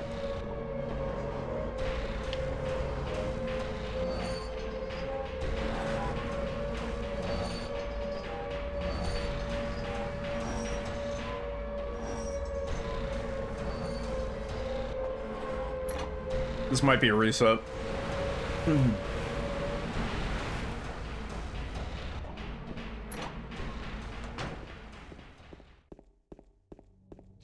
Oh, brother, this guy stinks! Yeah, it does.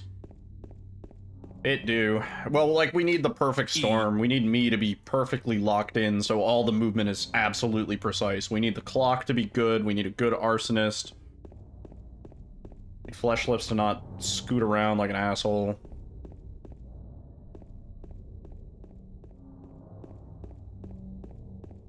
They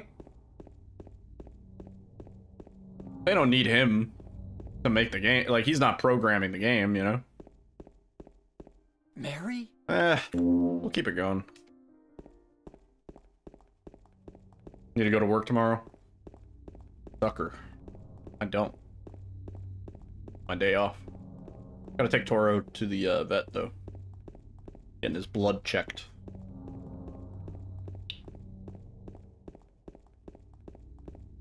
Yeah.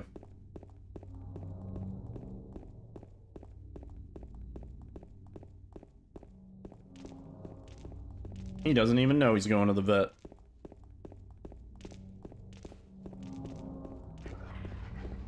I gotta make sure all the blood's still in there.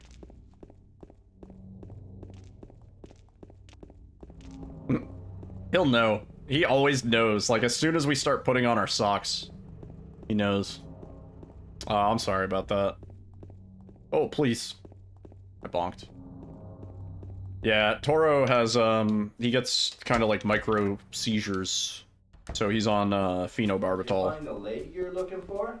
What's her name? So they need to check his blood a couple times a year to make sure the levels are in check. Yeah. Make sure he's working. Oh. You're... James. We met in the apartment building? Yeah, I remember. But... Yeah, he's got the barbiturates. Are you alone here, Eddie? No. Yeah.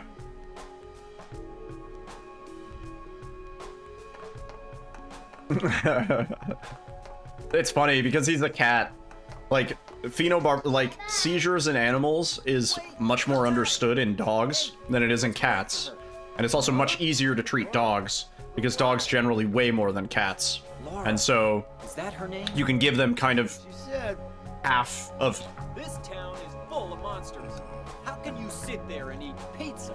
like a human dose, and it's like logical for them. But since Toro is only, you know, 11 pounds or whatever, being a cat, we have to give him like a quarter of a pill. And the pill itself is already the smallest dose of phenobarbital that they make.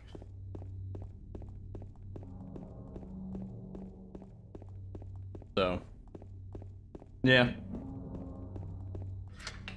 He's just a little guy. He gets little seizures. Sensitive to the sedatives, yeah.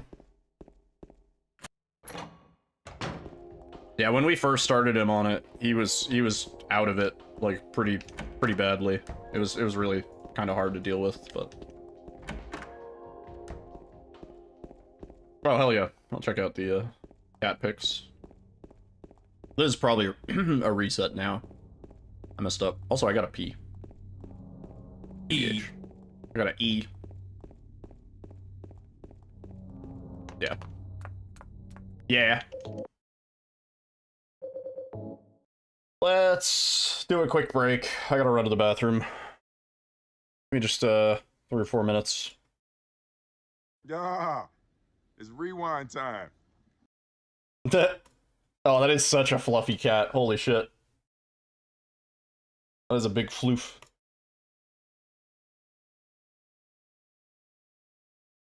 Probably have to brush him a lot during the, when it gets warmer.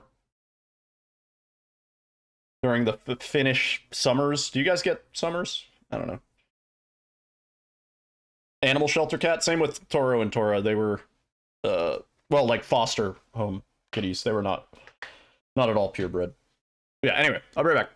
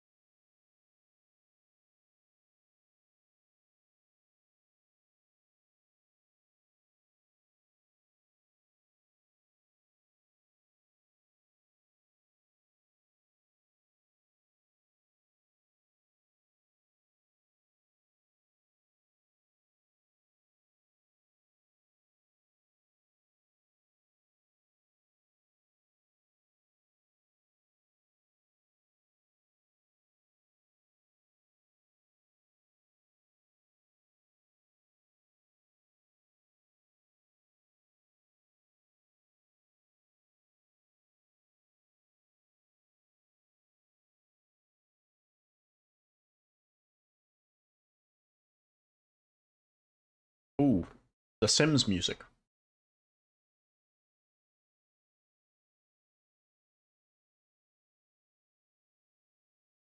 That original Sims soundtrack is so fucking smooth.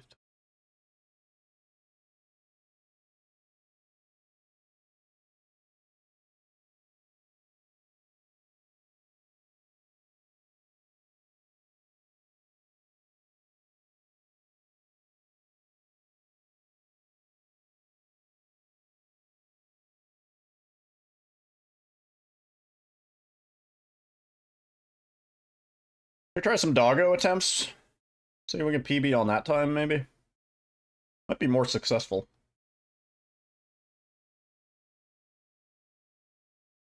Doggo?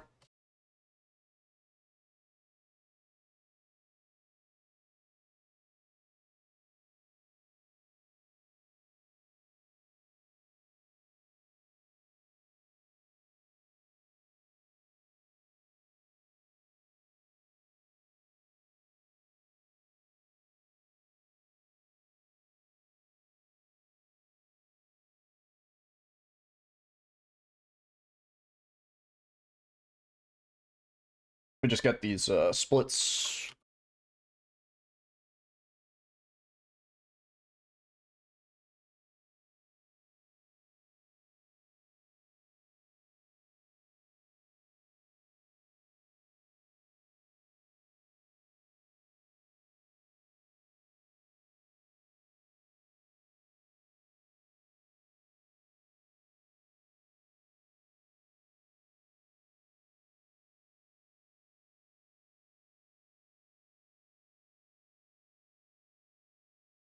Yeah. So jazzy.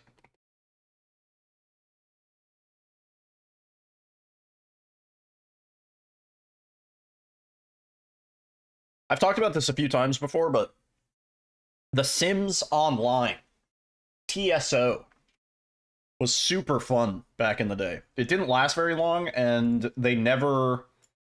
I don't think anything ever happened with it. Like, they didn't, like, remake it or, like, add to it or anything. Like, it just disappeared. It's just one of those games that just came and went. But it was really fun. It was like... It was The Sims, but, like, online. It was kind of an MMO, where it was, like, always on. And you could, like, visit people's neighborhoods and stuff like that. People would hold events in their houses. Leveling up your skills took, like, a lot of work. When you would have to go to work at your job or whatever like that, you would actually have to, like, do tasks at the job to make money. I'm trying to think. There are a lot of cool differences to TSO. You have to pay for RuneScape? Alright, let's do some doggo. RE drama in The Sims again. Maybe for the 24-hour 3,000 follower celebration. Oh. Wait, let me finish this. Finish Alyssa's food. I'm like a human garbage disposal. I love it.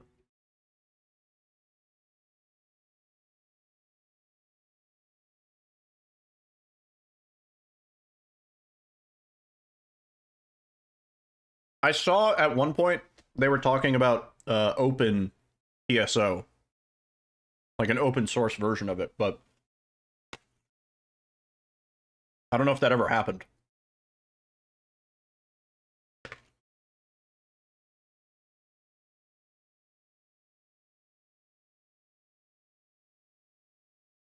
Thanks, babe.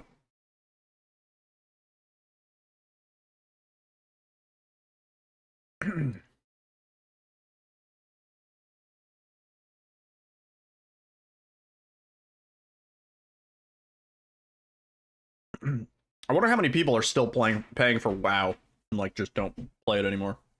Don't even remember.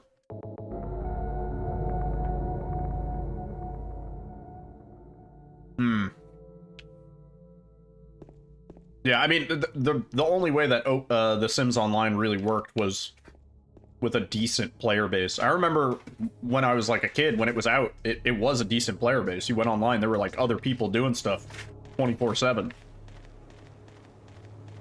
I don't know why that camera has been so awful today.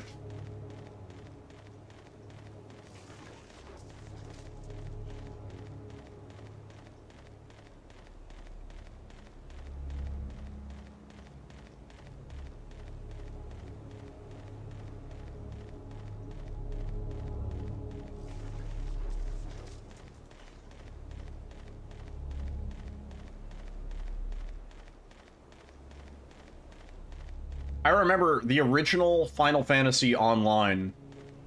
Forgot which one it was. I think it was just called Final Fantasy Online. The MMO. You could play Tetramaster. 11, thank you. You could play Tetramaster, which was like a card game, which ultimately was replaced by whatever the card game is in Final Fantasy. Triple Triad, pretty much the same thing. I remember you could pay for Tetramaster completely separately from... Also, I'm restarting this. We fucked up. You could pay for Tetramaster completely separately from Final Fantasy. So, like, you could effectively not play Final Fantasy 11, but still play Tetramaster. Tetramaster... Dude! What the fuck? Tetramaster only costs, like, $1 a month. And I had that, I was paying for that, like, from, like, I don't know, from the first day I got my credit card or my debit card as a kid up until, like, maybe the end of high school when they canceled the service altogether. And I totally forgot about it. I was paying $1 a month for probably, like, 8 years. Not that much.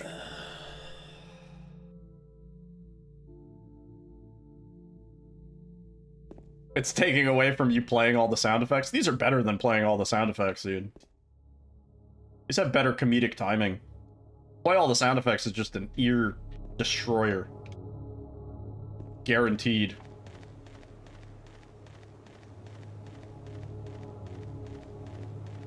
$7.2 million active subs. Yeah, I know the WoW active sub count has always been a question because they don't really publicly reveal. You also have to consider a lot of them are bots. Because Blizzard doesn't care about bots if they're paying for active subs. Most MMOs don't, honestly.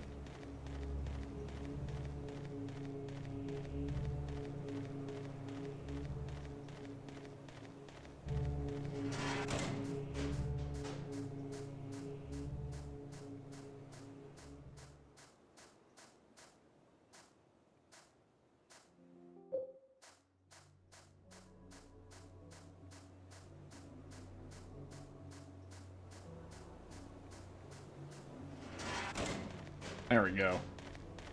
That's better.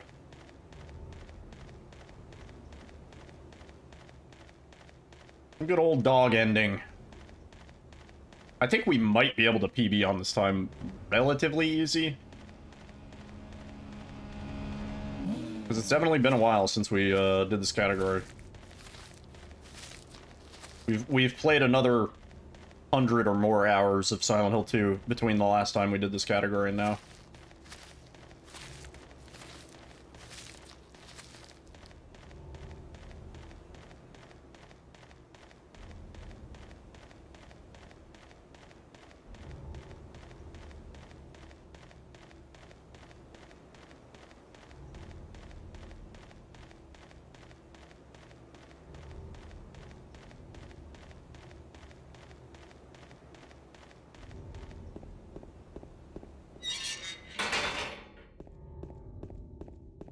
Cool. Yeah, might gold split here, honestly, on the first split. Be cool if we could gold split everywhere. I don't think I've had a run in Silent Hill 2 where every single split is a gold, other than setting new splits. But it could be possible.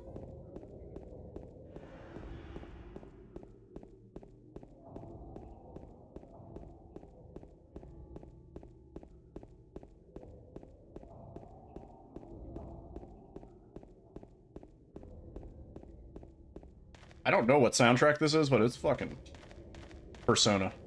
That makes sense. It is fucking. Just fucking.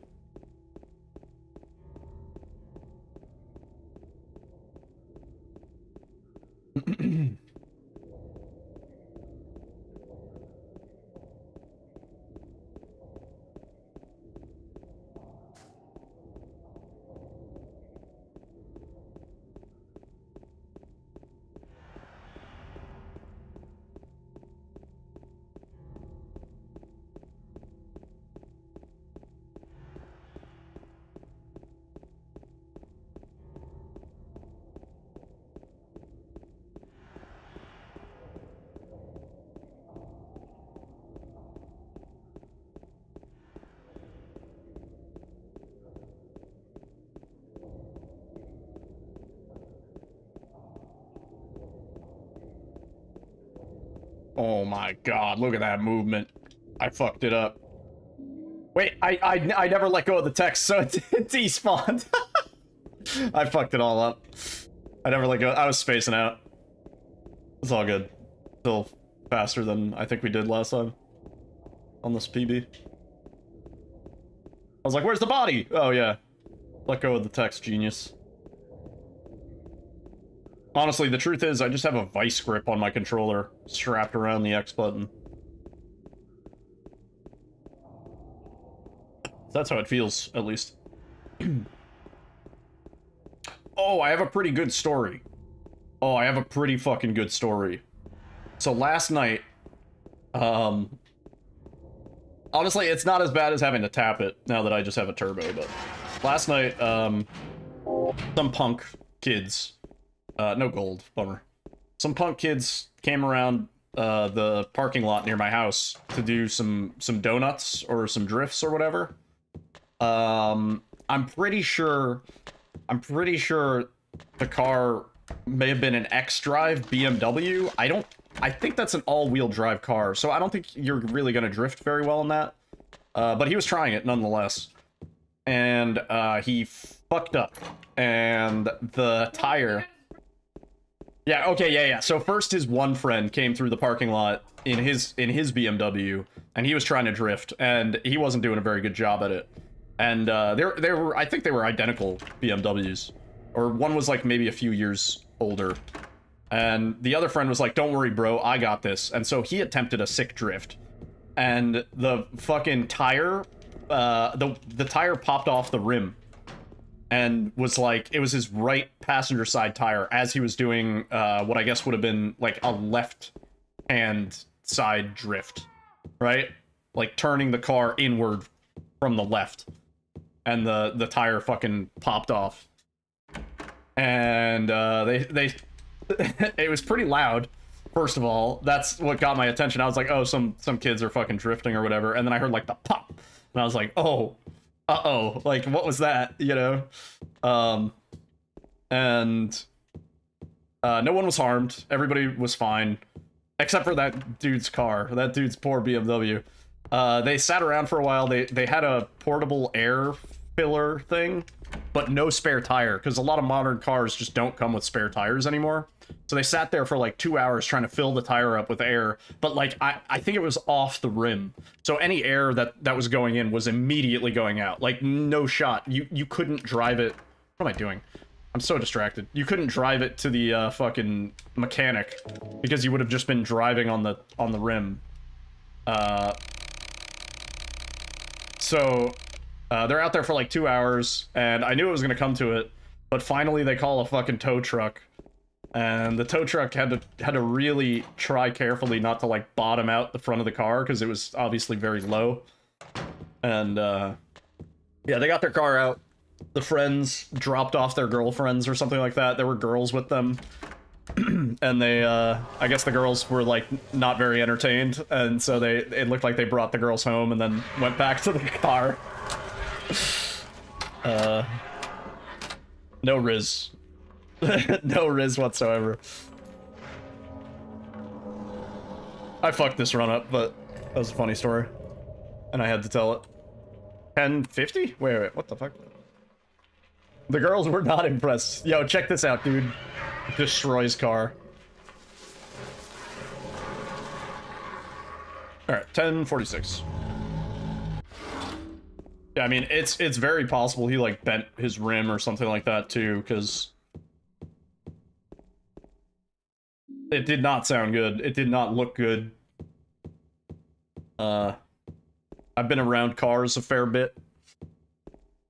That's a situation where we would have had to hand tow it back at the dealership.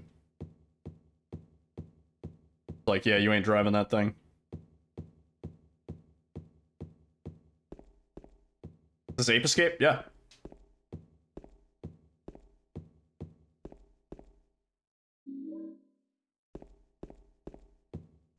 E.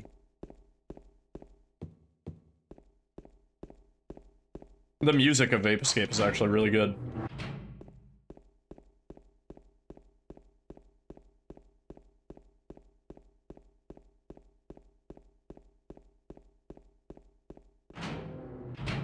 Oh. I don't know which one this is from. It's from like a more modern one.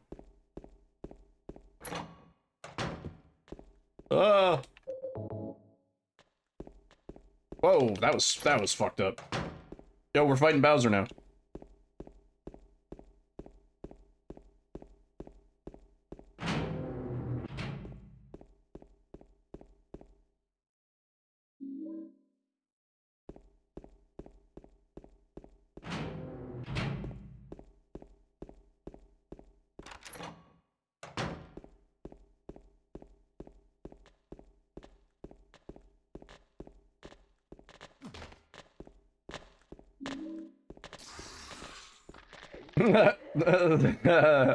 So long, gay Bowser. You mean that?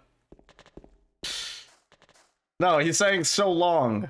He says so long, but he has his Italian stereotypical accent. So he does so long, gay. Like, you know, how an Italian would not really probably do.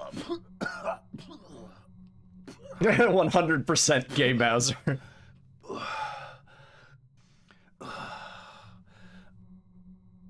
Nice of the princess to invite us over to the castle, gay Luigi. There's also that in Mario Hotel. It wasn't.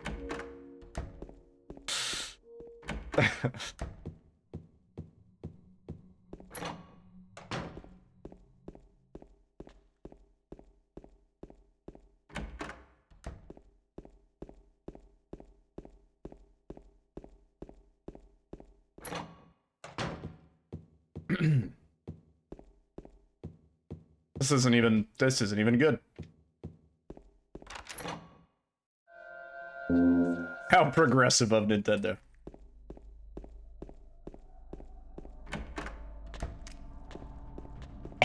Let's just do a full run. I want to see where time save might be on this PB.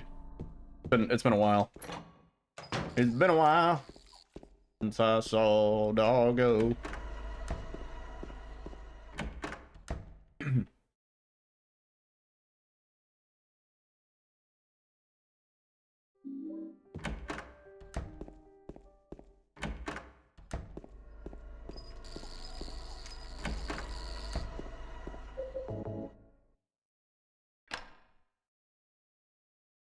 Silent Hill is pretty epic, to be fair.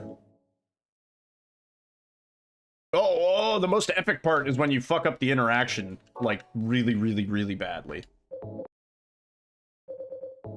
I lied. We're restarting. We're not seeing where the time save is. Also, my keyboard is like... My keyboard's leaning on something. Hang on.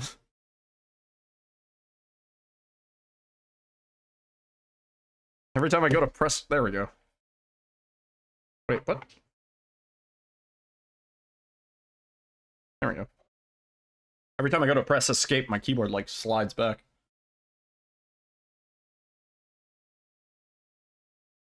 I'm doing pretty good. Chilling. Just, doing some doggo ending. The other ending is frustrating. Yo, thank you for the 20 bits, dude. Appreciate that.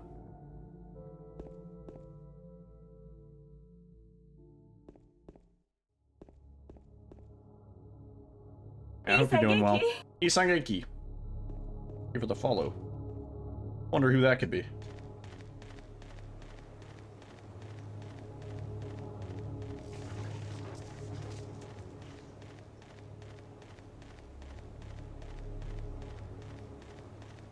Alright, this one. No resetty. We get to the end. We watch the doggo ending. It's been a couple weeks. I've seen Mira. Actually, it's probably been about a month. We were doing a bunch of hard difficulty stuff.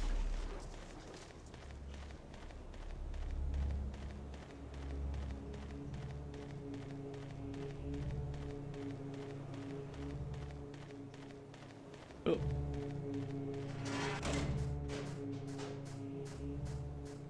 I have to stop holding myself to the same standard as I do for new game any difficulty. Like, I don't think this run is quite as optimized.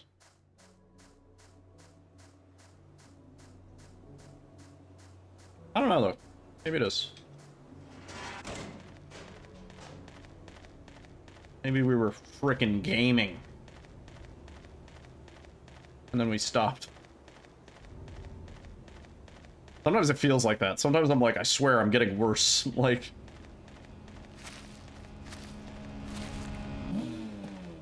I'm messing up on things I'd never messed up on before.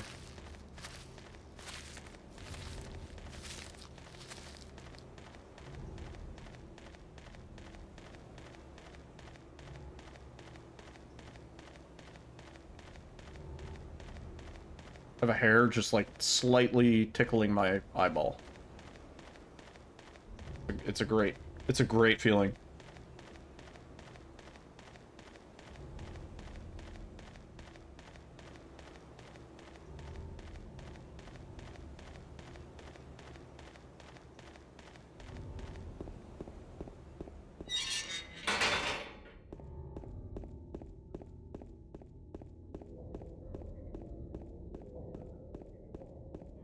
Yo, crustacean. Oh, what's up, dude?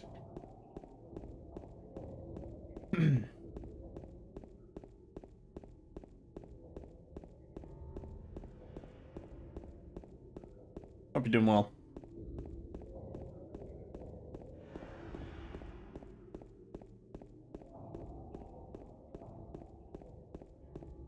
On this fine Sunday evening. Evening. Monday morning, whatever. Who asked you?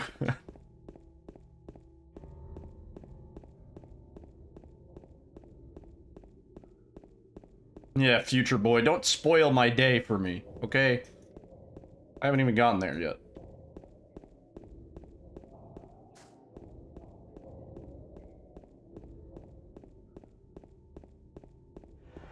Damn, dude. Oh man, I didn't even. Ah, dude.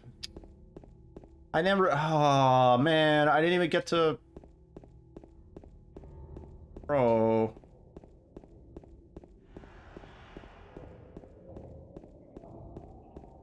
Oh, dude, no. You're in Australia, you're also in the future, yeah. You're more in the future than XC, yeah. You can spoil XC's day. Yeah. Also, waifu, how's it going? That's why Australian people are so knowledgeable, because they're always in the future.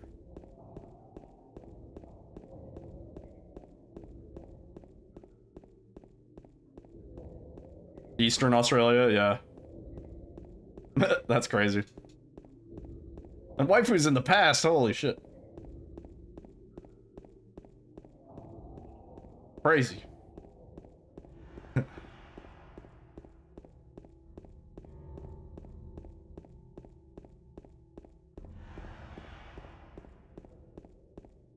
Darn. I kind of wish it was 9:55 p.m. It's already 1 a.m. here. Spoiler alert.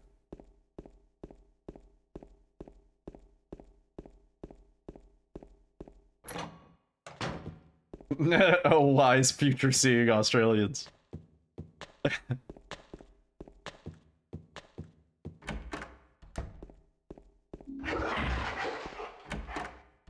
American and European time zones, yeah. It's funny, during the day, like when I'm working and stuff like that, if I just have a streamer on in the background, it's usually somebody in the UK, so they're streaming at like their 11 p.m., right? And I'm watching them at my, like, you know, 11 a.m. to 5 p.m. sort of. Oh, open the door, James! That was crazy. That was crazy.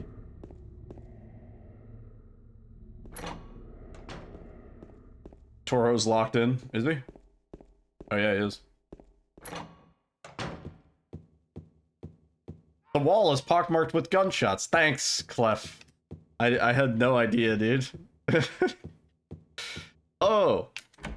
Thanks. Is that what that text said? It was so nice I had to read it 14 times.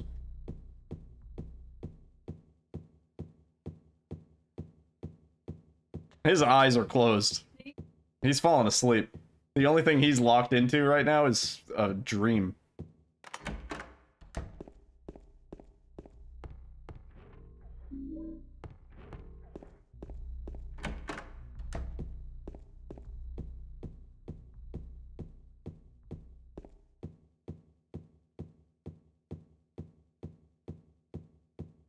He's becoming Neo. You fed yours their crunch. Crunch. Toro got his crunch like an hour ago. Shit. Not a very good clock time. I kind of want a good clock time on this. No, we'll finish this no matter what. Promise. I promise. E. I promise I won't model my underwear.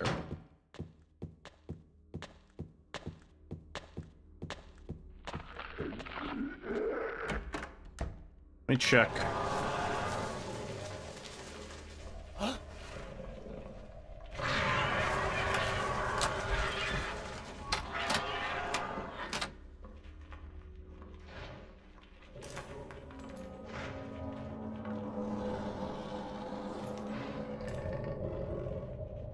What's that? 11:37?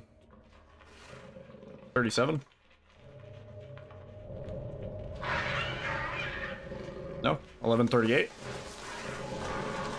No, 11:37. Yeah, 11:37. Right.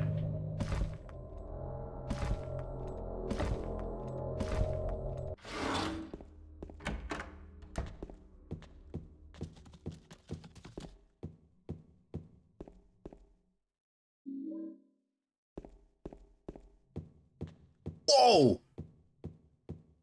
That new camera mode unlocked, dude. We just went fucking real-time strategy. Holy shit. Did they end up showing any Pyramid Head in the remake footage? Yeah, the first trailer we got showed Pyramid Head. It showed that cutscene, actually. Yo, new time loss just dropped. I've never done that before. We just went top-down fucking asymmetrical view.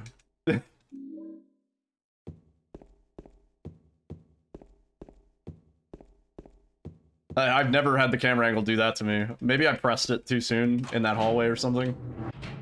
That's wonky. Wonky.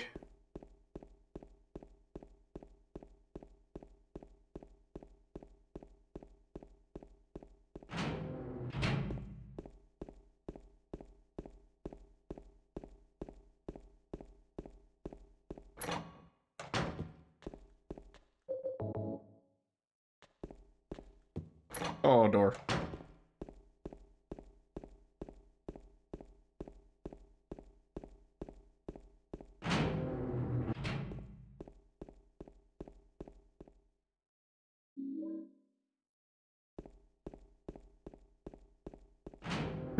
Yeah.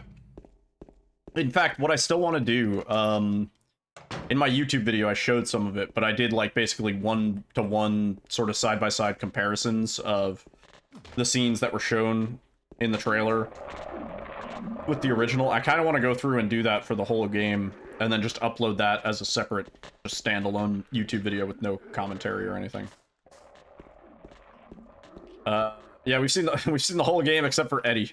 I don't want to see Eddie at this point, and Mira technically. In terms of characters we have not seen, those are the only two.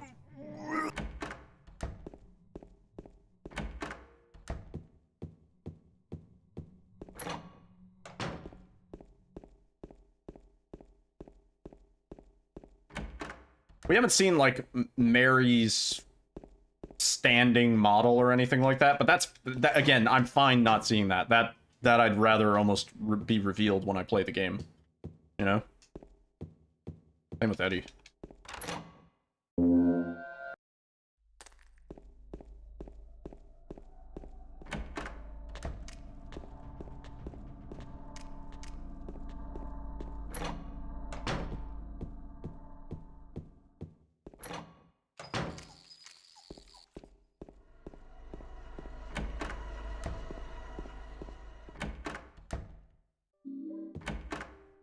Yeah, I mean, I'm sort of like, I'll probably watch whatever they show, but I'm sort of hoping they hold some of their cards instead of showing everything.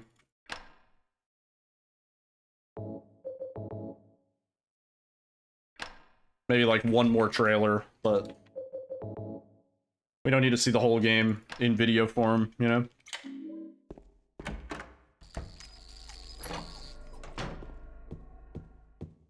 I thought that them uploading 13 minutes and 45 seconds to the Steam page, I thought that was a mistake. I was like, damn, this is a long-ass trailer to just put out there.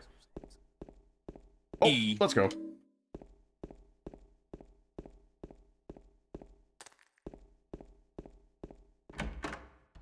Much longer than what we'd normally get from any company, really. Yeah, like one more trailer for launch, and that's it.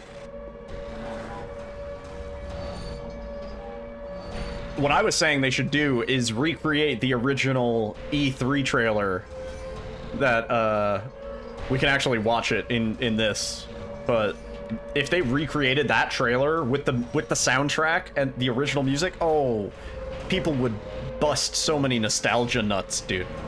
It'd be a mess.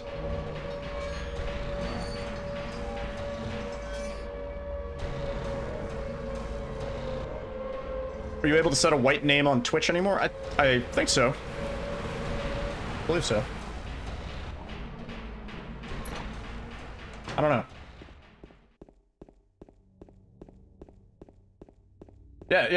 Yeah, your name's White to me, but I mean... Oh, I see. Yeah. So no.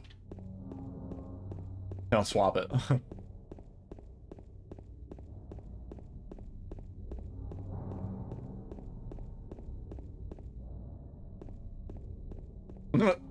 Yeah, I guess you're grandfathered into White name.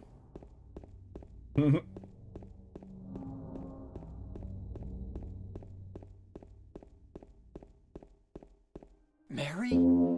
Yeah, it wasn't great. I can understand why they wouldn't want people to have white names, though. If I had light mode... Who's using light mode, though? That's crazy. I think even with the price increase, they still lose money on Turbo. I mean, I like Turbo because I watch streamers that I don't necessarily, sub to, or can't sub to, or whatever. Oh! That's right. I've technically never beaten the game on these saves.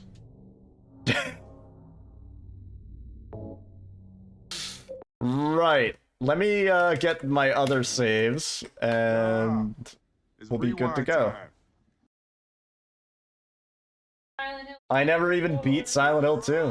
This guy stinks! Fake fan.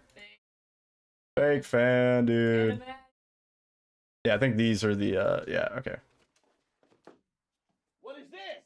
Don't worry, I'll make short work of it.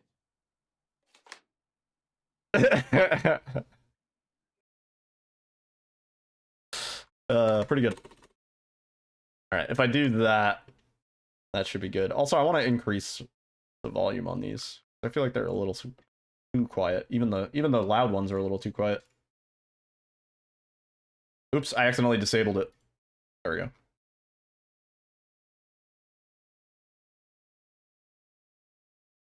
Let's see. Is this bad now? Mission Control, we have a belligerent that's pretty bad here that won't cooperate. Jesus Christ, iDubbbz. Okay, you know what? We'll leave the volume at 4. Fine. Oh! There we go. Ew! Dude! What the fuck?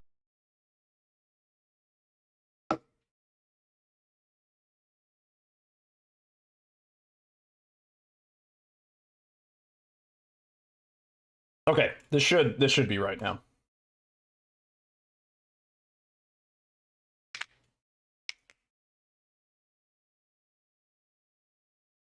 Let me just double check.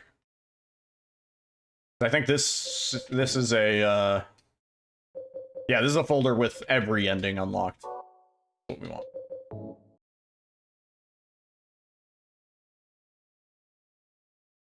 I forgot. I totally forgot.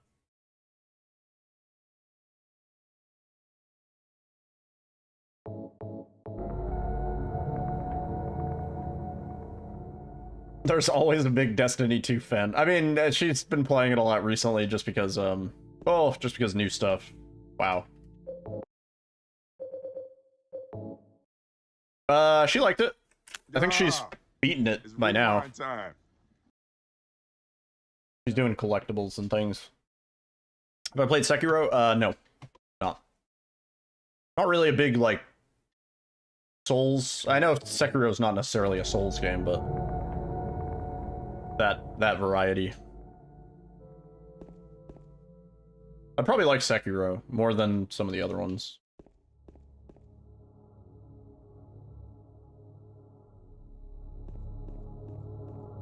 Alyssa is a crazy gamer, yeah. She's better at video games than I am, dude. Grandmaster support in Overwatch. Most seasons. He has like, what, 500,000 gamer score? 260,000. Only 260,000. Yeah, she's more achievement hunter completionist than I am. She plays at max brightness. No, it's just because it's just because my camera sucks. Yeah, there's no lamp in the. Actually, there's no light source in the room. It's just the TV. Little did you know.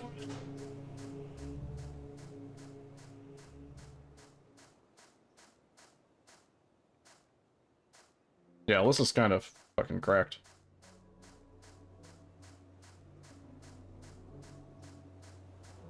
Night vision filter. Knuckles approved. If you post it in the suggestions, if you can find a green screen of it, ideally, I can set it up in the Discord.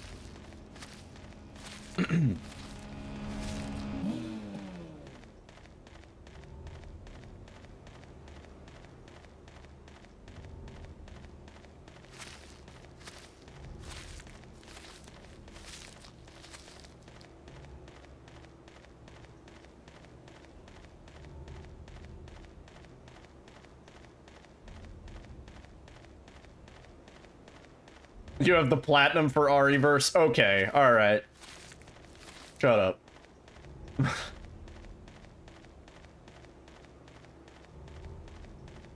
I hope they do. I mean, given... It looked like they had attention to detail in the footage we've seen, so I would hope that they paid attention to that.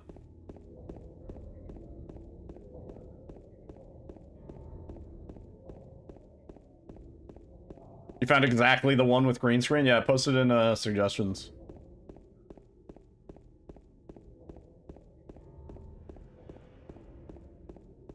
There are only 12 achievements, it's not that bad. The problem is nobody plays the game anymore. The only people that play are really, really sweaty about it. So trying to get the achievements that are like come in first as every character is fucking impossible.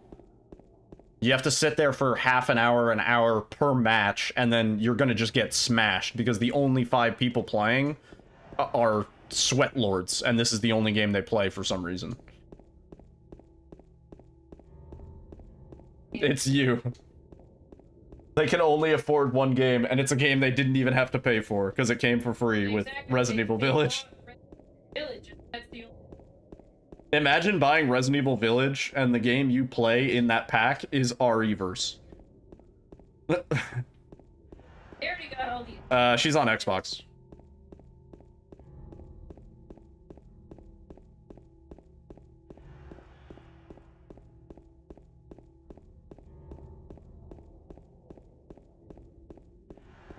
I feel like RE-verse had some potential. Top 3 games you've ever played? Ooh,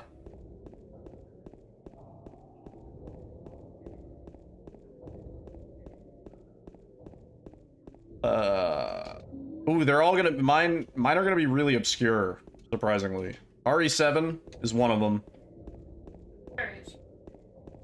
No, but then Neverhood is probably the second one. And... close tie between Obsidian and Myst for like third. But it's hard to narrow down. The Neverhood. Claymation click puzzle adventure game. And then Obsidian is pretty high up there too.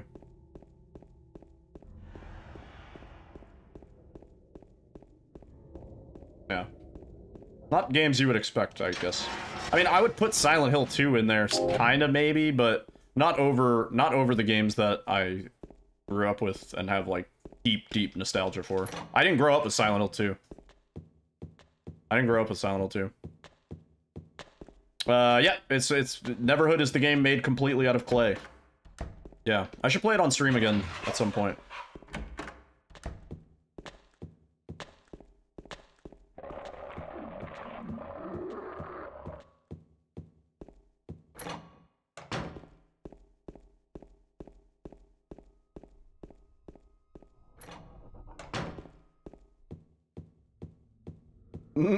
RE-verse? No, that was definitely a joke.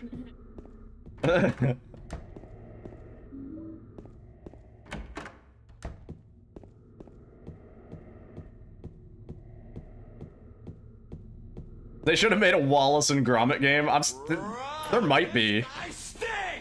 There might be a Wallace and Gromit game. Yeah, Neverhood is an amazing game. If you can get your hands on it and find a way to play it reliably, I so strongly recommend it.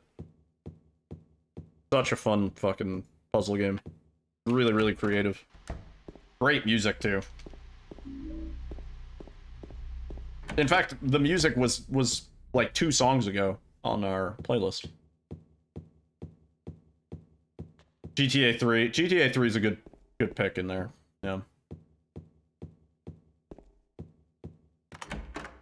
There was Wallace and Gromit and Project Zoo.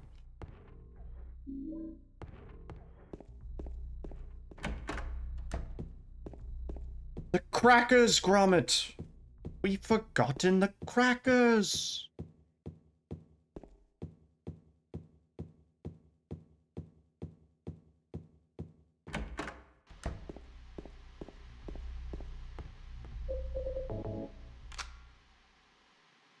Oh, what is this RNG nonsense, man? 105? Fuck.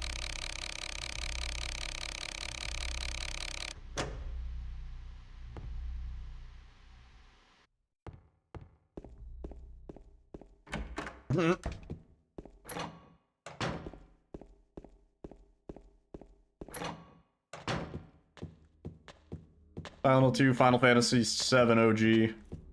Dot hack.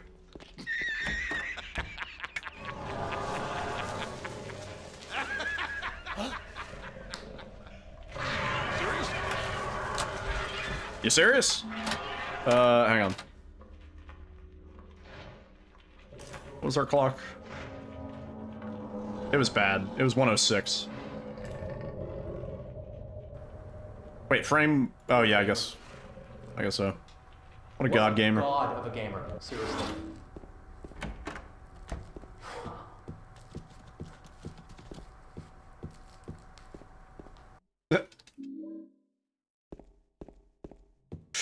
Dude, it happened again! Why? That's crazy. What the fuck? Why are we, like, turning fucking 90 degrees, dude?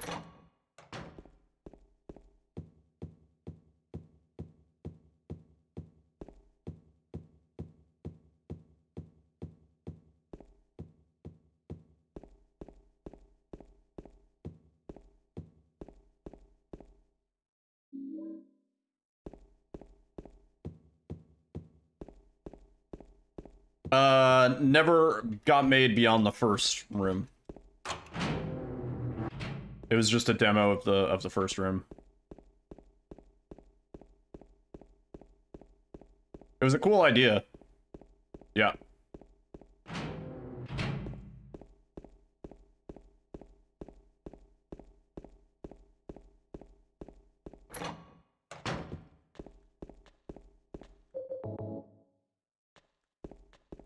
Dude.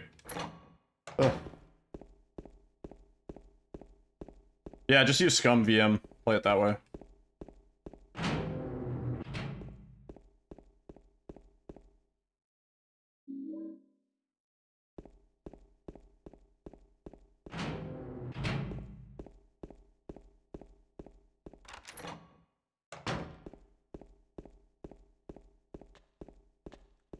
Scum VM is a, it's kind of like a DOS emulator. Runs older games for PC.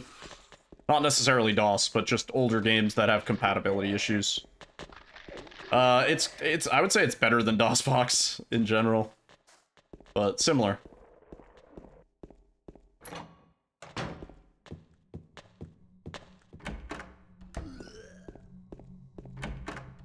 This is bad.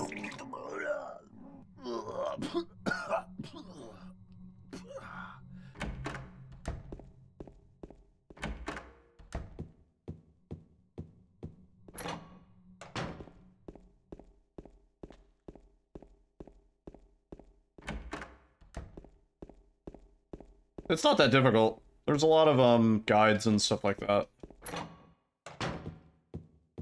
It's usually pretty easy to look up compatibility issues and how to like resolve them for most things. Most pages have like dedicated wikis that'll say like, you know, playable, but the background gets fucked up every now, you know, like.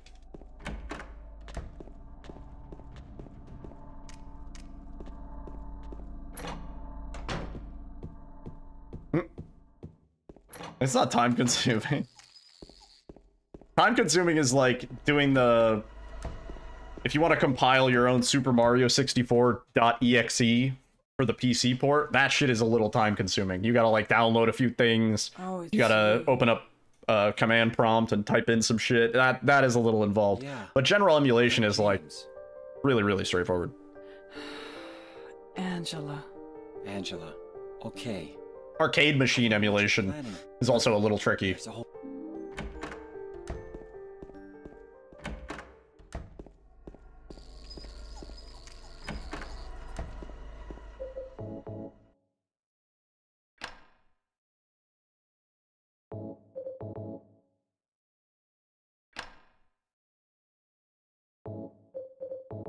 Yeah, N64 I would say is like the easiest platform to emulate. Like Wii and GameCube a little bit more difficult, but you have to dodge the Nintendo ninjas. Yeah.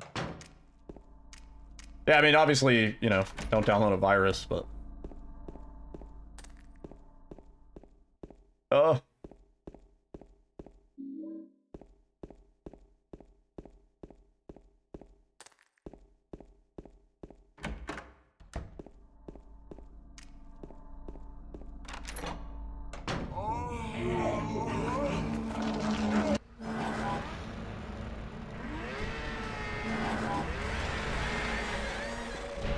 Bummer. The Switch Online stuff has so much input lag. I can't play any of those comfortably. Those are all terrible. Whoa!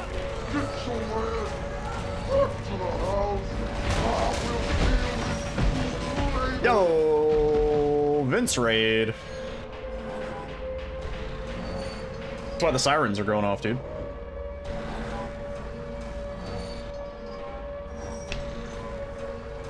How's everybody doing? Welcome on in. How you doing, Dork Duck? Sam? Epoch? Come on in. How was the Silent Hill 2? What are you up to? Hope everybody's doing good. My name's Yiddle, our speedrunner. Do a lot of Silent Hill 2 stuff. Run's not great, but we recorded a nice big tutorial guide earlier in the stream that I'm going to upload to YouTube for Enhanced Edition specifically. And I was pretty thorough. I tried to include everything that I could think of. It's like an hour and 45 minutes. But, yeah. Chillin'. Grinding. Yo, Isangeki. Thank you for the follow. Yeah, runs are not good. Not good tonight. But we're doing some doggo ending. I'm not sure how optimized this time is. It might be more optimized than I think. Yeah. Yeah, the hypest thing was I got a 449 on my reached apartment split, so that was pretty cool. Yeah, I'm gonna upload the tutorial after stream. I'll timestamp it and everything. So that if there's specific sections people want, we can easily get to them.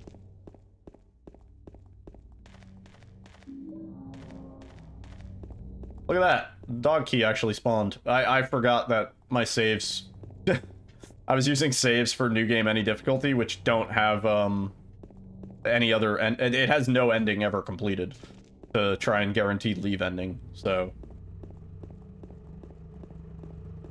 No dog key. Yeah, I got to the dog key spot, I was like, oh, right. And it's funny because I actually pointed that out in my tutorial. Did you find the lady? Oh, come on, dude. Keep going in the corner there. Mary? Yeah. 449 reaching the doors of apartments. No Angela skip either on that one. That was just Eddie? Straight good movement somehow. You're James. Yeah. We met in the apartment Hang on a second. building? I need to see if I can do that like semi-consistently. But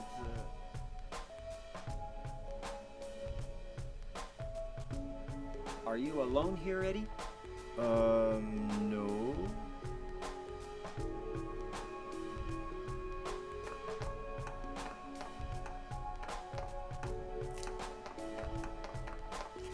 Bye-bye. Wait! Come back! Eddie, let's go after her. Huh? Laura? But why?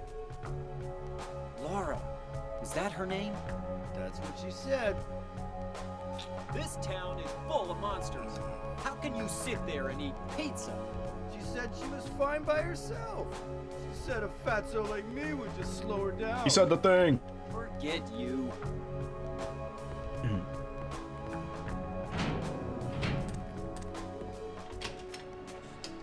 Oh, come on. Fart head. Hey, that's pretty good. Oh yeah, we do have new channel point redemptions if you want. Yeah, it's supposed to be fart face, but it's kind of funny you're saying fart head. Where's the fart face voice from? It's when she, at the end of, when she locks you in the room with flesh lips. James is like, let me out of here, you little brat. And she's like, why you fart face. I can show the cutscene.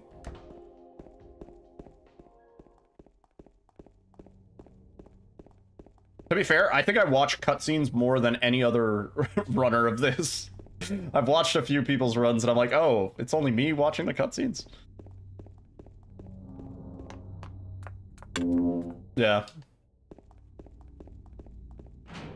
Yeah, no, I agree, Vince. And I said the same thing. I was like, when she said fart face the first time, I was like, oh, nice, she said fart face. And then she was like, fart face, fart face. And I was like, oh, they really leaned into the, fart face thing. There are a few cutscenes that add time. It's only the ones that have text that appear on screen. It should be the same in PS2. But yeah, as long as there's no text on screen, the timer doesn't run. So, like, an example is the Laura one, when she hands you the letter. That cutscene doesn't run the timer until she hands you the letter, and then the timer starts running. Similarly, the fire escape. When James is going through the fire escape, that one doesn't run the timer until the text appears on screen for James's internal monologue. Fart face percent is when you let fart face cutscene run. Fart face percent, world record incoming. Yeah, it should be identical, I think. But yeah.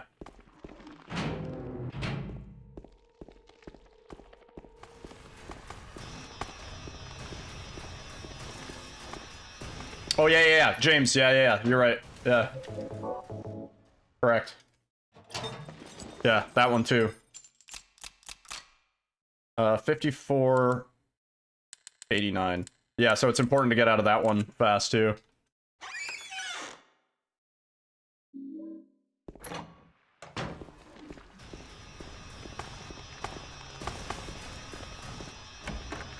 Yeah, right here. So this pauses the timer. As soon as the text appears, timer runs.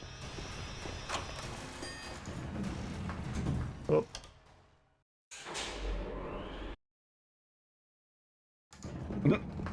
Yeah, I think it's something to do with the game knows, like, this is very much a cutscene. The game knows what a cutscene is, and you'll notice when I skip the cutscene, there's like a 0.02 bleed. Later, okay? But it's really important. So it's like, I don't know. What is it? A letter from Mary. Huh? Fart face. Yeah, in the back.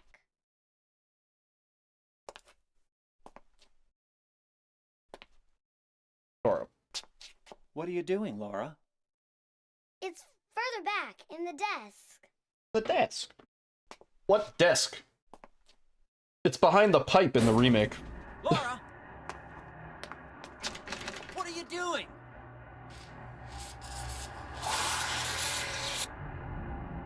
Ha ha, I tricked you. Yo, James, I'll trim your armor. Why should I? I'm a Free armor trimming. Want me to open it? Huh? Huh? Do ya? What's the Damn. magic word? Wait, in hard? Laura? Okay. Yeah. I guess it won't open it. That's a good fight. I think I'll just leave you like this. Yeah, I think sometimes it's just the shotgun spread. I'm not sure. Why, you... Laura? You fucking... There it is. Fart face, fart face, fart face, fart face.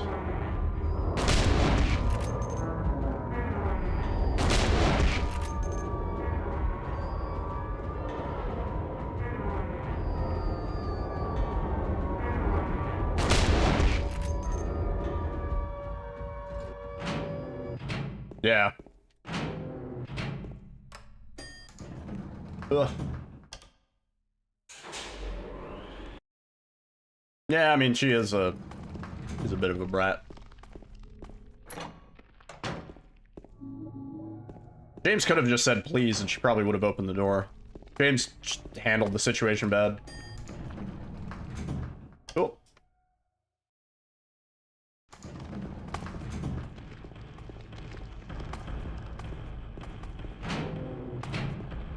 Oh, let's use the door. Oh, and run into the wall. Yeah, I don't know if we would have been cranking out anything good tonight anyway. My movement's all over the place. James. Mary? Oh. How much time can be saved in hard? Enhanced edition? I thought you were... Probably another... Sorry. 30 seconds? 45 seconds? Anyway, I'm glad you're alive. Anyway. Anyway! What? Pick it up. Yeah, exactly. James just handles the situation with Laura, like, super poorly. He's like, I promise I won't yell at you. And then he's like, what? And then she's like, what the fuck?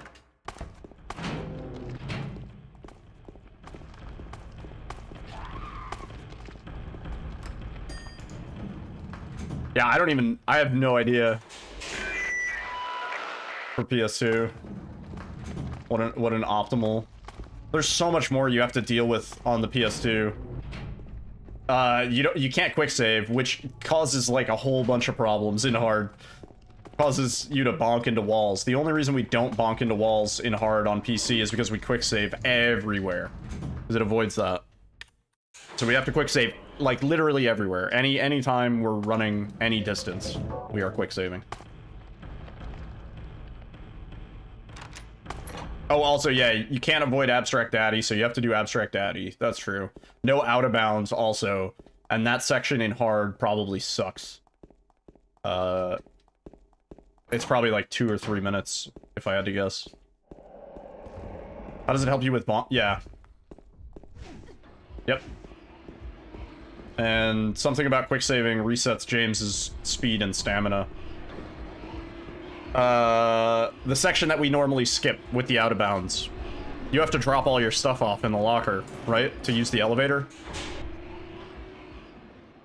Yeah.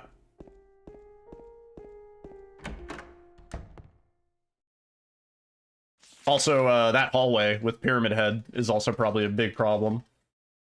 Probably have to shoot him. Yeah.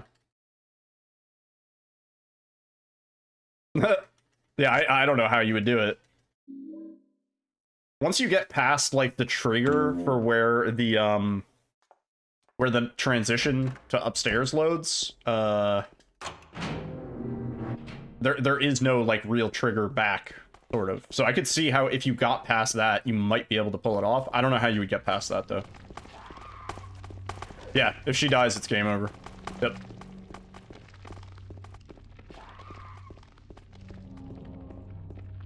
Yeah. There's a lot more stuff you have to contend with on PS2. PS2 hard mode is the true hard mode. You guys have to pick up more ammo, you have to pick up more heals.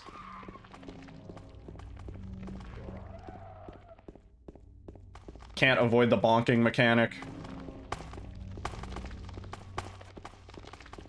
Yeah, it is basically a glitchless run. I've had a few questions like that on my on some of my YouTube videos and stuff where people are like, yo, do you do this run but glitchless? And I'm like, nah, you gotta look at like the PS2 runners for that. Like, you wouldn't be able to really have a competitive time glitchless in PC. It would be much harder.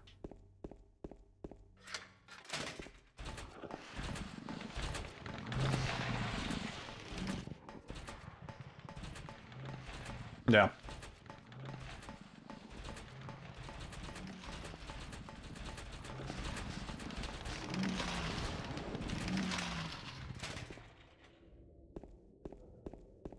Yeah, hard PS2 is definitely, like, genuinely fucking difficult.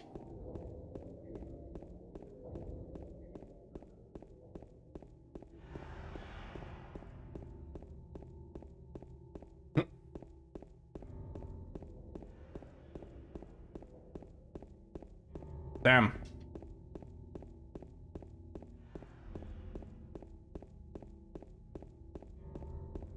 I mean, it's like, it's one of those things where I wouldn't say it's like not optimized. It's just that nobody's ever gotten like the unicorn, probably, because the stars need to fucking align in every galaxy conceivable across all the parallel universes.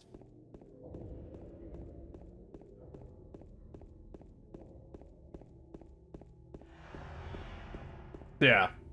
Yeah, other than the categories that Aaron has grinded out. Those have been pretty optimized.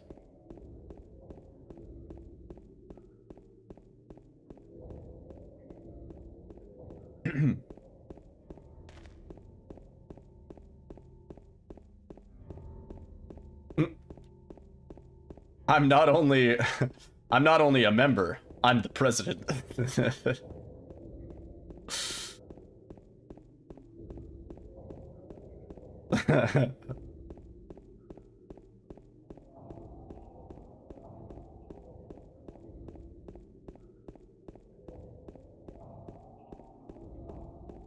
What is this, like, frame stutter I'm getting?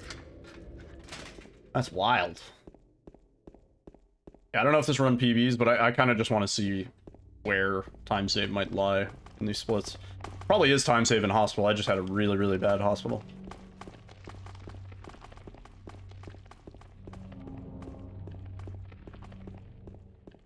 Huh.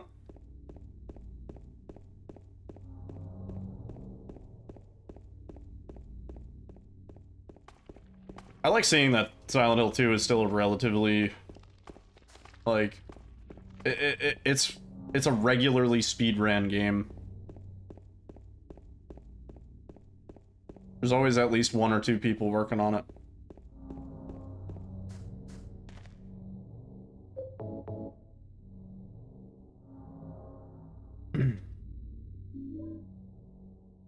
Hell yeah. Yeah, you should check out some console runs, XC. They are a different beast.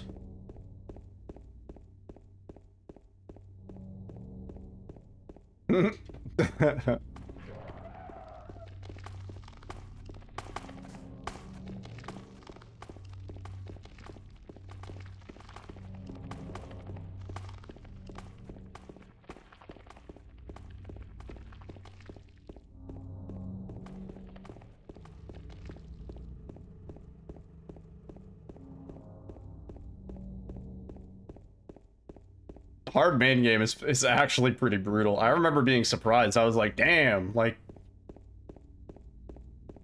they expected gamers to be gaming in 2001. E.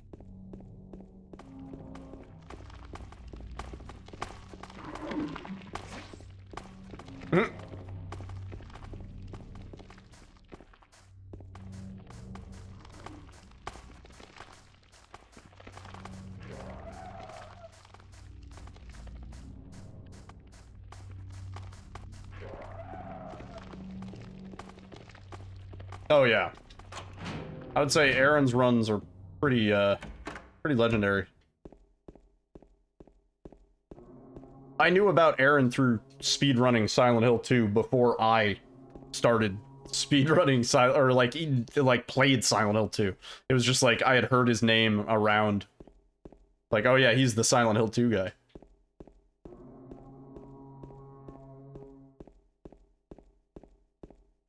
Meanwhile, I'm the Goosebumps guy.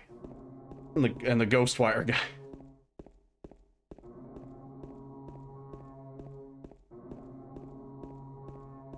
The Cory in the House guy. The Death Blush guy.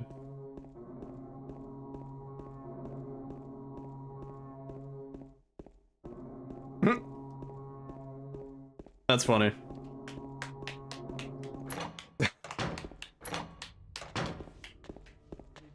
Oh, please. Why did I even run Cory game? What are you... Are you serious? You serious? Use it! Use the chainsaw, buddy? No, I ran it because it's a funny meme. Cory in the House, good meme. Or at least it was. Yeah, why wouldn't you run Cory in the House? I said I would, like, a long time ago. A long time ago. I was like... But, like, before speedrunning RE7, before speedrunning anything, I said I would speedrun Cory in the House on DS. And then I speedran RE7, and I was like, you know what'd be funny? If I started actually speedrunning Cory in the House on DS. And then I did. And I got pretty damn good at it, too.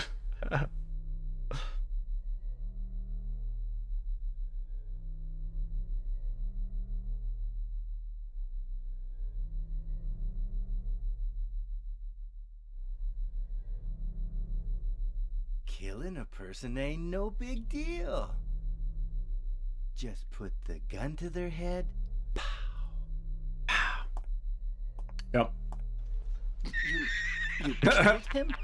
Serious? But it wasn't my fault. He made me do it. Calm down, Eddie. You serious? Tell me what happened. That guy...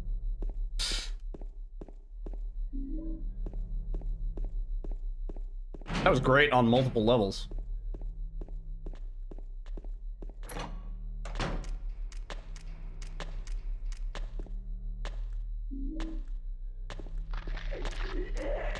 Oh, nice.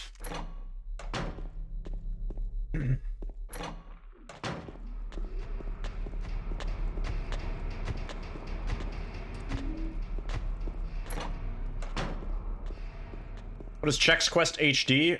It is the remaster of Chex Quest, the Doom game. You want to see something impressive? Check out my bowl percent speedrun.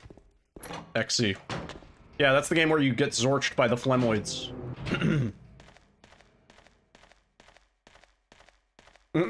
I mean, that's just that category. There is an actual game. That's just bowl percent. Oh, please. There was bowl percent in the original Chex Quest, from my understanding.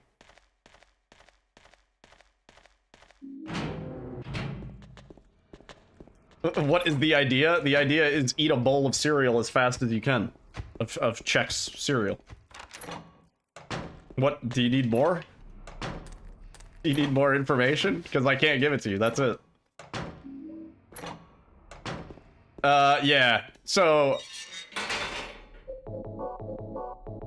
Some people apparently are really good at eating, but there was a lot of controversy because I'm pretty sure there was a cheated world record. I had world record at a point. My run was former world record. Yo, Neon Rich. Neon Rich. Dude, 45 months. God damn. A lot of months, dude. Yes! Yes! Yeah! Hey, come on, baby! Come Thank on. you, Arkin. Yes! Come on! Yes! Thank you, Neon Rich. Hope you're doing well. That is impressive. I did play Death Flush, yeah. Yeah, Neon Rich, we have new channel point rewards. They're pretty good. Yeah. Had world record in Death Flush, former world record holder. Oh, the cereal controversy. Yeah, so, yeah, I mean, somebody cheated. It was obvious, so they had to revamp the rules. And even now, I don't know if the first place run abides by the rules. Because you have to show your bowl, both before and after, and while you're eating. Which I did. There was like a 30-minute video that some guy did exposing the controversy. And, no, soaking is allowed. Pre-soaking is totally allowed. Pre-soaking is totally allowed. Is this how I impressed Alyssa? Yeah. That's how you get a hot girl. Record had the bowl off screen and had a hat. He had, yeah. His face. The guy who had world record had the bowl off screen and a hat covering his face. So like, You didn't see anything. so like, let's say that like, I'm here, right? And like hat brim is like here. His bowl was like here. And so when he was scarfing down the bowl, it was like this. And so you couldn't see anything. And he was just like shoveling. And then he was like, done, you know, and he showed the empty bowl. And everybody was sus of that record. And so somebody made a video exposing it. And they saw my record in that video. And it was like the funny. I wish I could find that video. Going through a list. He was going through the whole leaderboard, and he was like, look at this guy, what a champ. This guy's a pro. This guy's on the up and up. Because I had two cameras. I had my second camera pointing down at the bowl, so I had one camera on my face, one camera on the bowl. You could see it in the video. And he like saw that run, and he was like, this is how you fucking confirm a record, you know. But yeah, so they had to make some extra rules. I wrote those rules originally. It was like the rules that like if you look at the rules, it's like just a regular sized bowl, no funny stuff or something like that. Those are my words. Yeah, I was in the Discord when the rules were being written, and I was like, I think they should say something like this, and then they just copy pasted that into the rules.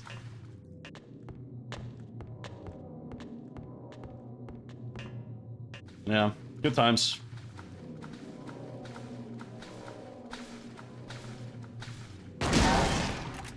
I don't think we were supposed to blast her that hard. Huh. Yeah, I agree. Even newest world record is sus, right? Yeah. It would be really easy to do a switch. Yeah.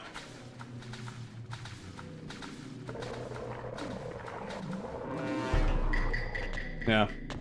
Listen, I'm not about that life anymore. It used to be a channel point redemption that people could redeem for me to do an attempt of the bowl eating record, but I don't want to scarf down a bowl of Chex cereal. E. It's not very good cereal. Arsonist 3. I think it's high in fiber. E. Maybe it's good for me. I'd have to use soy milk. But yeah, I developed the SOG tech, where you let the cereal sit in the milk for a little bit, get it a little bit soggy, and then also you can crush it up so that it's more like granulated instead of being just full chunks. It's almost like pre-digested. And then another dude found the slotted spoon tech, where he was using a slotted spoon so that you end up with only cereal, because the rules say you just have to finish the cereal. You don't have to finish the milk. So, yeah, he was using a slotted spoon. But slotted spoon is a little bit unruly. It's not the best tech, because it's hard to fit a slotted spoon in your mouth, you know?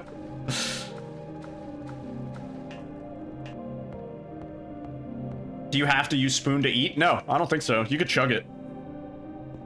You could chug it if you wanted. Oh!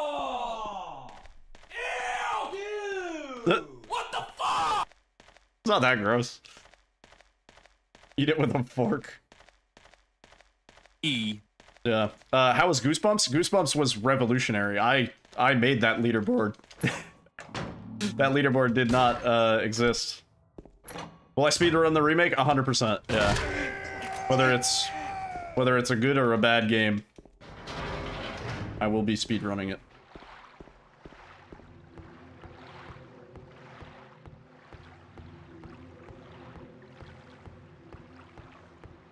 I am committed. Probably gonna take a few days off of work, and we'll do a casual playthrough and like kind of a exploratory, longer playthrough. Maybe mess around, and then we'll get into speedruns probably the next day.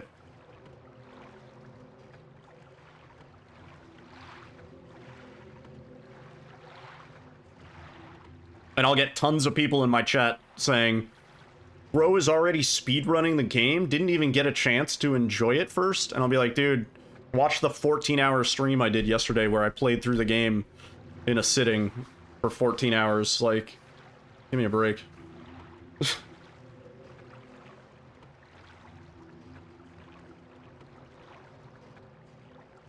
Without bathroom breaks.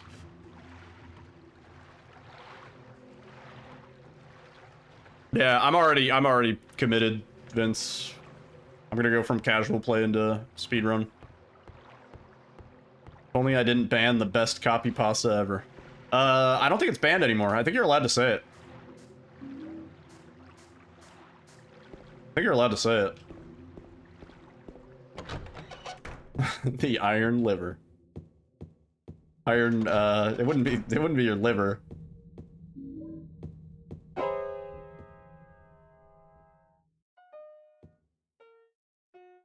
This is not a very good run.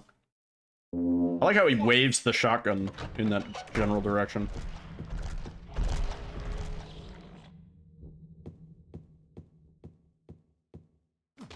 Ooh. Fell a little bit early. There we go.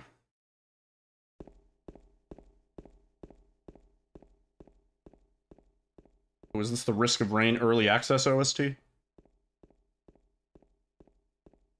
Or Risk of Rain 2?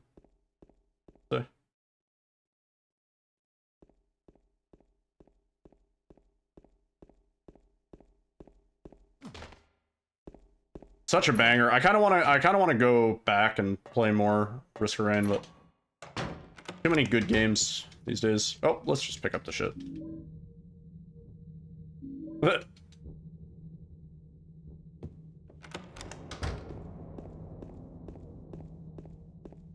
That game came out around when I first started speedrunning Silent Hill 2, actually. Like 3 years ago, right? 4 years ago.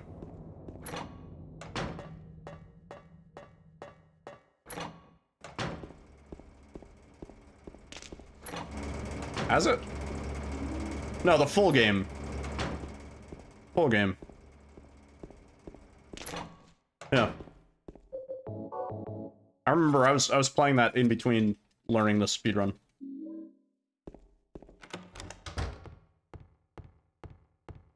Oh.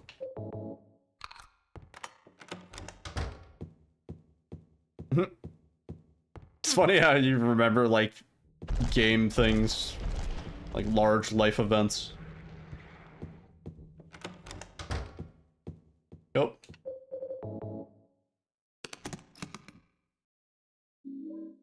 We'll do another attempt, but these splits might be a little harder than I thought. E.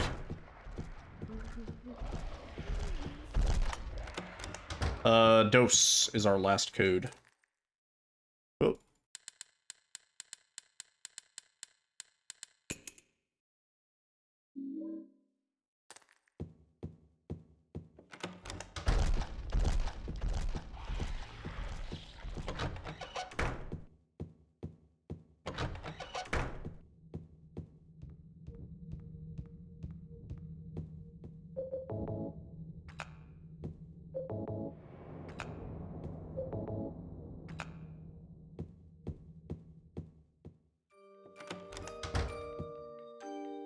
Let's pick up the key, buddy.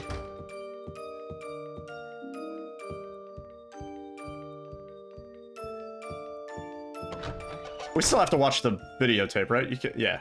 I was gonna say.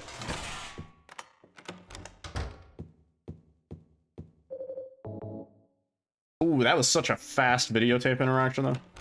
Very cool. GG.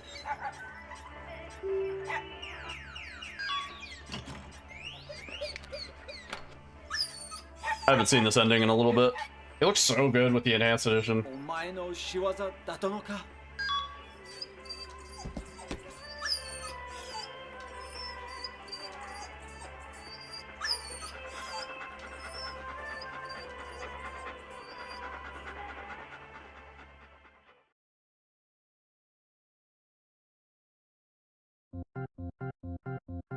Why is it in Japanese? Because supposedly they made Guy See record those voice lines in Japanese. The story behind it is a little weird.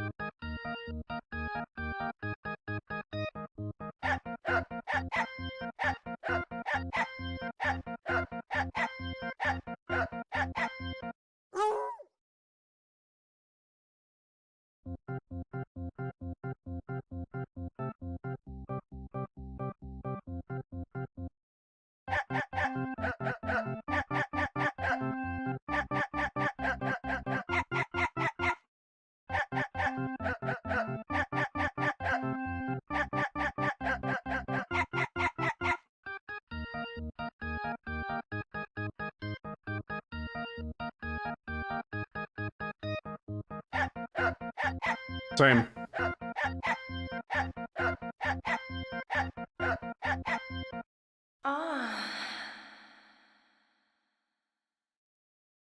Now this man loves life. I got you, chat. GG. E. 35-24. Ending. Dog. Yeah. Yeah. We, like, only lost time on those splits. That was not super great. Let's try again. See if we can do that a little bit better. I feel like we should be able to PB on these splits, but maybe I'm wrong. We going again. Probably like 1 or 2 more attempts. I have to get up for Toro's vet appointment. Timer didn't start. That's cool. Yo, Vince, thank you for the raid, dude. Have a great rest of your eve. Take care. Probably see you soon. Probably see you soon.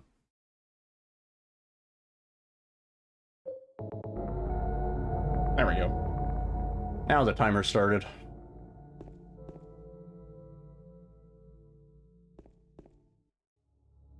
Okay, well, fuck me then, huh? Yeah, it's rewind time.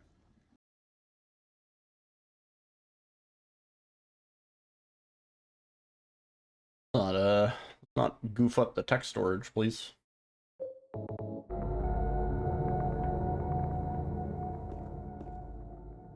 I literally mentioned that during my tutorial. I was like, make sure you don't hit the analog stick before you hit quick save. What do? Hit the analog stick before I hit quick save.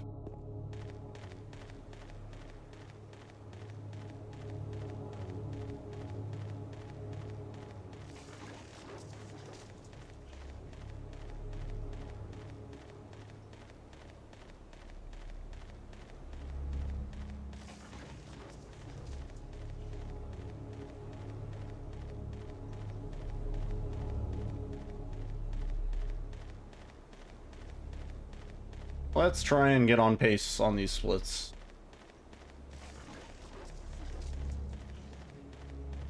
If we could beat these, then we could probably beat our UFO ending splits too. Do a general cleanse. It's already kind of behind though. Half a second or so. Yeah. Not great. Not terrible.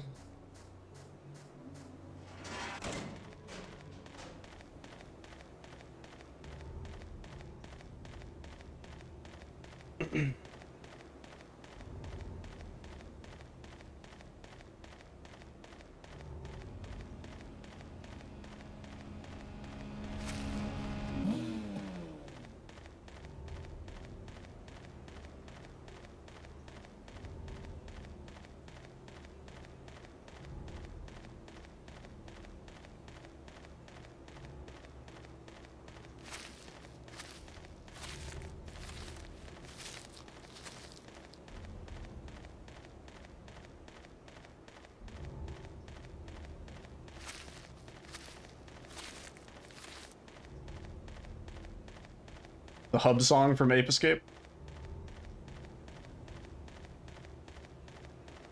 I believe you would be correct.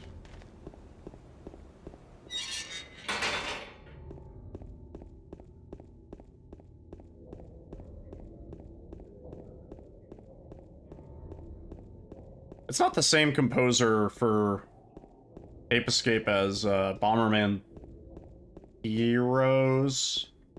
Bomberman Heroes? Not the same one, right? Has a very similar sound.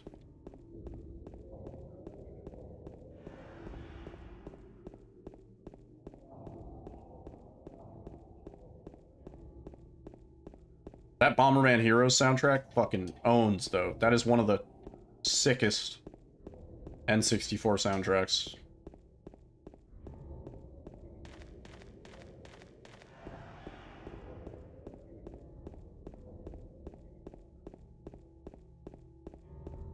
I also really love the Wave Race 64 soundtrack. That one is one of my Tops.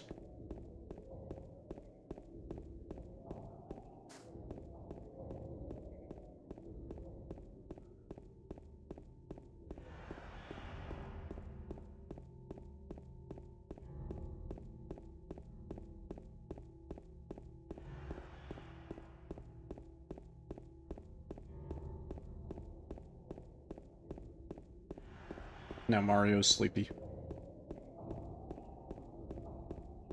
I'd also say Donkey Kong Country, like 1, 2, and 3. Hard to decide. That's like some of the best video game music. One of these days, I'm just gonna do a playthrough of all the Donkey Kong Country games.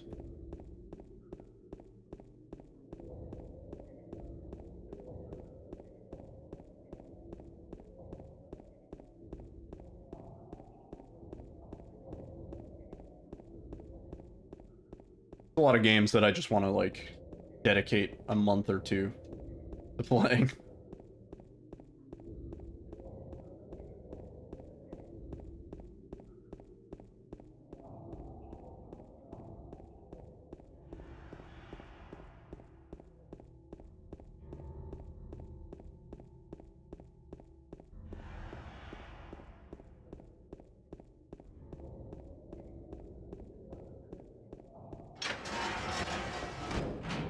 Juicy.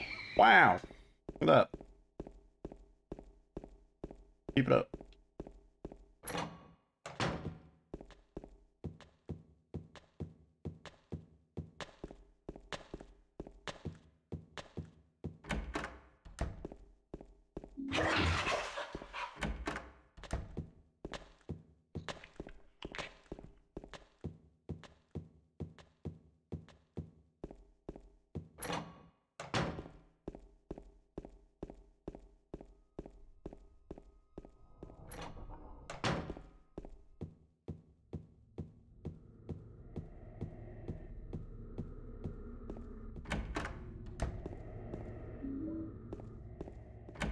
Door.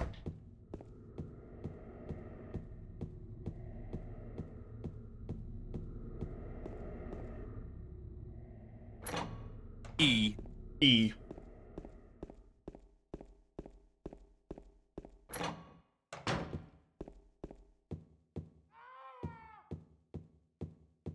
What was that? I mean, it is supposed to be rare. Like, I'm surprised you got it as many times as you did already.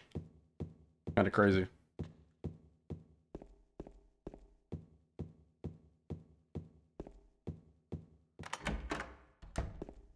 You got it once? I'm pretty sure you got it more than once, right?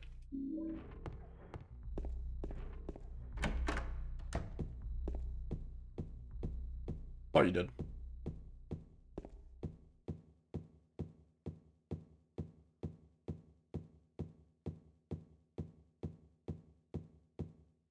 Oh, door.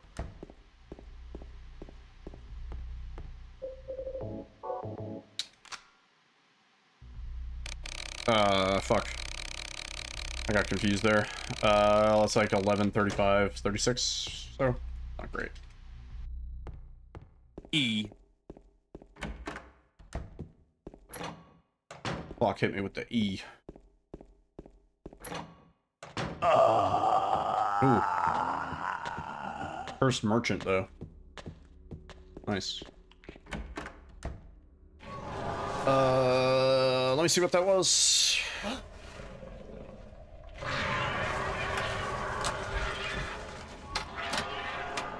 $11:37, 8? 37. Yeah.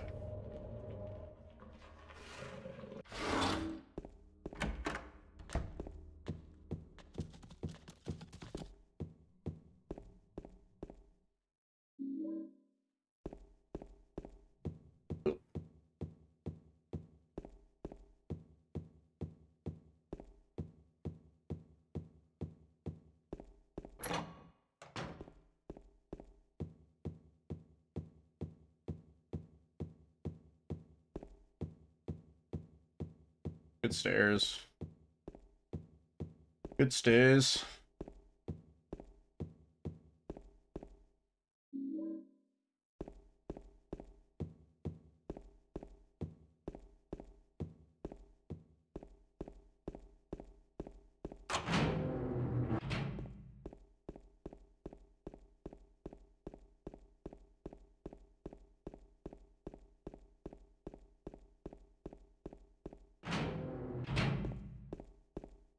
Crappy camera angle on that.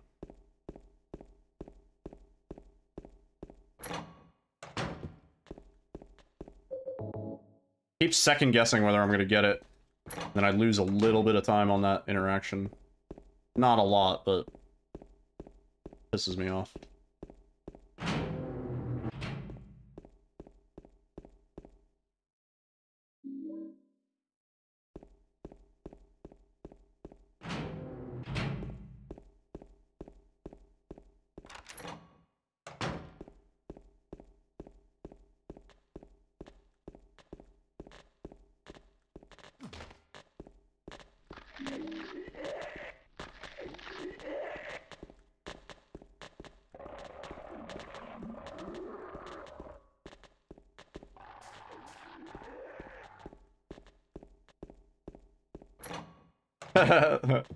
That's a good indicator. Oh, please, door. Like, this is... It's alright.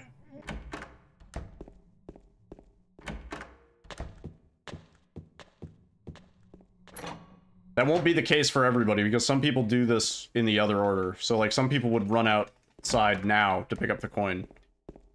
I don't think it makes a difference which order you do it in. You have to... You're traveling the same distance the same way anyway, so...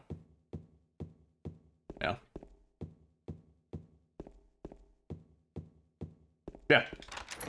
You can put the juice in the chute and then go out, talk to Eddie, and then go grab the coin from the garbage, or you can talk to Eddie before and then go grab the coin when you're on your way to the fire escape. Yeah. Doesn't matter.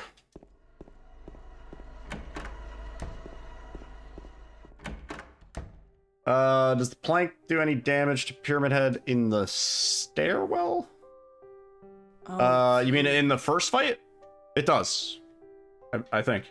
Pretty sure. Yeah. Not a lot. I'm James. But it does. Angela. Angela. Okay.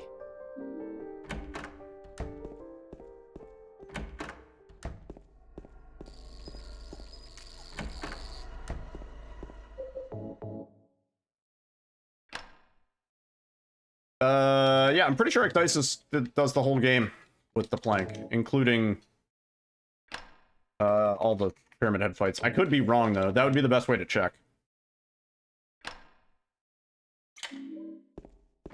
And plank only hard and plank only normal aren't going to be very different. The difference between the damage that you need to do to Pyramid Head in normal and hard with the pistol is like only 5 bullets, 6 bullets.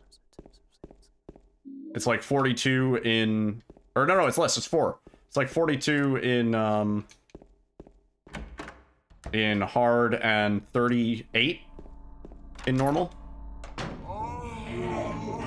No, it's almost 4. Normal Pyramid Head is actually very, very tanky. No. Word, James. Have a great rest of your night, dude. Thank you for the good luck.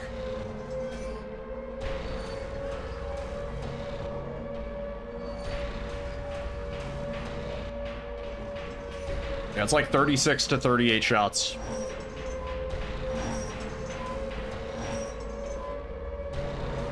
On normal.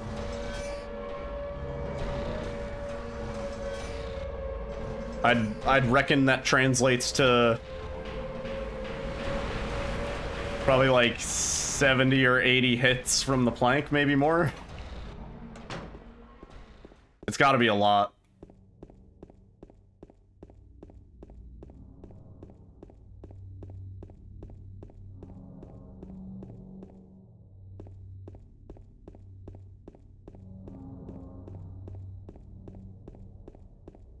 Also, my analog stick is so loose.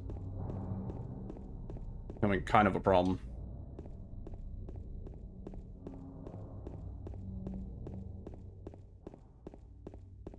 Ugh. Okay, great. Mary? We can work with it.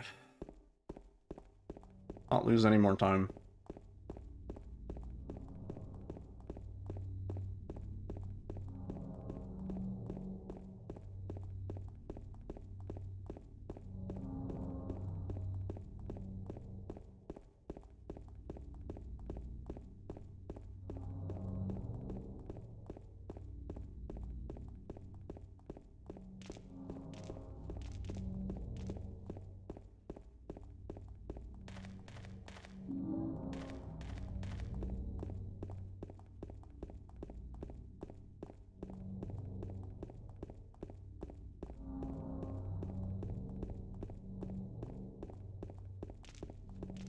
Let's see if we can bring this back.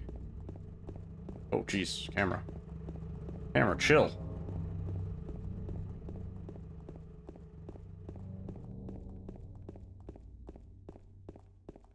Yeah, I was kind of surprised at how tanky Pyramid Head was, even on normal. I thought normal was going to be much closer to beginner, but The lady you're looking for? What's her I'd say name? it's closer to hard than it is to beginner.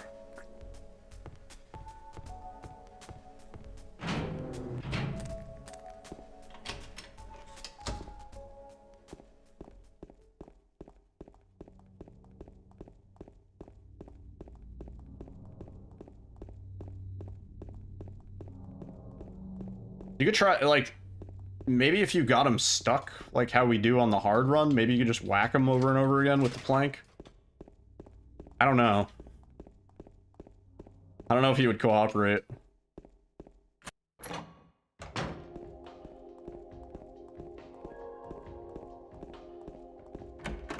If you just, like, back James into that corner and then try whacking off Pyramid Head. Or whatever, you know? Might work.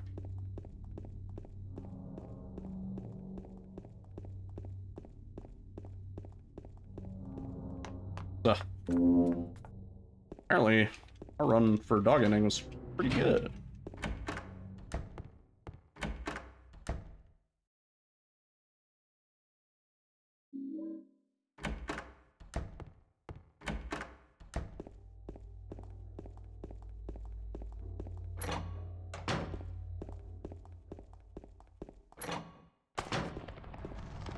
This is another part where technically you could do this in any order. You could, go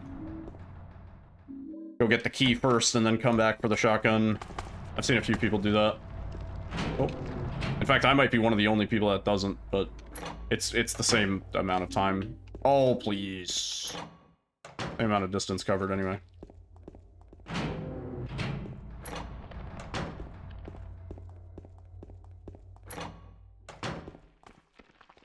Oh.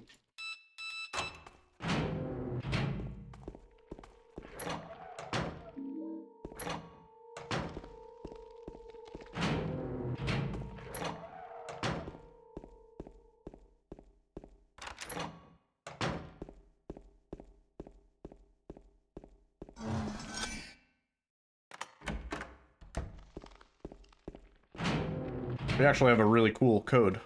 We don't usually see this code.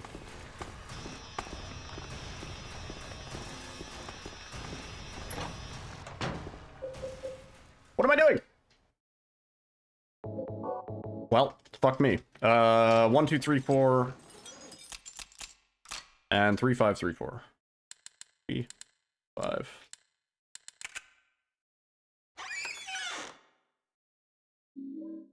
I don't usually see the 1, 2, 3, 4. E. 1, 2, E, 4.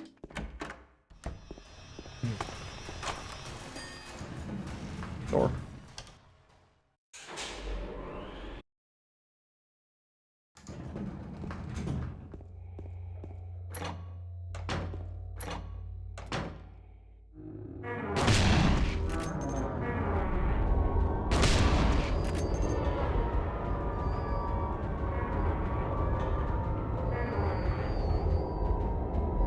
James? Oh, James, you son of a bitch. Oh, well.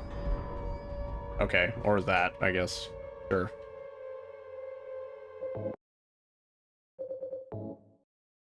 Yeah. One more. One more try. Rewind time. Just one. Last one. Where?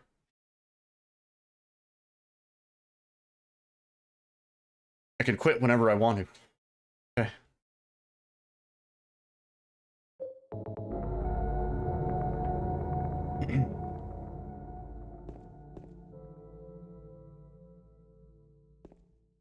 Oh, fuck.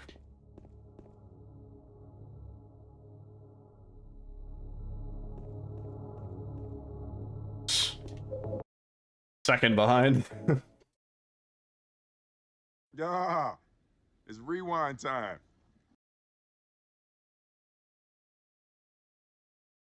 I wanted to see how bad it was. It were bad.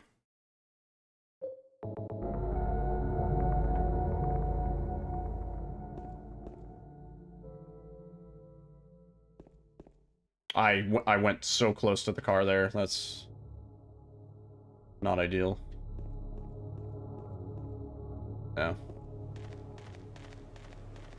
I think I'm a little rusted tonight. My movement just hasn't really been kicking.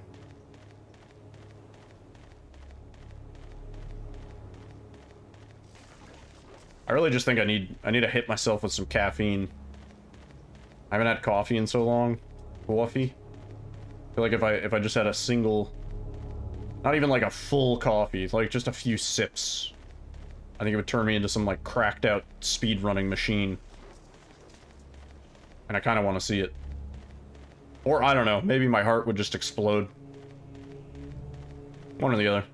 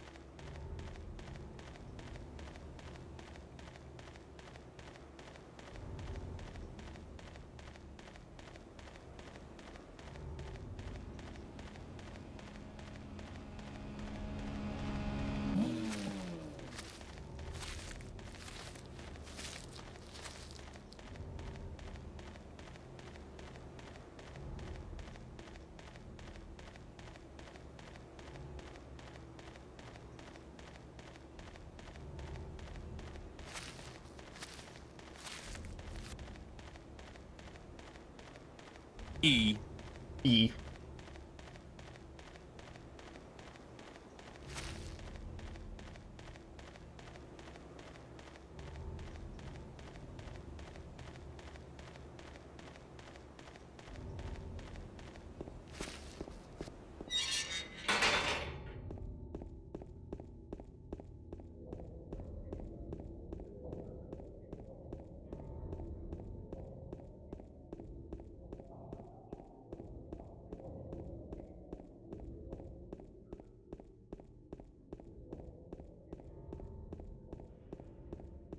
You can just wait and he leaves? I don't think there's a timer on that fight. I'm pretty sure Maria, or Mary, like the final boss fight, I think does have a timer, but it's like 8 minutes or something like that. It's really, really long. It's like the likelihood that you die before that timer runs out is super high. I don't know if Pyramid Head has a timer though. I don't think so.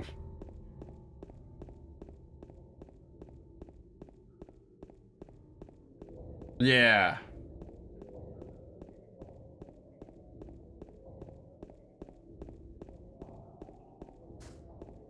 Yeah.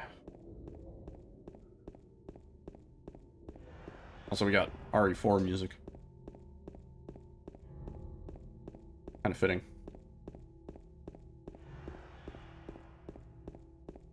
Yeah, I don't think the first Pyramid Head has a timer like that. Not that I'm aware of.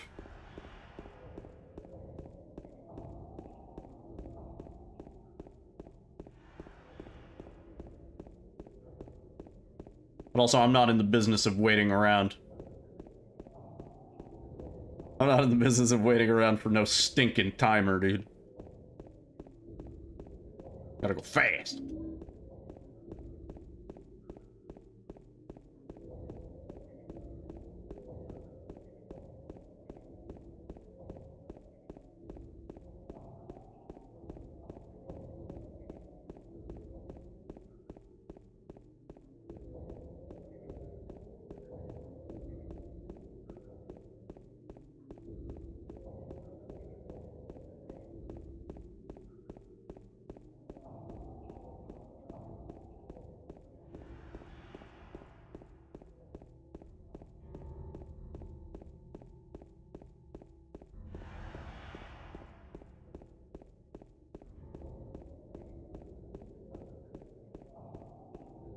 Oh, that door betrayed me, man.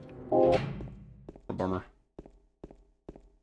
I'm not even getting 450s on these runs. What the fuck? What's going on?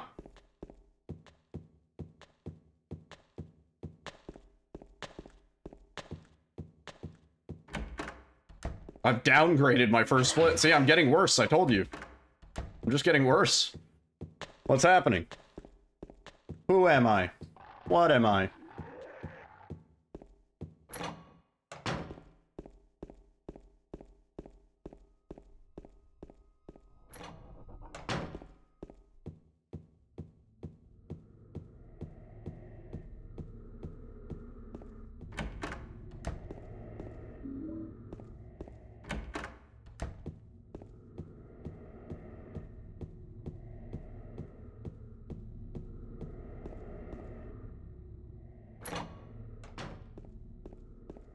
I should be interacting with that key at like 541. I have all these like mental splits. And I'm like, I know how much time we are behind or ahead based on small pauses in the timer.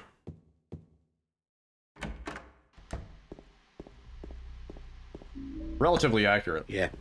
Yeah. I love that one. Yeah.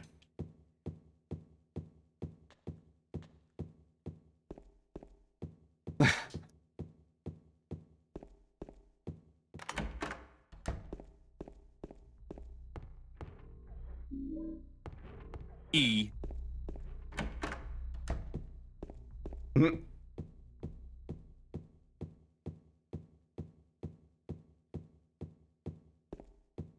eventually I need to hide some super rare ones in the green screen footage. Huh? Huh? Huh? Yeah, this clock. Huh? The fuck, man. Huh? I've had like one good clock today and I squandered it. One truly good clock and I cocked it up. Oh, and I bonked. Yeah, two if I count the one during my tutorial. Yeah, we got an 8:30. When it like super didn't matter. I don't know what the shit that's about. Let me see. Ugh, what was our time? It was like 11:50 or something. Yeah, 11:55, 56. Yeah. When I can use mouse and keyboard. I mean, I technically can. It's just, it's not fast right now. Yeah.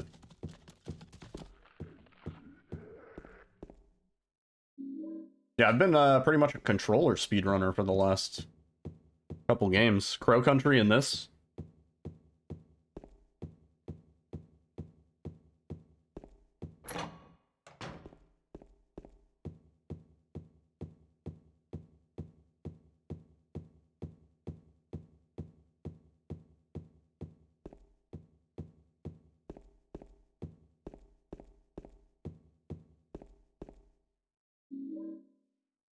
Yeah, it will be. Believe it or not, I speedrun games on mouse and keyboard usually.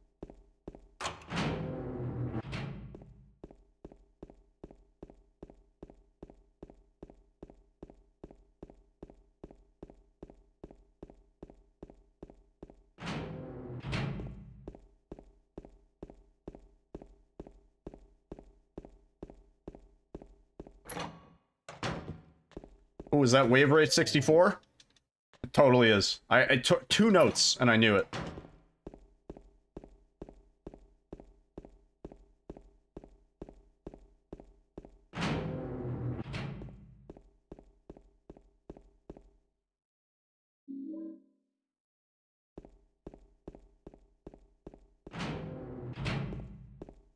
What song is this? Milky Lake. Great. That was a great course in Wave Race. That was the smoothest course. Why did I end up with the chainsaw? E.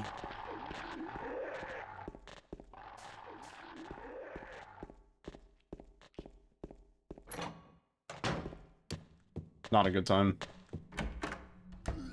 I'm not having a good time anymore. I mean, that's alright.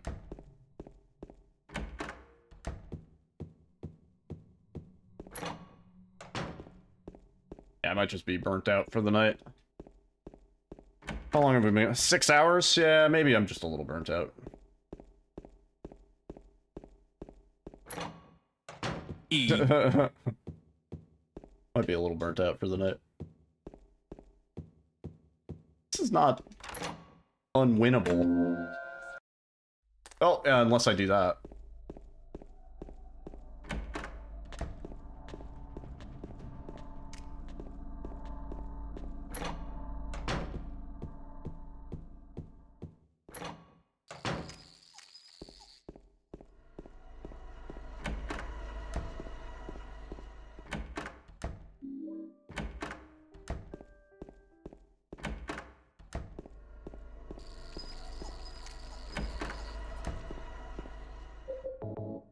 Wanted to make sure I was actually lined up with it.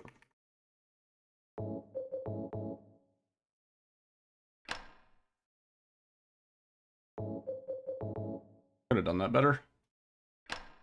Okay. Give me the coin, or the key. Whatever it is.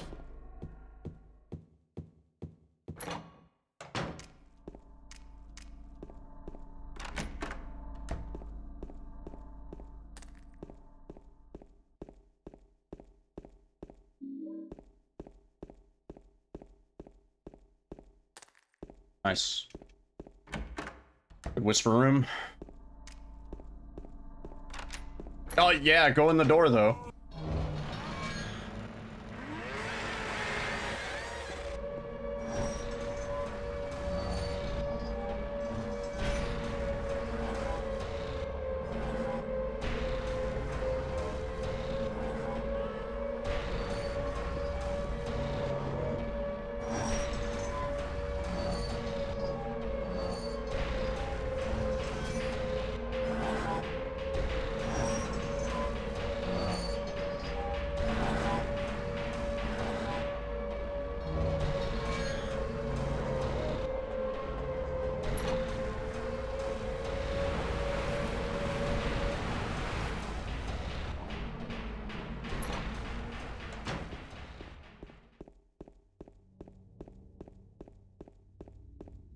Let's see how we did. E. E.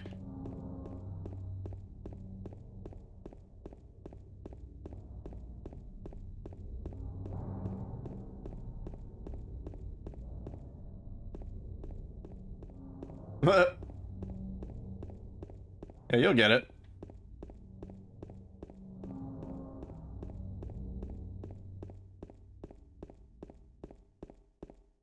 Mary? Alright. Still got a pace.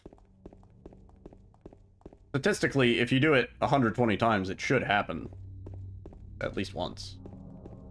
Right? That's how gambling works.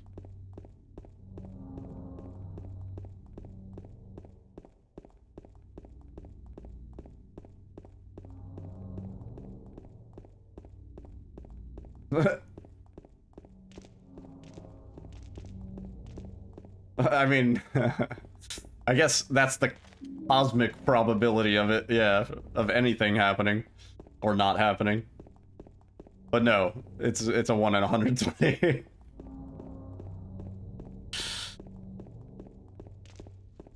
Like, in the big picture, I guess I see your point. But also, no.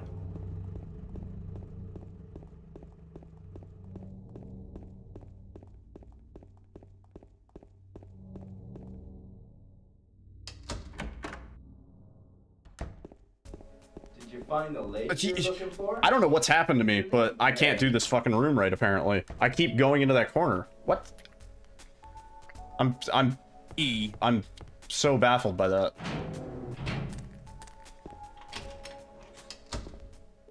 What happened? Your boy fell off. Man, I was like sitting back, and then I fucked that room up, and I'm like, ugh.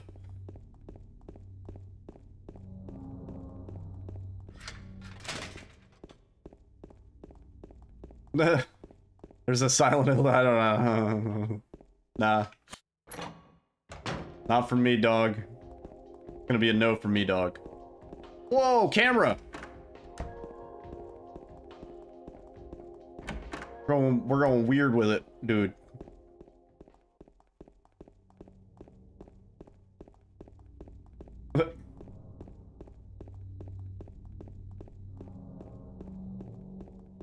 Shit's popping off.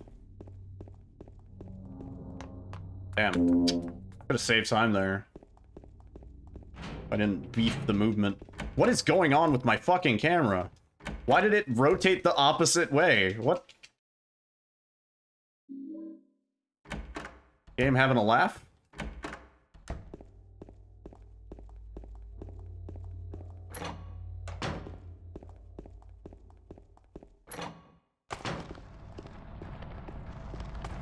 Door.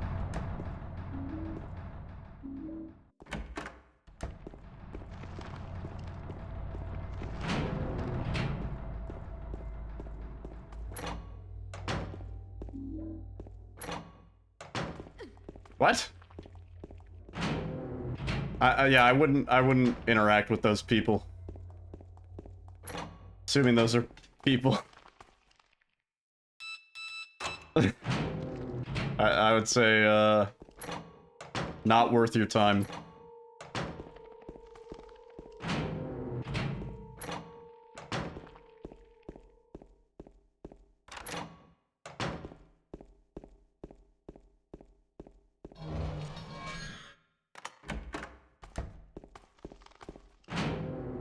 Yeah. That's why I don't use TikTok. Oh, come on. Let me through.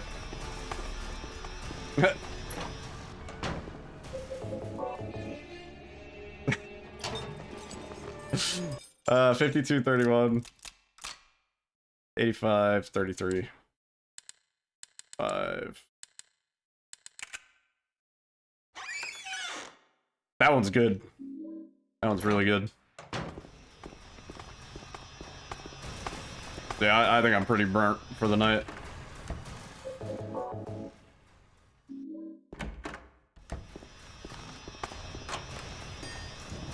As soon as he switched to gun, beat the fight first, right? Yeah. Because that's kind of how it's meant to be fought.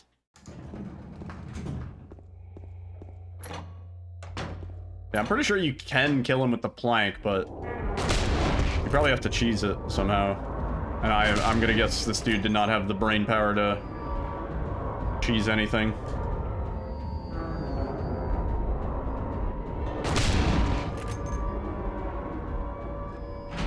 Excuse me, did you just woman-splain? Just kidding, of course. It's not a thing. E. This right here is my favorite thing ever in the history of forever. I think about this every day. I think about this all night long. I stay awake, not sleeping, because I'm thinking about this.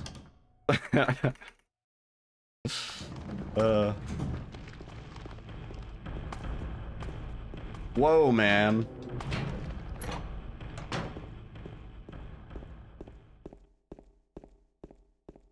Oh, James. James, I'm gonna do to you what you did to your wife. James. Can't fucking start moving correctly.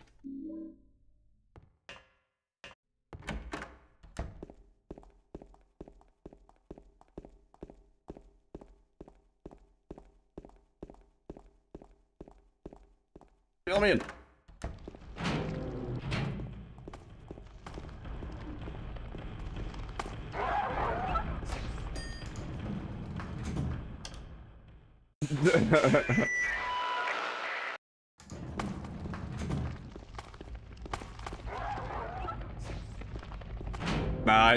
I would say those creatures are specimens for observation and not for interaction.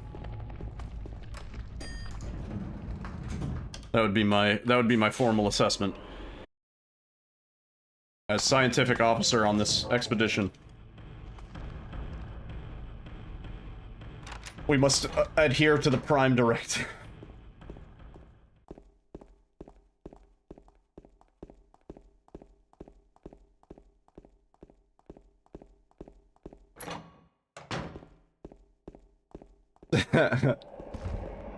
Twitch really is, like, I know, right? Like, give Twitch all the shit you want. At least, like, Twitch isn't a toxic fucking cesspool. Like, even YouTube gets pretty gross, man.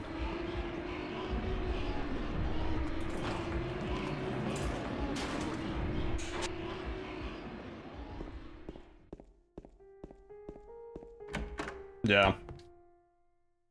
I like to hope that if TikTok were around when I was, like, an impressionable high schooler or whatever, I would have not been into it to be, like, contrarian. I would have been like, this is dumb. I'd like to hope that. Oh, this run's dead. I think I'm gassed out for the night. Ugh. Oh yeah, Steam forums are also really, like, that shit's a wasteland, dude.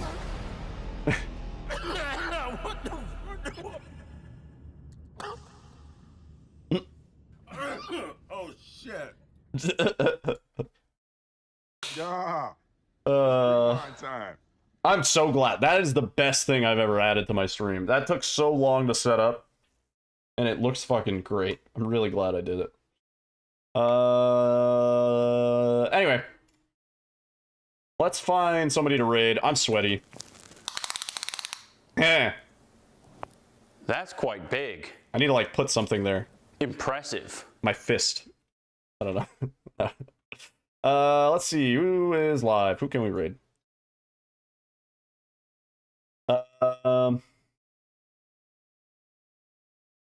He also has green screen effects. Let's raid Mr. DJ Rebirth. He's playing some Silent Hill 4, the one that I can't do. The RE7 song when I get rated by like 50 plus. One of those gets me DMCA muted for some reason. Spell his name wrong. DJ Redbreath. Anyway, I'll be back tomorrow. I gotta take care of some stuff during the day, but should be live later at night. But yeah, take care. See you soon. Good night.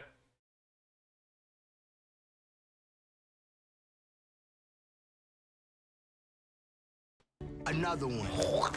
Now this man loves life. Now this man loves life. Impressive. I stay awake, not sleeping, because I'm thinking about